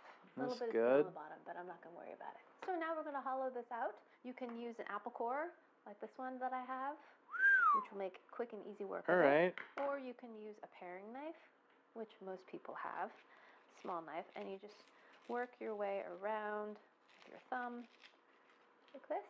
Use your thumb as the pivot point. Look, Emia's got skill. I can't even deny that. She's absolutely got skill with a knife. If I was ever in a situation where I had to cut out the core of an onion for a recipe, I genuinely don't know if I'd be able to do that. I'd certainly give it a try, but the fact that, like, you got the thumb resting up against the blade and you have to, like, move it around in a circular motion, and there's risk of cutting your thumb. There's an inherent risk of cutting your thumb with that method. And this is to just simply make a well for the butter that we're going to put in the middle. Okay. And now we're going to put it in some foil. I think we should put this in a bowl. So Yeah. I put it in a bowl so it won't roll around. That's good. And now we're going to add some butter. So I'm going to take about tablespoon, half a tablespoon. Just add a bit of butter butter to it. So I press Nice. some butter right into the middle of my onion, and now I'm going to add more seasonings. Pepper, garlic powder. I got a 1/4 teaspoon. White pepper. Okay. These are seasonings I like. Feel free to add any seasonings you like. A little bit Fair of enough. salt, paprika, and some dried parsley. Yeah. Dear. Dip it in batter and fry it. Well, no, this is an onion boil. Because, like, she's supposed to cook it without... She's trying to cook an onion without boiling it. I don't understand it either, believe me. So that's just the preliminary seasoning, okay? And now we're going to make our seasoned butter.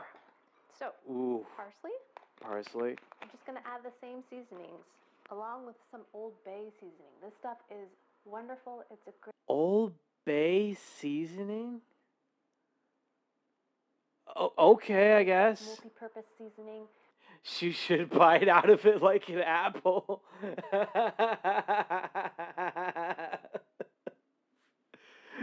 You know what's funny? See? There's at least one person out there in the world who has done that. I don't think I would consider myself someone who's done that exactly, but there's got to be at least one person crazy enough to do that. At least one. But it's used in... Old Bay seasoning, same great taste since the war started. Oh, God.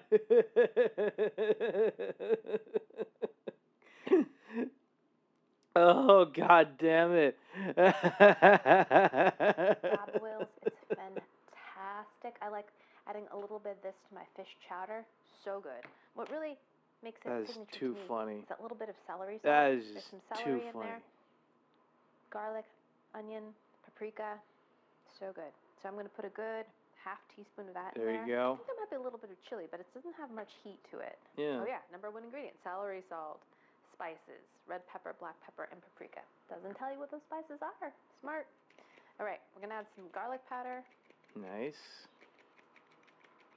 Oh, that's a good half teaspoon. Lots of cracked pepper. Okay. Black pepper in there.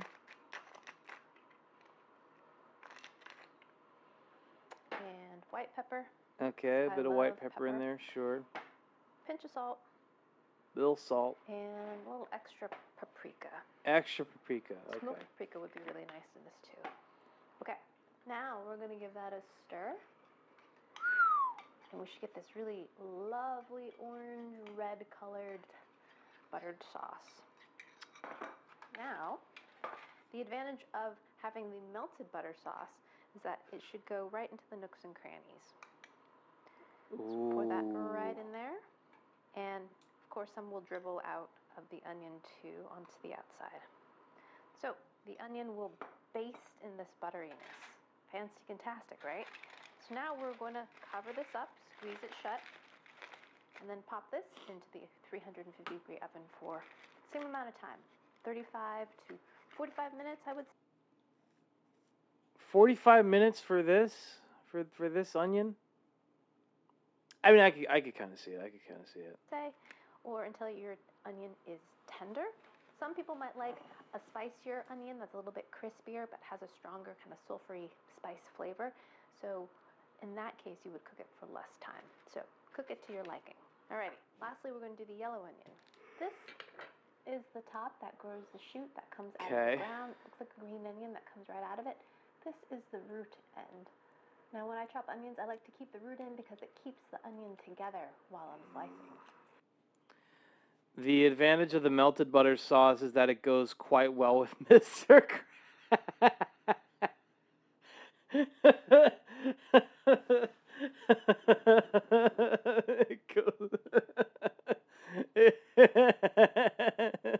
It goes quite well with Mr. Krabs. God damn it. It does though. Consider the top. So I'm going to slice a little bit out.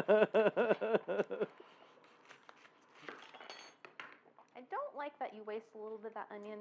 I would use that for another recipe. Yeah. Or just tuck it back in. That's fair. And cook it as well. Oh, God. Why waste that onion, right? I like the idea of exposing it a little bit. Ever seen the Mr. Krabs memes of the crabs on a production line? I don't think I have, no. I have never seen that meme. I have never seen that meme.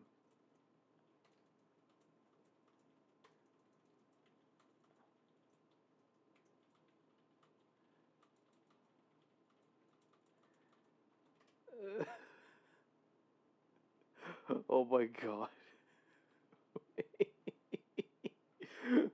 Hold on, I gotta see this. Okay, I need... Money, money, money. Oh God. Money, money, money, money, money, money, money, money, money, money, money, money,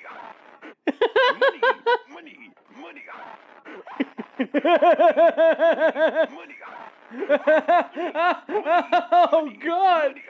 Oh God! Oh my God!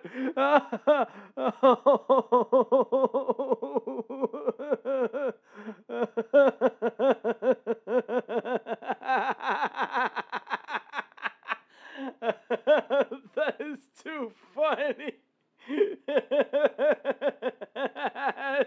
It's just Mr. Krabs getting completely shredded. Oh. Oh, wow. I was not expecting that.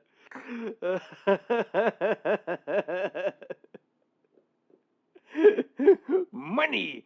Money! Money! Ah!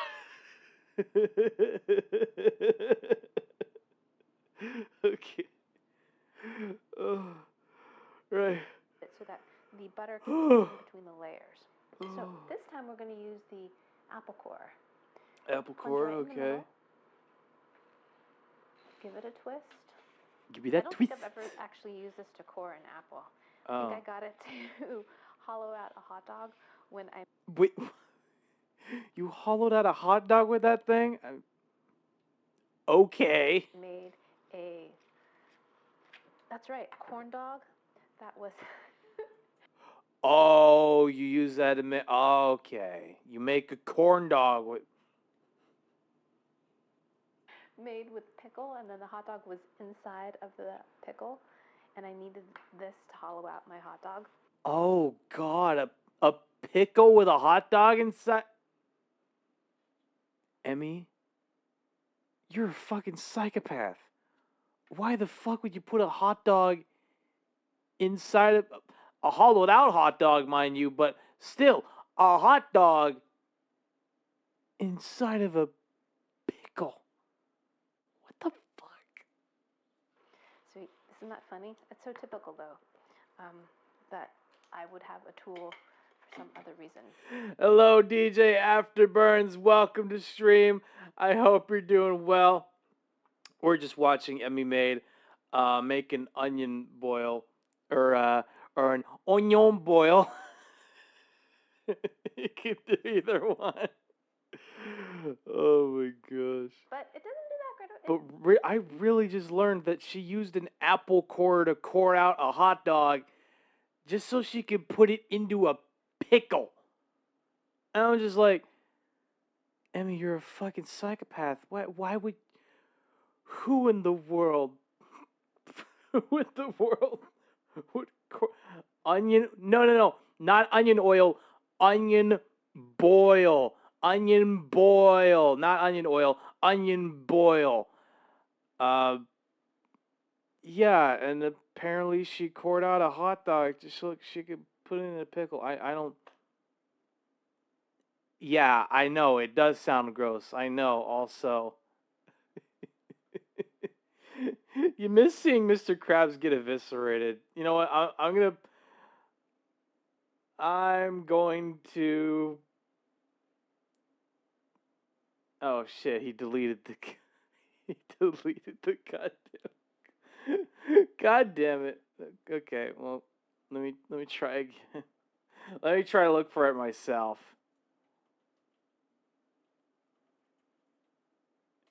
Thank you. Oh my god.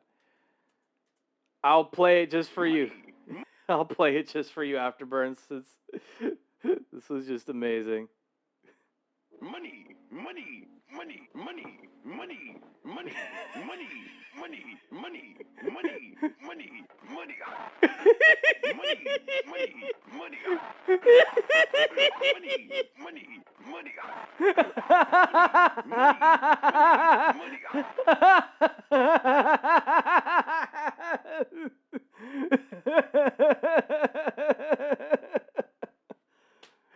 It's too fucking funny.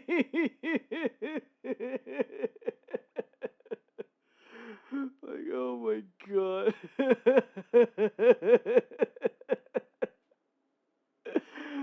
Oh, this is too good.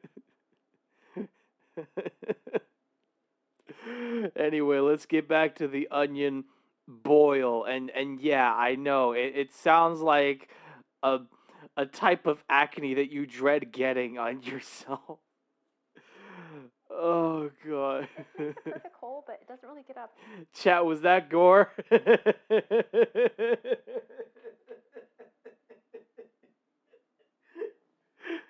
I don't know if I would classify that as gore specifically. Or is that still cooking? Oh man. I mean, crab is a type of food. Crab is absolutely a type of food, so I think it's still cooking, technically speaking, but it's more so in like the preparation phase. I don't know. It's subjective. We'll go with that. My eyes are burning. Woo. Yellow one's spicier. Well, that's what you get for coring an onion. So, just use a knife. Yeah. Just use a knife, even though the apple core was much easier. That's what you get, Emmy. That's what you get. Because I hollowed that out and I wasn't able to get the middle and I had to use a knife anyways, so just use a knife. Ooh. This one's really burning my eyes. Okay. So same thing. Gonna use a bolt. Oh, I'm crying. Okay. Wow. So this time I'm gonna put the seasonings below the butter. Okay. Under the seasonings butter. under the butter, then the Lots pepper, of garlic powder, white pepper, all right. a little Old Bay, of course. Can't believe it goes well with Mr. Krabs. Parsley. Parsley. That's more for looks than anything. Right. Oh, a little paprika, I guess. A little Oh, extra. yeah, paprika. Yeah. Okay, now we're going to stuff it with our cold butter. Yep. There you go. Yep, Corian onion will do that. Of course it will. Oh, it'll absolutely do that. The rest of the seasoned butter that we made. Yeah, there you go. Stuff it on your.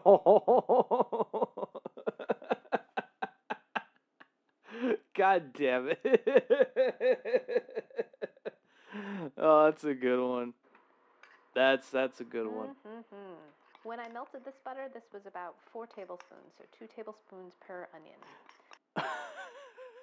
Onion, but in ubunis. Fuck. Ah, fuck that. That on no. Actually, no. Onion does not count as ubunis. That does not count as ubunis. That was me remembering a fucking meme of a guy saying onion in a weird accent. That doesn't count. You need to redeem the ubunis. Redeem. You need to cash in the ubunis redeem if you really wanna. If you really want me to say onion and ubunis. I'm just saying. I remember it, yeah, but it does sort of sound like, yeah. No, I get it. I totally get that. So, including that little piece that I put in the beginning, I would say that this has probably about 3 tablespoons of butter. It's got to be good, right? Oh, look at that. Ooh. Gorgeous. That does look gorgeous. I'll give her that. Into our preheated oven, and I will be back in 30 minutes or so, and we will taste our beautiful onion boil. Nice.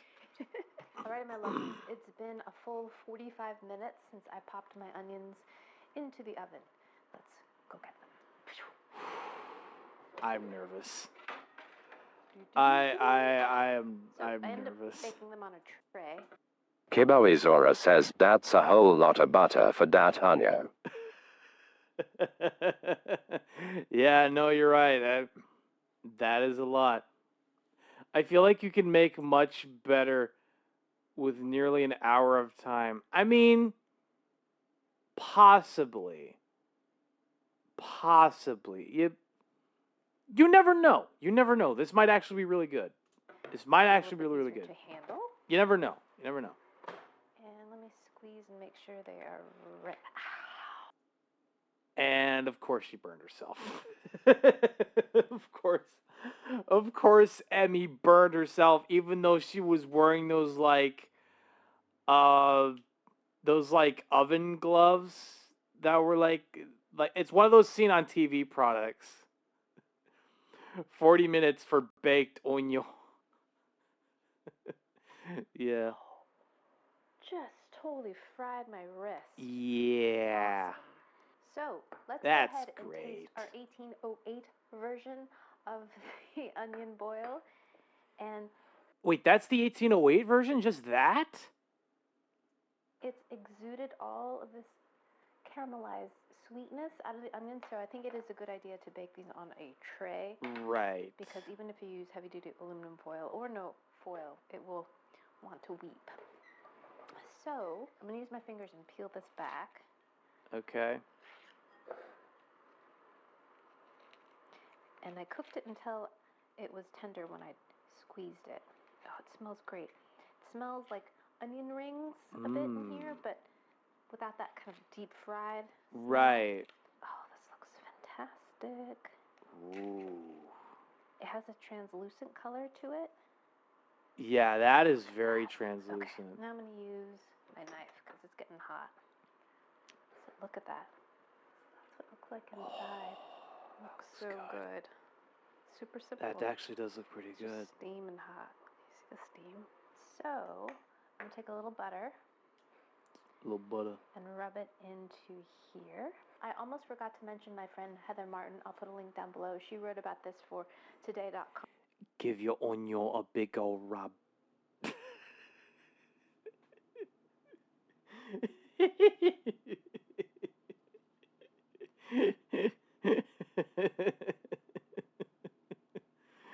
Oh God, that's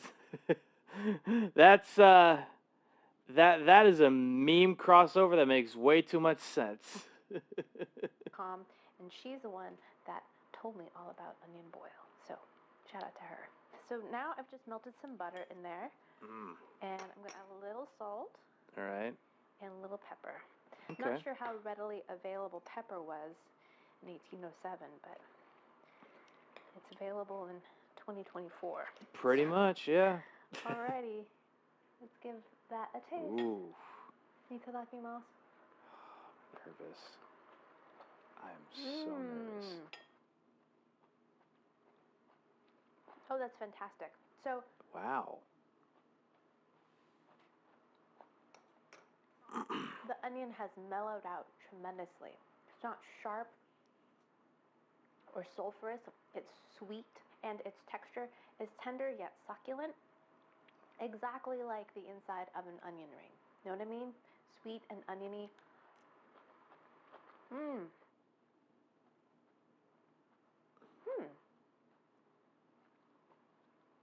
But the texture is much more like a cooked vegetable rather than an onion, and is so good with butter and salt. Really, really, really simple. Delicious. That does sound pretty good. Yeah. Would definitely make that again. So simple, delicious, like a vegetable side dish. Fantastic. And zero work, essentially. Just pop it into the oven. I didn't even wrap this in foil. You could put this on a baking tray next to your pot roast, then take this out, and you have a little perfect side dish. Just put. Wow. Huh. It does seem like it was pretty easy to cook. I gotta give her that. Put some butter on the table. Alrighty, let's try the onion boil version. So the onion I used for the 1808 recipe. Onion boil version. This time I'm using both. Here we go. Sweet onion and a yellow onion. Oh, look at that. And oh my, look. So to make these extra bright, I'm gonna add some more Old Bay on. More Old Bay already? Emmy, there's already enough seasoning on these onions. There's already enough as it is. Like, yeah. More? Nobody tell Poland. Oh, God. More seasoning? Nobody tell Poland. Oh, God. And I'm going to add some more. Oh, God. These smell fantastic. Old Bay. Oh, God. This. Oh, my. Yeah, that's the sweet onion. It's a little bit squatter. And here is that just looks too good. Mmm. Francis quivering.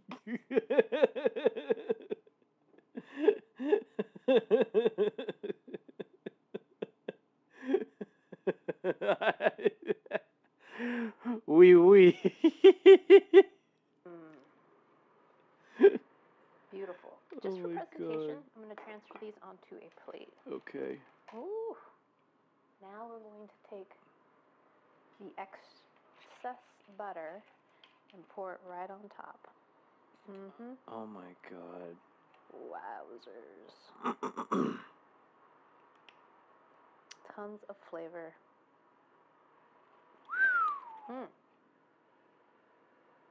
And then all the butter on top of that one. Look at that. Whoa. Alrighty, lovelies, let's give these a taste. Let's go ahead and give the sweet onion a taste first. I'm just cutting it so I can grab the pieces better. Nice. All the people that were eating it were using their fingers, so there's something to that too. Alrighty, look at our little layers of onion. Oof. Shrek would go to town on this. I could already see it. Shrek would absolutely go to town on the onion boil. My God. I'm gonna dip it. Oof. Make sure that it's thoroughly. So many layers for real. Really So many layers butter. to it, man. Ooh, it's hot. My first onion boil.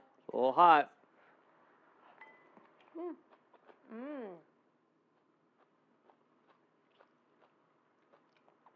Wow.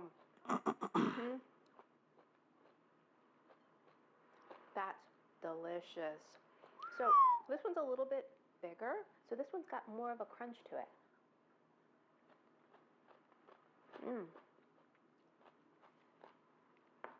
Can you hear that? A more succulent crunch. And in terms of flavor, it's milder than the yellow onion. Not as oniony, sweet though, and tender, and so good with all of that butter. And the Old Bay seasoning, garlic powder, paprika, and the additional peppers that we added to this, it definitely makes for a more complex flavor profile than the 1808 plain roasted onion. Emmy, you already added enough Old Bay seasoning as it is. Just from the start. All right? Just from the start with this particular onion boil. You've added enough Old Bay. Please don't add any more. You had enough. But delicious.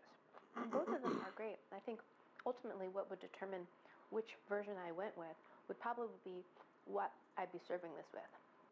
I don't like cooking onion-based dishes, though. They're usually delicious, but they take forever. French onion soup takes like 2 to 3 hours. Damn. Honestly, dude, I don't blame you. I really don't.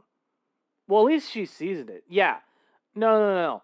I'm not mad at the fact that Emmy has seasoned the onion, okay? If anything, that's a positive. All right? There is a positive to seasoning your food. Absolutely. But with certain seasonings, like with Old Bay, there's got to be a point where you just have to say, okay, that's enough. That's enough of this seasoning. Let's move on to a different seasoning. Does that make a little more sense? Oh my gosh. If I was making a pot roast, for example, or a chicken roast, right, I'd probably just do the plain onions. Super easy and simple. Just have the butter on the side, salt and pepper. Couldn't be any easier. This is a little bit more fancy and delicious in terms of being a side dish specifically. You know, if you're going to bring a side dish to a party or something, bring this. Or if you're making a casserole or something and you wanted a side dish that had some little pizzazz to it, a little bit more than the butter and all this extra seasoning, definitely way to go. Delicious. So this onion was a little bit larger than my first onion, and I would not hesitate to add more salt to this, especially if you're using unsalted butter, which I was using because that's what I had. But fantastic. All right, let's compare that with the yellow onion. So here's the yellow onion. This one's a little bit smaller, so I think this is going to be cooked a little bit more softer. So let's taste one of these leaves. Okay, now we're on to the yellow onion version.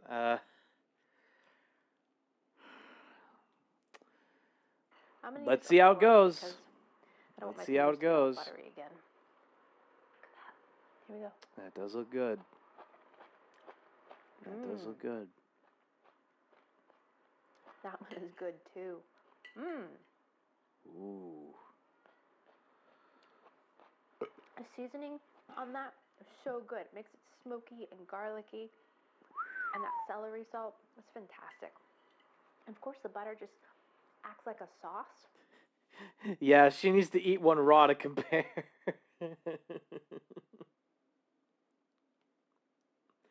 I mean, you're not wrong, but at the same time, she's not comparing, like, how the onion was cooked compared to just a regular onion.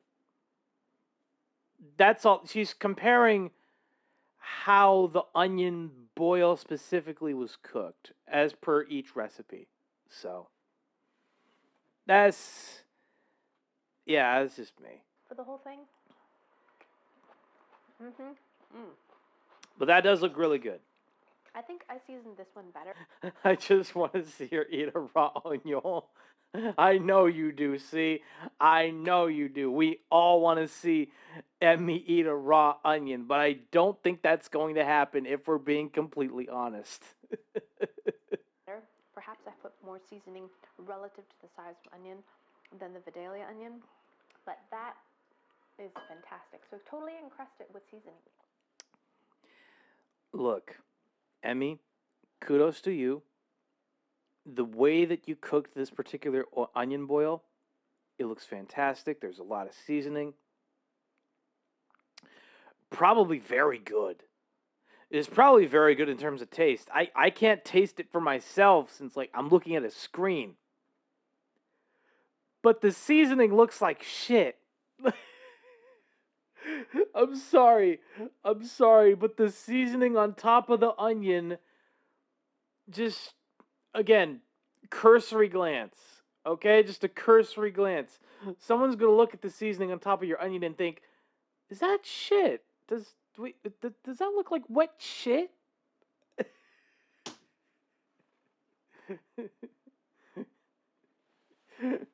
Raw onion better than making Markle's monstrosity. Where's the lie? Where's the lie? Of the 2 onions, I have to say, I thought I would like the Vidalia one more because it's a sweet onion, but I think I prefer the yellow onion. Yeah. It's more flavorful, more oniony in flavor, but still, once you cook it, it gets really subtle. Oh. It sweetens up so much. So good. This might just be my lunch. Damn. The fact that this particular onion has become her lunch, that's a pretty big compliment. It's oniony in flavor. Well, how else is she supposed to describe it? How else is she supposed to describe the flavor of an onion? Yes, this onion does appear to be made of onion. Okay, hang on a sec. Alright. Chat, we'll be right back after these messages. Don't go away. Please. Please don't. I beg you.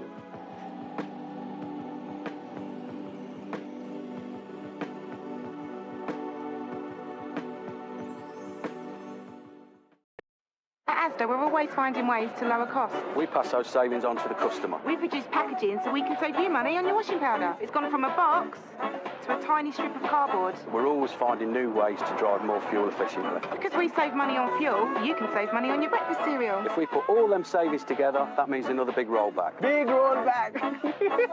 4,000 rollbacks this spring. 4,000, that's a lot. Everything you need for your week's shop. Asda, saving you money every day. 一杯のお茶は太陽と大地の贈り物。自然が育てたオーガニック煎茶。体に優しいディカフェ煎茶。2種類揃って新発売。山本山のティーバッグ。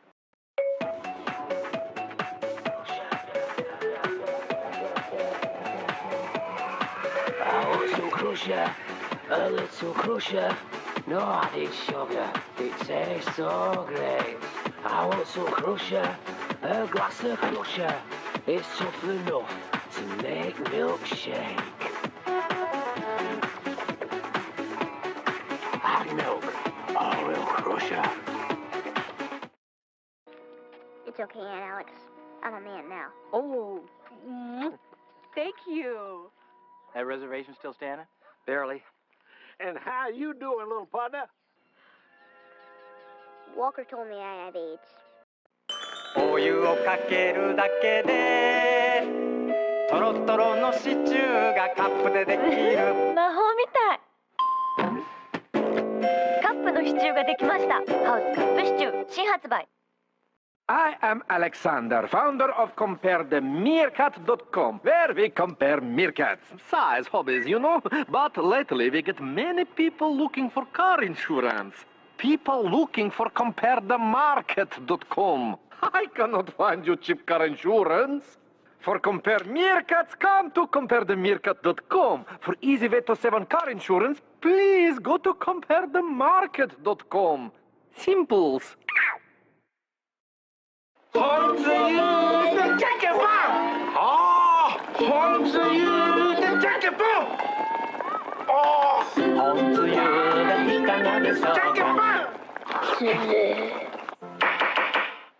新しい時代のお米無洗米ついに登場。米ぬかがない、だから研がずに炊ける。お米本来の美味しさを初めて実現。だから簡単、便利、美味しい。どうですか親方。お米の常識を変えた無洗米。研がなくてもいいの。無洗米はキューティーちゃんマークが目印。JFC。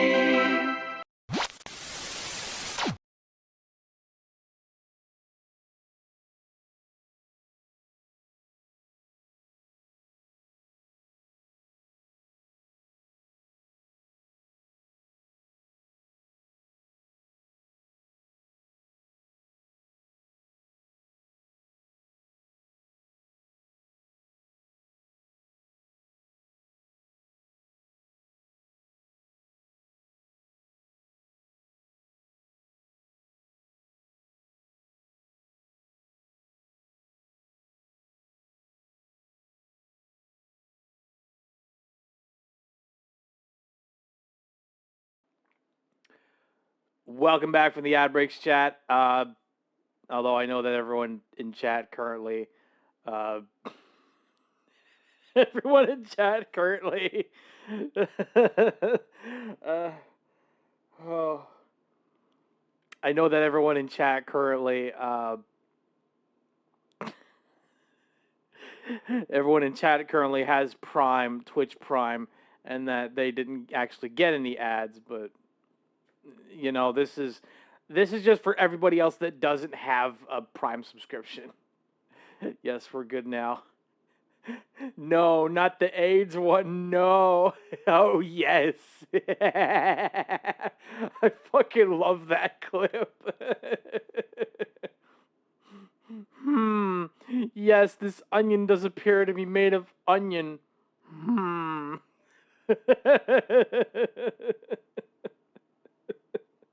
That is such a good.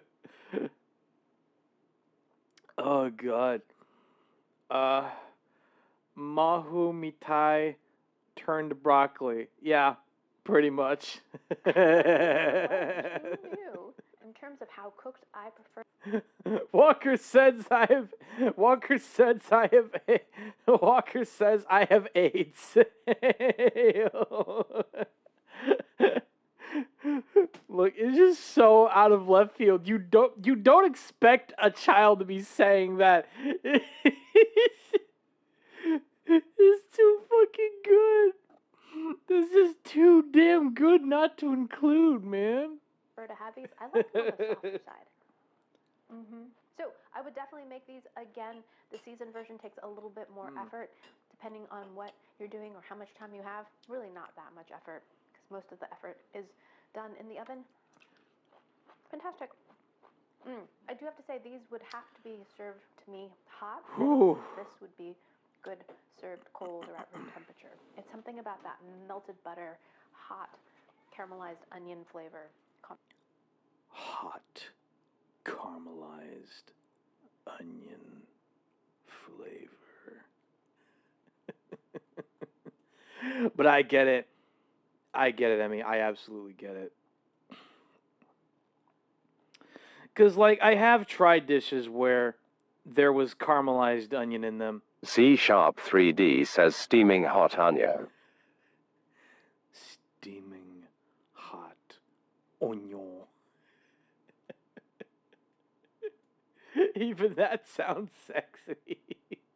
But again, I totally get it. Combination that makes this so utterly delicious. So there you have it. Onion boil or roasted onion. All right, Mellows. Thanks so much for watching. I hope you enjoyed that one. I hope you learned something. Please share this video with your friends. Follow me on social media. Like this video. Subscribe. And I shall see you in the next one. Hell yeah. Take care. Bye. was good. That was a good one. Okay, now we can move right along here to worst PlayStation classic ever by Rerez. Yep. Yeah, we're doing this one. This is a good one. Okay.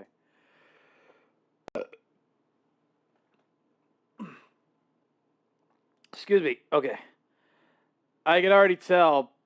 First frame. This is promising. This is promising right here. Something is wrong with this controller. Somebody help! Somebody help! Yep. Creaky.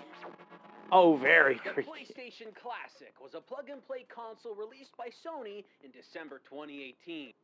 Wait, this came out in 2018? Oh, no. Attempting to mimic Nintendo's very successful line of classic systems. The end result was a crushing disappointment to every person who grew up playing the PlayStation and its classic library of Old. Very. games. In case your memory is foggy, let me remind you how it played out. The design of the console itself was really good, an almost perfect miniature of the original system. I mean, yeah. Yeah, the design of the console itself was really good, and almost yeah, like the console itself looks pretty dang good. Hell, I'd almost want to buy it just for the console. of the original system. But the controllers? Folks, they included a replica of the very first PlayStation controller, and not the one everybody wanted. The one Ooh. Using USB as well, unlike the Hyperscan. Look, you know what? See, I think the fact that this console is using the USB is probably, I'd consider it a plus at least. I don't know. one with the fun little thumbsticks. No, they gave you the OG thumbstickless version. The selection of games was a little confusing and bizarre, like Tom Clancy's Rainbow Six. The PlayStation version is considered the worst release of that classic game. Damn. That's not a good sign.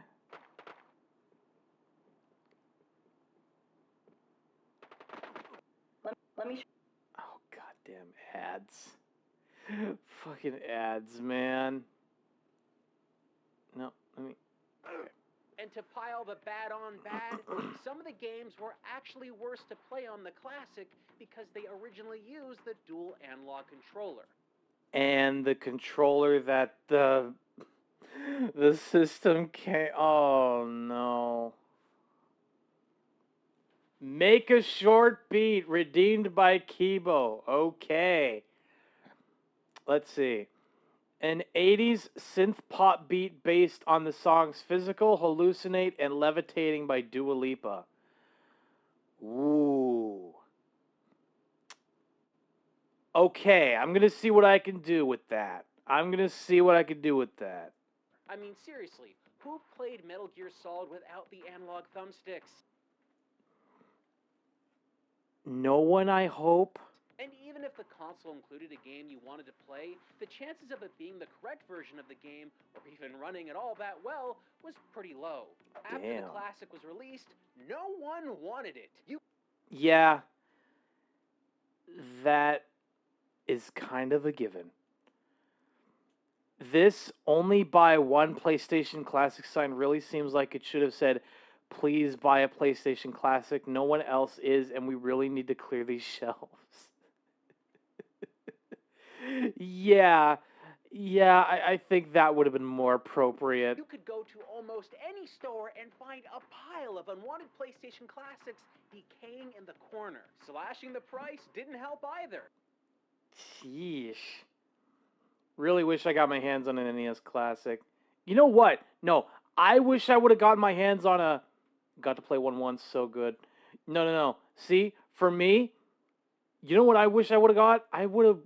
I really wish I would have gotten an SNES Classic. If that one was any good, because like I have a lot more memories with the SNES than I do the NES. I do remember playing like the original Mario Brothers, and The Legend of Zelda 2 on it, a little bit of the first Legend of Zelda as well, but like I've got a lot more memories of playing on the SNES than I do the NES.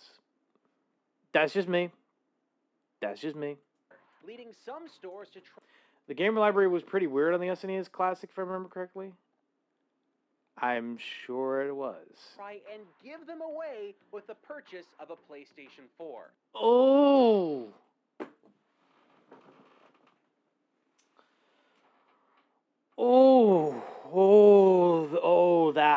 That is rough. That is rough.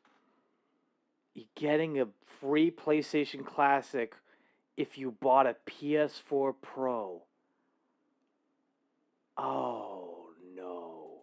The only way they could move these things was to bundle them with consoles gamers actually wanted. And what about the poor fans that pre-ordered this disaster? Well, let's just say the PS Classic looks good on a shelf. Looks good on a shelf. Not as good as a game console. Consensus among gamers when it came to mini consoles was Nintendo does what Sony don't. Yikes. Sony's attempt at a cheap and easy plug-and-play system was such a disappointment that no one in their right mind could dream of attempting to replicate it until today. Meet the P1 Mini game console, the bootleg knockoff PlayStation Classic. Wait. What the fuck? The P1 mini gaming console? No. Oh, no. The PP1 mini. Oh no, this is gonna be a horror. This is gonna be a train wreck.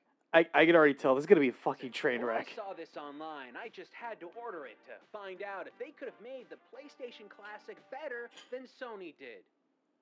Of course they didn't. Yeah, that was kind of obvious.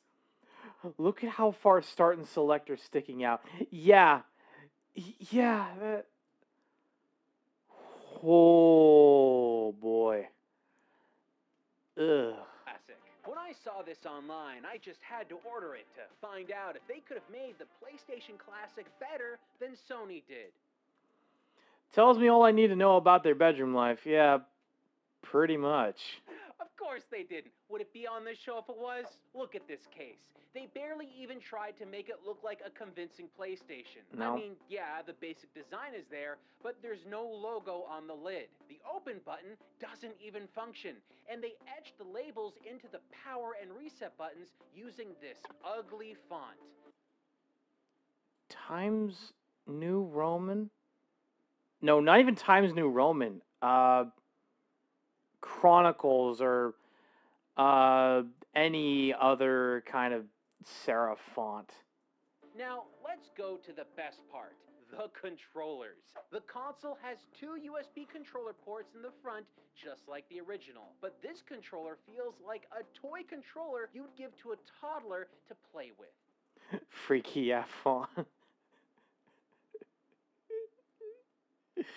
Yep, pretty much. And oh, this is already not looking good. Oh, what is the? Oh no, that is not okay. The seams, yeah, the fucking seams. Good God, man, what the fuck happened at the factory? Oh no. They're smaller than the regular PlayStation controller, and they weigh about as much as a breath mint. Jesus Christ. You know, he's not even forcing it that hard. Yeah, that's the worst part. If you look at the top, they have the molding for the shoulder buttons and triggers, but nothing's there. No. It's smooth! Smooth! But against all odds, they actually got the select and start buttons correct. Right shapes and everything. This totally makes up for the fact that the face buttons all have the tactile feedback of a cup of pudding. Ugh. Oh. Damn, they gave the controller the Ken treatment. Yeah. Good God, man. After reviewing so many of these systems over the years, Over the tears. Wait. Reviewing so many of these systems over the years. That hit different.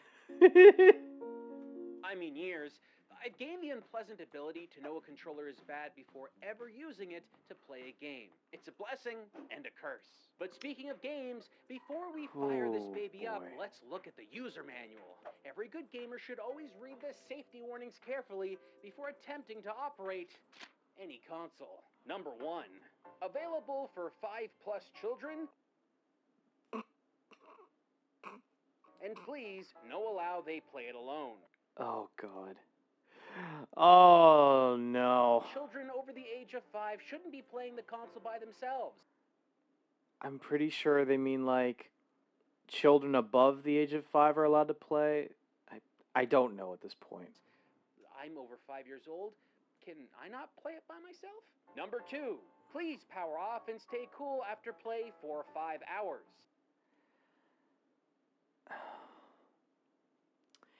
It's the English, man. It's been absolutely butchered. This likely means the console is gonna overheat and melt after playing it too long. More than likely, yeah. That's hot. Number 3, please keep the console from the place extremely cold or... Stay cool? Thanks. Yeah, absolutely. They probably mean the console shouldn't be in a place that's extremely cold or hot, I guess. Wait, overheat and melt, so it's a PS4. Or hot. So, okay, maybe. Don't put it in the oven or the freezer. Gotcha.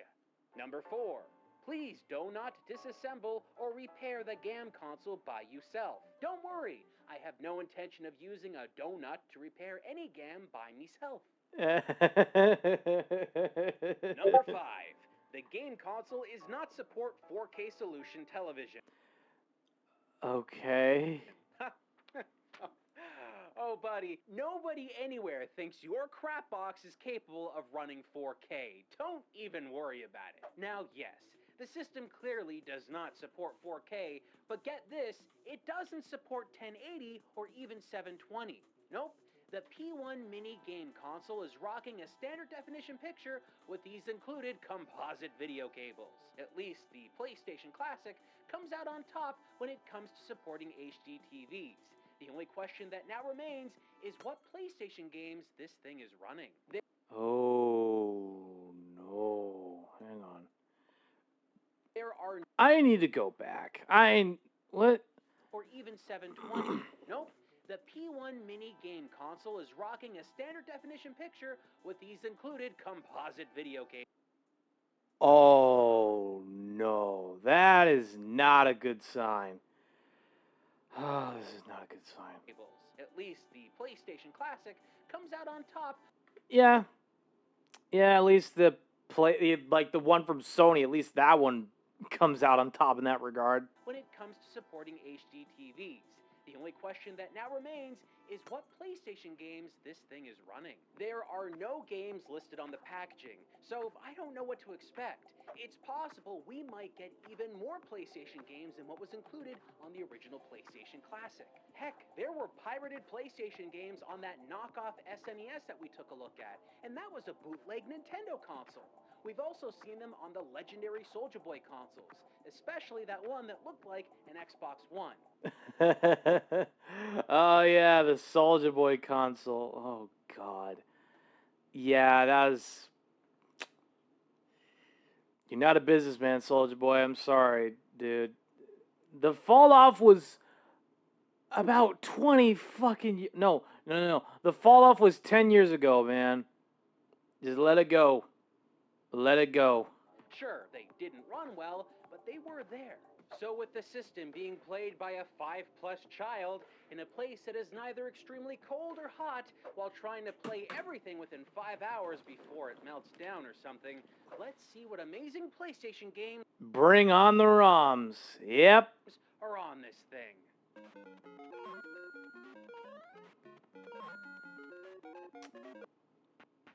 Oh, god damn it. Now let me just skip ad, please. No, let me go back. Something. Let's see what amazing PlayStation games are on this thing. Let's go.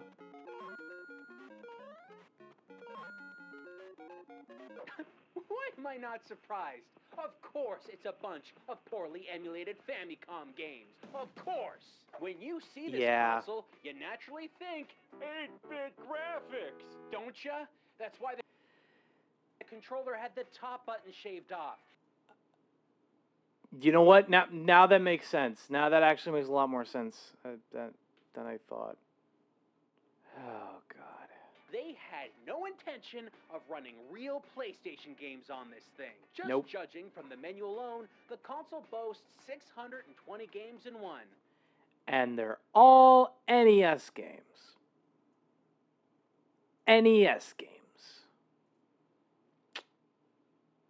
But we know better than that, folks, don't we? So I checked it, and the game list restarts at number 313. There you go. It just duplicates the games from that point forward. So there are only 312 games built. I mean, 312 is still a lot of games, to be fair, but still, why would you lie to people like that? And none of them are worth playing. You don't believe me? Well, let's take a look. Super Contra 6. Any fan of Contra that has a taste for the spread shot knows that the NES didn't get 6 Contra games. But no one told these folks. The game opens up with a player select screen. We get to choose from longtime Contra heroes like John Rambo. Pretty much. 312 is a lot. Content doesn't matter if you don't want it. Yeah, pretty much. And Guile and Ryu from Street Fighter. At least Bill Reiser is here. When the game starts up, it appears to just be a hack of Contra Force, the third Contra game on the NES. I doesn't guess run so. Very well, but why stop at Super Contra 6 when you can have Super Contra 7? It's a sequel to a sequel that doesn't exist. Unlike Super Contra 6, which is a hack of another game, this one is a strange blended hack of multiple games all jumbled together. You might recognize elements of this game, like the background for instance, but it's not from another Contra game. No. Nope. It's from Mighty Final Fight. It's from Final... Oh, no. Oh, boy. It plays super poorly, with broken enemies Yeah. that spawn and run into solid Kind of objects, given. like these guys right here. Bottom line, folks, stick with the real Contra games. You don't want to play these ones. Nope. Let's try something we've actually heard of before. Dr. Mario, made in 1993. Was it Rambo traced for the box art of Contra? Arnie 2. Yeah, they were. They absolutely were. You're right. They were. By Ross. So it's clearly been hacked. Yeah, clearly been hacked. So far, though, this looks just like the real Dr. Mario. The game settings menu and everything else looks fine. Let's just start the level and see what just happened. Why did Mario turn into a weird jumble of letters and symbols? Okay, so Dr. Mario is busted. Let's try something else. Super Chinese, also known as Kung Fu Heroes. Now, what's gone wrong here? The game boots up properly, but then as soon as you go to play it, this happens. We're playing over top of the level start page. The game isn't supposed to look like this. There's supposed to be an actual, level. Here is what the game should actually look like. Right. But here, we've got this crazy mess. Now, I've played this game on another knockoff console, and the audio was broken on that one. But at least the stupid level loaded properly. But now, the entire game is completely broken from start to finish. Bump and jump. Everybody loves a little bump and jump.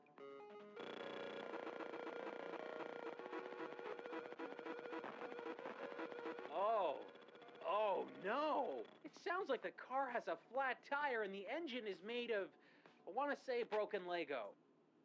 Oh, God.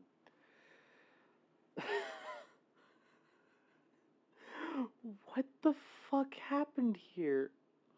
OJ Simulator? I don't know about that one, Chief. I don't know about that one.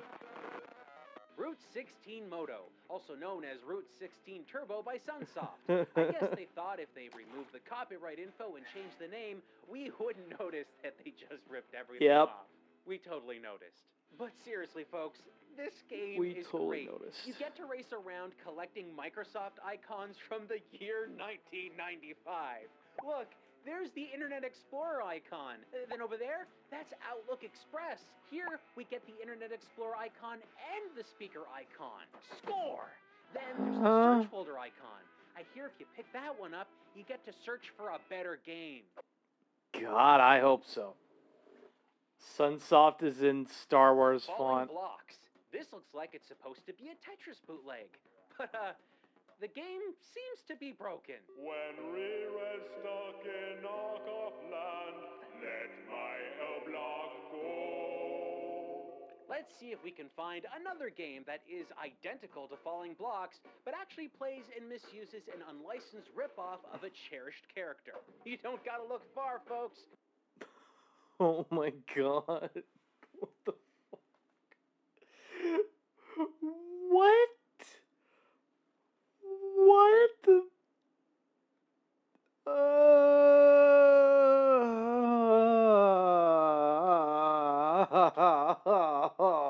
Oh my God. I just don't understand. I'm starting to feel like my brain is fucking broken. Pikachu, also known as Poke Tetris. It's Tetris, but you get to have Pikachu staring at you the whole time. They put him in Ash's red cap, probably to avoid any copyright infringement. Probably, yeah. That's not Pikachu. He's totally wearing a red hat, as you can tell. Totally a different character, legally. Pikachu Celebration when you clear a line is a welcome addition, but this display when you pass a stage is very much unwanted. Anybody want to party?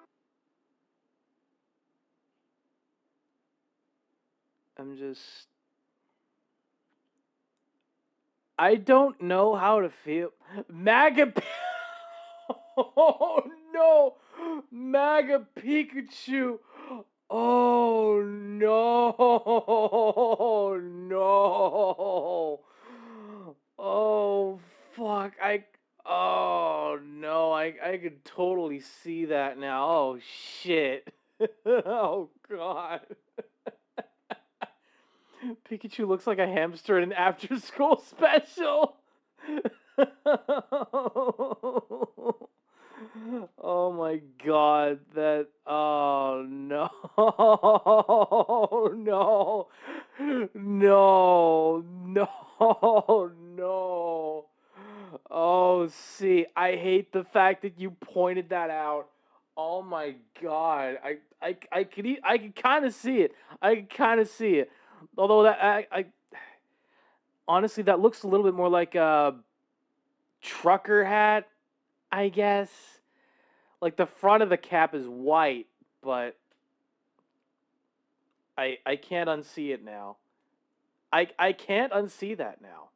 Pikachu Celebration Oh my when you god. clear a line is a welcome addition, but this display when you pass a stage is very much unwanted. Yeah, Anybody very want to unwanted. party? And if you want someone to never speak to you again, you can plug in another controller and Jigglypuff can join the party.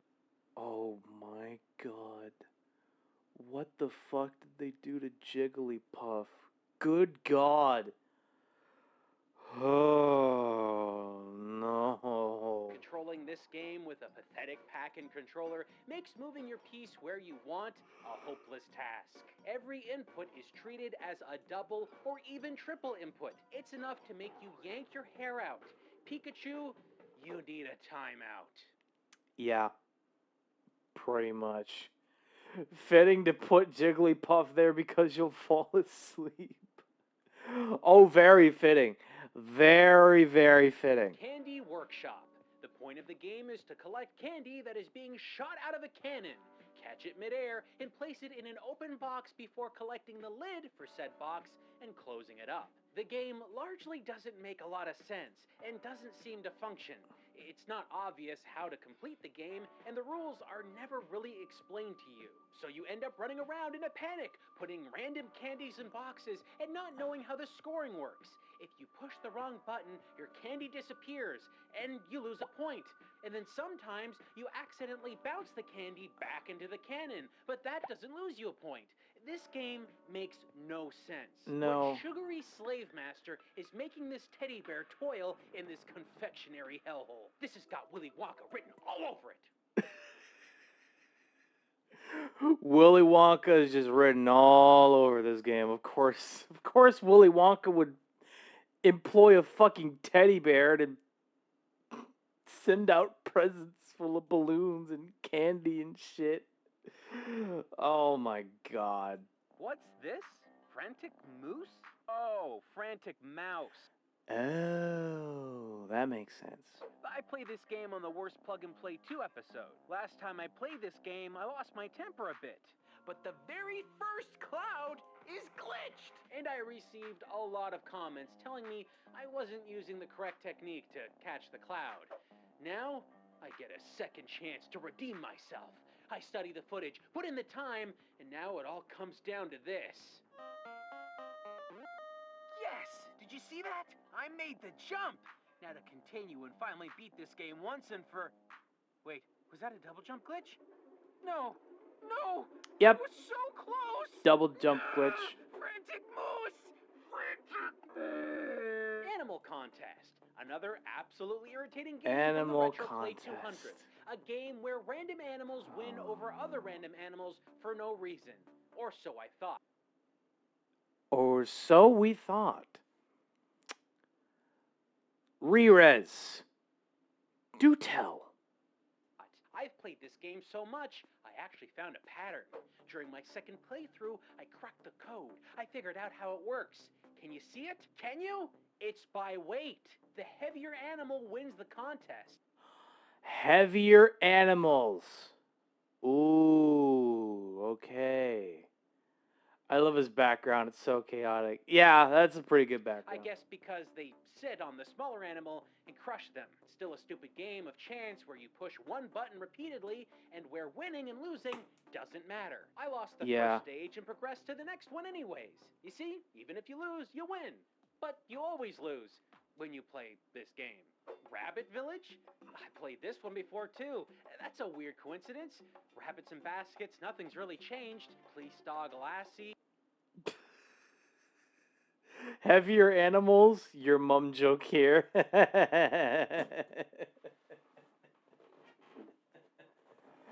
Easy. Easy. Also, look at this.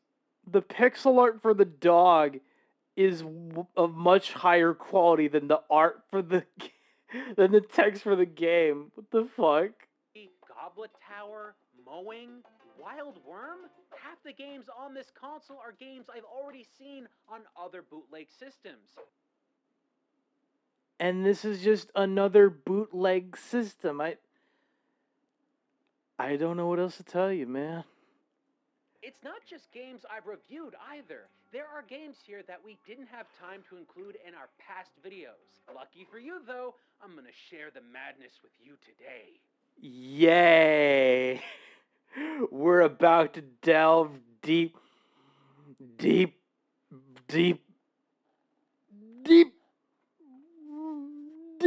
the rabbit hole of madness. Let's fucking go!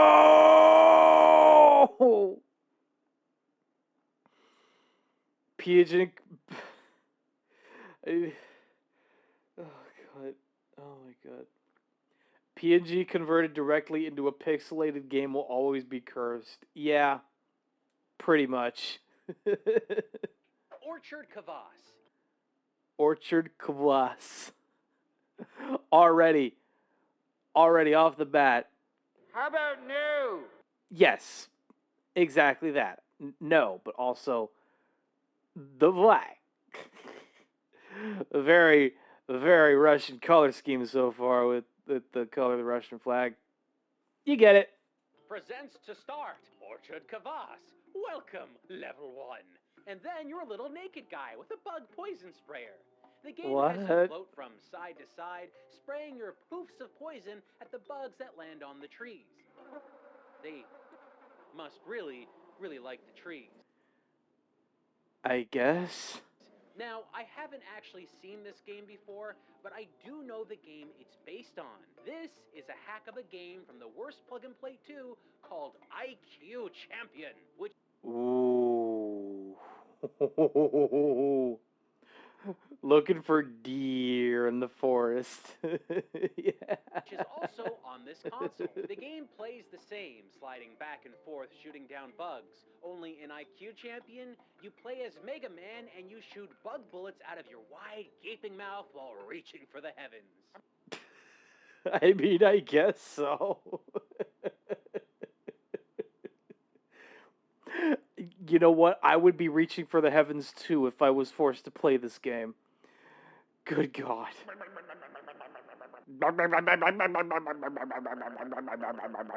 game, which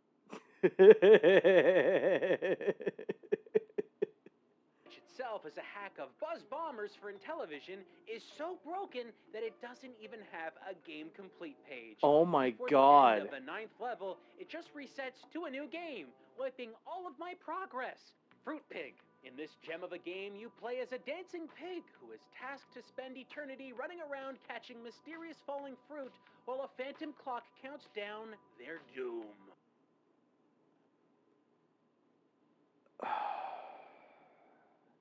I can't. At the beginning of each stage, you're told how much fruit to collect with the same infographic. Fruit Pig? Oh yeah, I'm the main character. It's too funny. I need to collect greater than 11 lemons, strawberries, and apples? What's with this greater than crap? If I need 11, just say I need 11. Yeah. This is needlessly complicated. The game just keeps going, and the level never changes. Each stage increases the required fruit collected and gives you a bit more time to do it in. But what makes it infuriating is that the pig walks so slowly. You might need a specific fruit and you may see one falling, but should you go try and catch it? No, not if it's on the other side of the screen, because you'll never get there in time. That is just cruel. I mean, the very least you could do was make the fruit pig, like, run faster. Good God, man. This is one of the most pointless games I've ever seen, unless you have a thing for dancing pigs, of course. And if you do, this is your lucky day. And by the way, since when do strawberries fall from trees? Aladdin 3. This beauty is a hack of an unlicensed Famicom game called Magic Carpet 1001. I've never had the pleasure to play that particular waste of time, but apparently in this hacked version, you fly slower. Oh no. How is it that hacked versions of other games turn out worse? What the fuck? Oh God. Oh no. Now it's not going to be any good. This game first appeared on the Cool Baby 601, and I thought it was gonna stay there. What you have here is a shmup with tons of enemies flying at you with bizarre and nonsensical patterns that rarely duplicate and are impossible to follow. Yeah. You'll see enemies like these hooded goons riding on rockets. Now, you might be asking yourself, was there actually rocket technology in the Arabian Nights tales? Of course not. But don't worry about that now. Things are about to get much worse. I'm sure they are. Made a game like this in high school. I made it so that if you saw the fruit pig, you moved just barely fast enough to get to the other side. Oh God. Oh no. Was it any fun? That's all I'm gonna ask, see. Was it any fun at all? Soon there will be a torrential storm of bullets flying at you from all directions, and Aladdin's speed is far too slow to avoid them. No, you don't understand. You might be right about that, but still. Some enemies take multiple hits to die, and others are easier, but it doesn't matter. Your fire rate is so slow that it will be an impossible challenge to take out any enemy before they take you out of the skies. Oh my also, God. you can't accurately fly your carpet and fire arrows at the same time. Every time I tried to move around while firing, my controls would lock up. The character moved just fast enough to allow you to catch a fruit that drops on the other side. Just fast enough? Oh no. But if you do manage... Oh, see, you're evil for that. You're fucking evil for that, man. to eliminate enough enemies, you might get a power-up. These can increase your speed, or make you fire faster, or give you a shield. But there's no rhyme or reason to how you find them. And when you do manage to achieve the impossible and find them, you won't be able to pick them up because the hitboxes on everything in this game, including the power-ups, are so broken. But if you prove yourself to be worthy, you will get to boss fights pulled straight from Aladdin's adventures. I'm sure you will. I just mean that it's a lot better than not being able to reach them. Yeah, I guess so, but still. Characters like the witch on a broom. Like the witch on a fucking broomstick. Or an alligator flying in a pot shooting fireballs at you. You know, all the classics. The witch takes forever to beat due to the slow shooting speed. You can be here forever. But this stupid gator is a different story. Even with the speed power up, you will not fly fast enough to avoid this fiery attack. Maybe, just maybe, if this was playing with real hardware, you might have a chance of beating it. But with this poor emulation and garbage controller, I could not get past the second level. So I had to pull the game from the console and play it on more efficient hardware. And to my horror, I discovered that after defeating the third boss, a flying skull thing, Aladdin gets warped into space.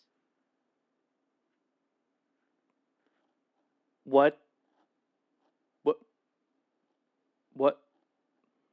How the fuck did we go from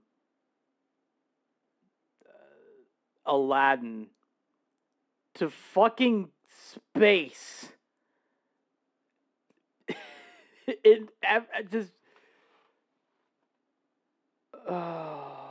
Instantly gaining the ability to breathe in a vacuum while flying past planets with his magic carpet waving in the wind that doesn't exist outside Earth's atmosphere.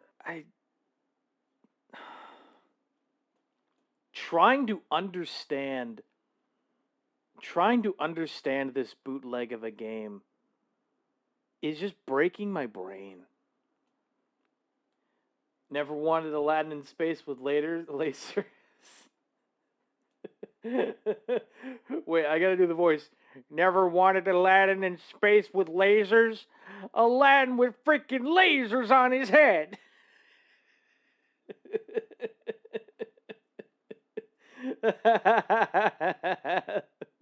There you go. So what final boss awaits him on this last stage? Disney's Jafar? An evil genie? Nope.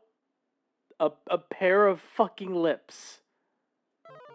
What even is that? Is that a giant floating mouth? You didn't read the fairy tales before making this game, did you? Or you know what? My bad. I must have forgot that one tale of Arabian Nights where Aladdin fought the nightmare space mouth. Now that we've seen what the P1 minigame console has to offer, we have to ask how... Dairy Queen.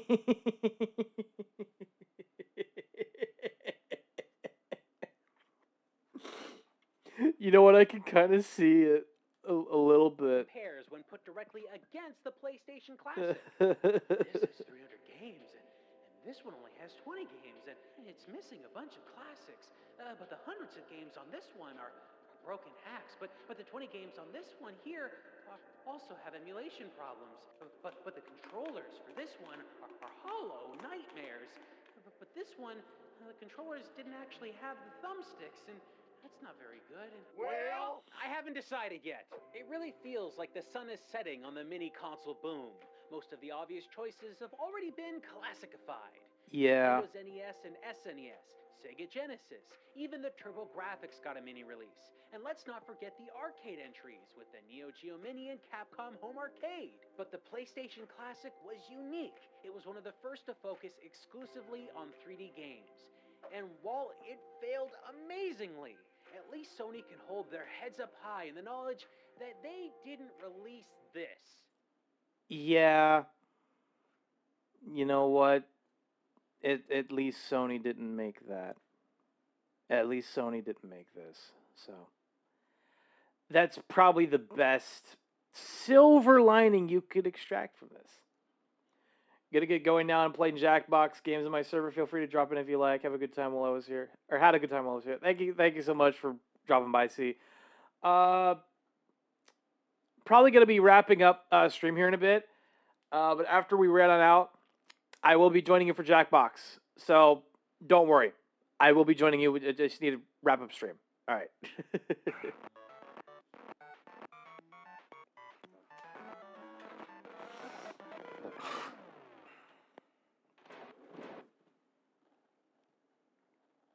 Oh, for the love of God. Stop it with these ads, man. It's always pretty dang frustrating just seeing ads every single time.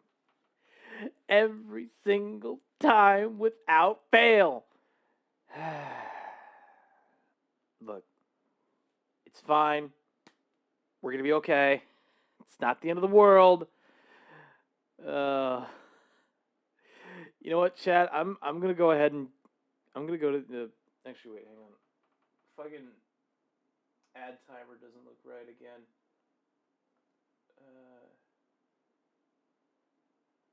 About there. There we go. We're good. I'll be right back. I just need to use the restroom. Give me a sec. Do not be alarmed.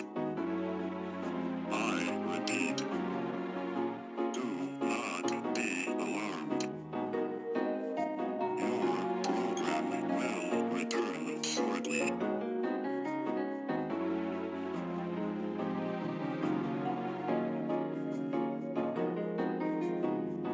Please give me your Prime subscription.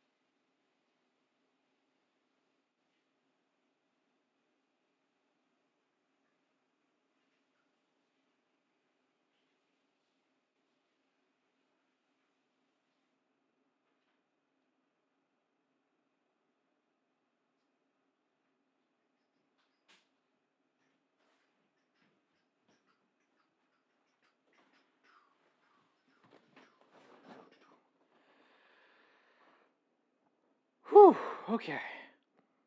I have returned. Let's see here. Not sure to raid 2 as all the ones I would have suggested are not online. Oh, that's a shame. Okay. I'm going to look for myself just to see if there's anyone just to see if there's anyone we could potentially raid out to.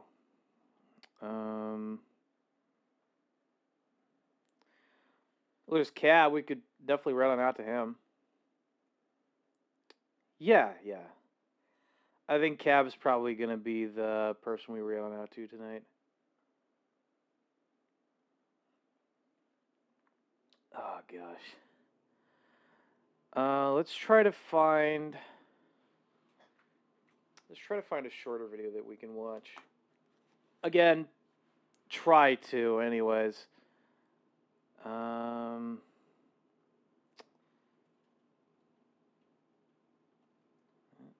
Slayer. This has got to be. Oh, wait a minute. Wait.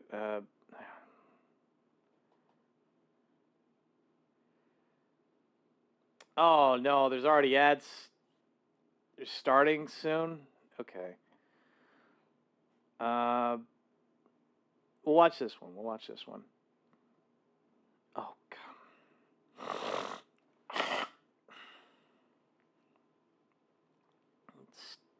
Ads. Stop it. Stop it. That's enough. That's enough. Okay. Oh fuck, I muted the... Okay. If you are not ready, get ready. Okay. I mean, I'm ready now. Does that count?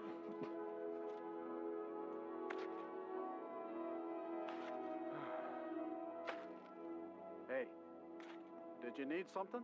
You're creeping me the fuck out. You're creeping me the fuck out. What? Oh god. Oh no. You know what? That would kind of creep me out too. No. You insult my daughter. What? A talking troll? Guard! Help me! Help me! Huh? Oh, fine day, Chester. Hello. The guard knows who the troll is. What? Your name's Chester too? Enough. I am Chester of Chester's Deep Sweet Hollow. What? Deep Sweet Hollow? What? I never seen that before, but it is here on the map. Definitely no AI or Photoshop used here. Fair enough. Okay, well, I also am Chester of here. You mock my kin. Look, it's just me here in this hole. She's never seen a hoe worked so fierce. Look, I ain't trying to be rude, but she looks like something I'd have to fight in a dungeon, and not even a regular dungeon. One of the cursed ones. Oh god. See the ring? She's a child. Dad. Yes, my sweet roll. Punish him! You know, no. Go back. That's my sweet roll. Punish him! That would definitely freak out. That would creep me out, yeah. Yeah, they're both running from that. There's a tale of Yes! in the mountains shade of a demon girl that the heavens forbade. Unnecessary apostrophe, but that's okay. Her eyes like fire. Another unnecessary apostrophe. It's fine. It's fine. Her hair like coal, born of a troll with an unholy soul. Oh god!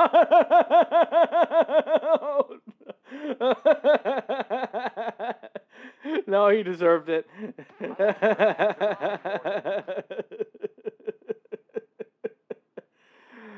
Oh man, Manslayer's fucking classic. I'm always gonna love his work. I'm always gonna love his work, man. Rest in peace, Chester of here. Yes, my sweet roll.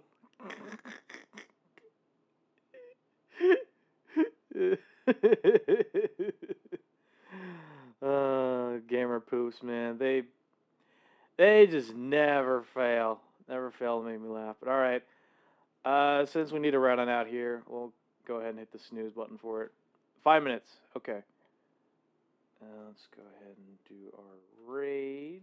Cavitex 47. Oh, hang on. Hang on, I need. Or was it Cavs? I already hit the snooze button. What? It hasn't even been 5 minutes. Cab 47. Oh, no, I fucked it up. Raid Cab 47 attacks. I butchered it. That's my bad. Snooze again. Oh my god. Okay. Whew. Okay, dismiss. It's no problem, Kibo. I'm glad to have done the stream. And there's your raid message chat provided by Kibo. I'll go ahead and copy that just to make sure.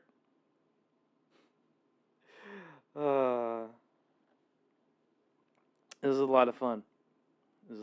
Being able to, like, I think the way that I'm sort of switching between watching a video Kibo suggested and the video C suggested and then a video that maybe I would want to watch. I think that's a good dynamic of, like, going between different people and, you know, seeing which videos each person would want to watch and watching them.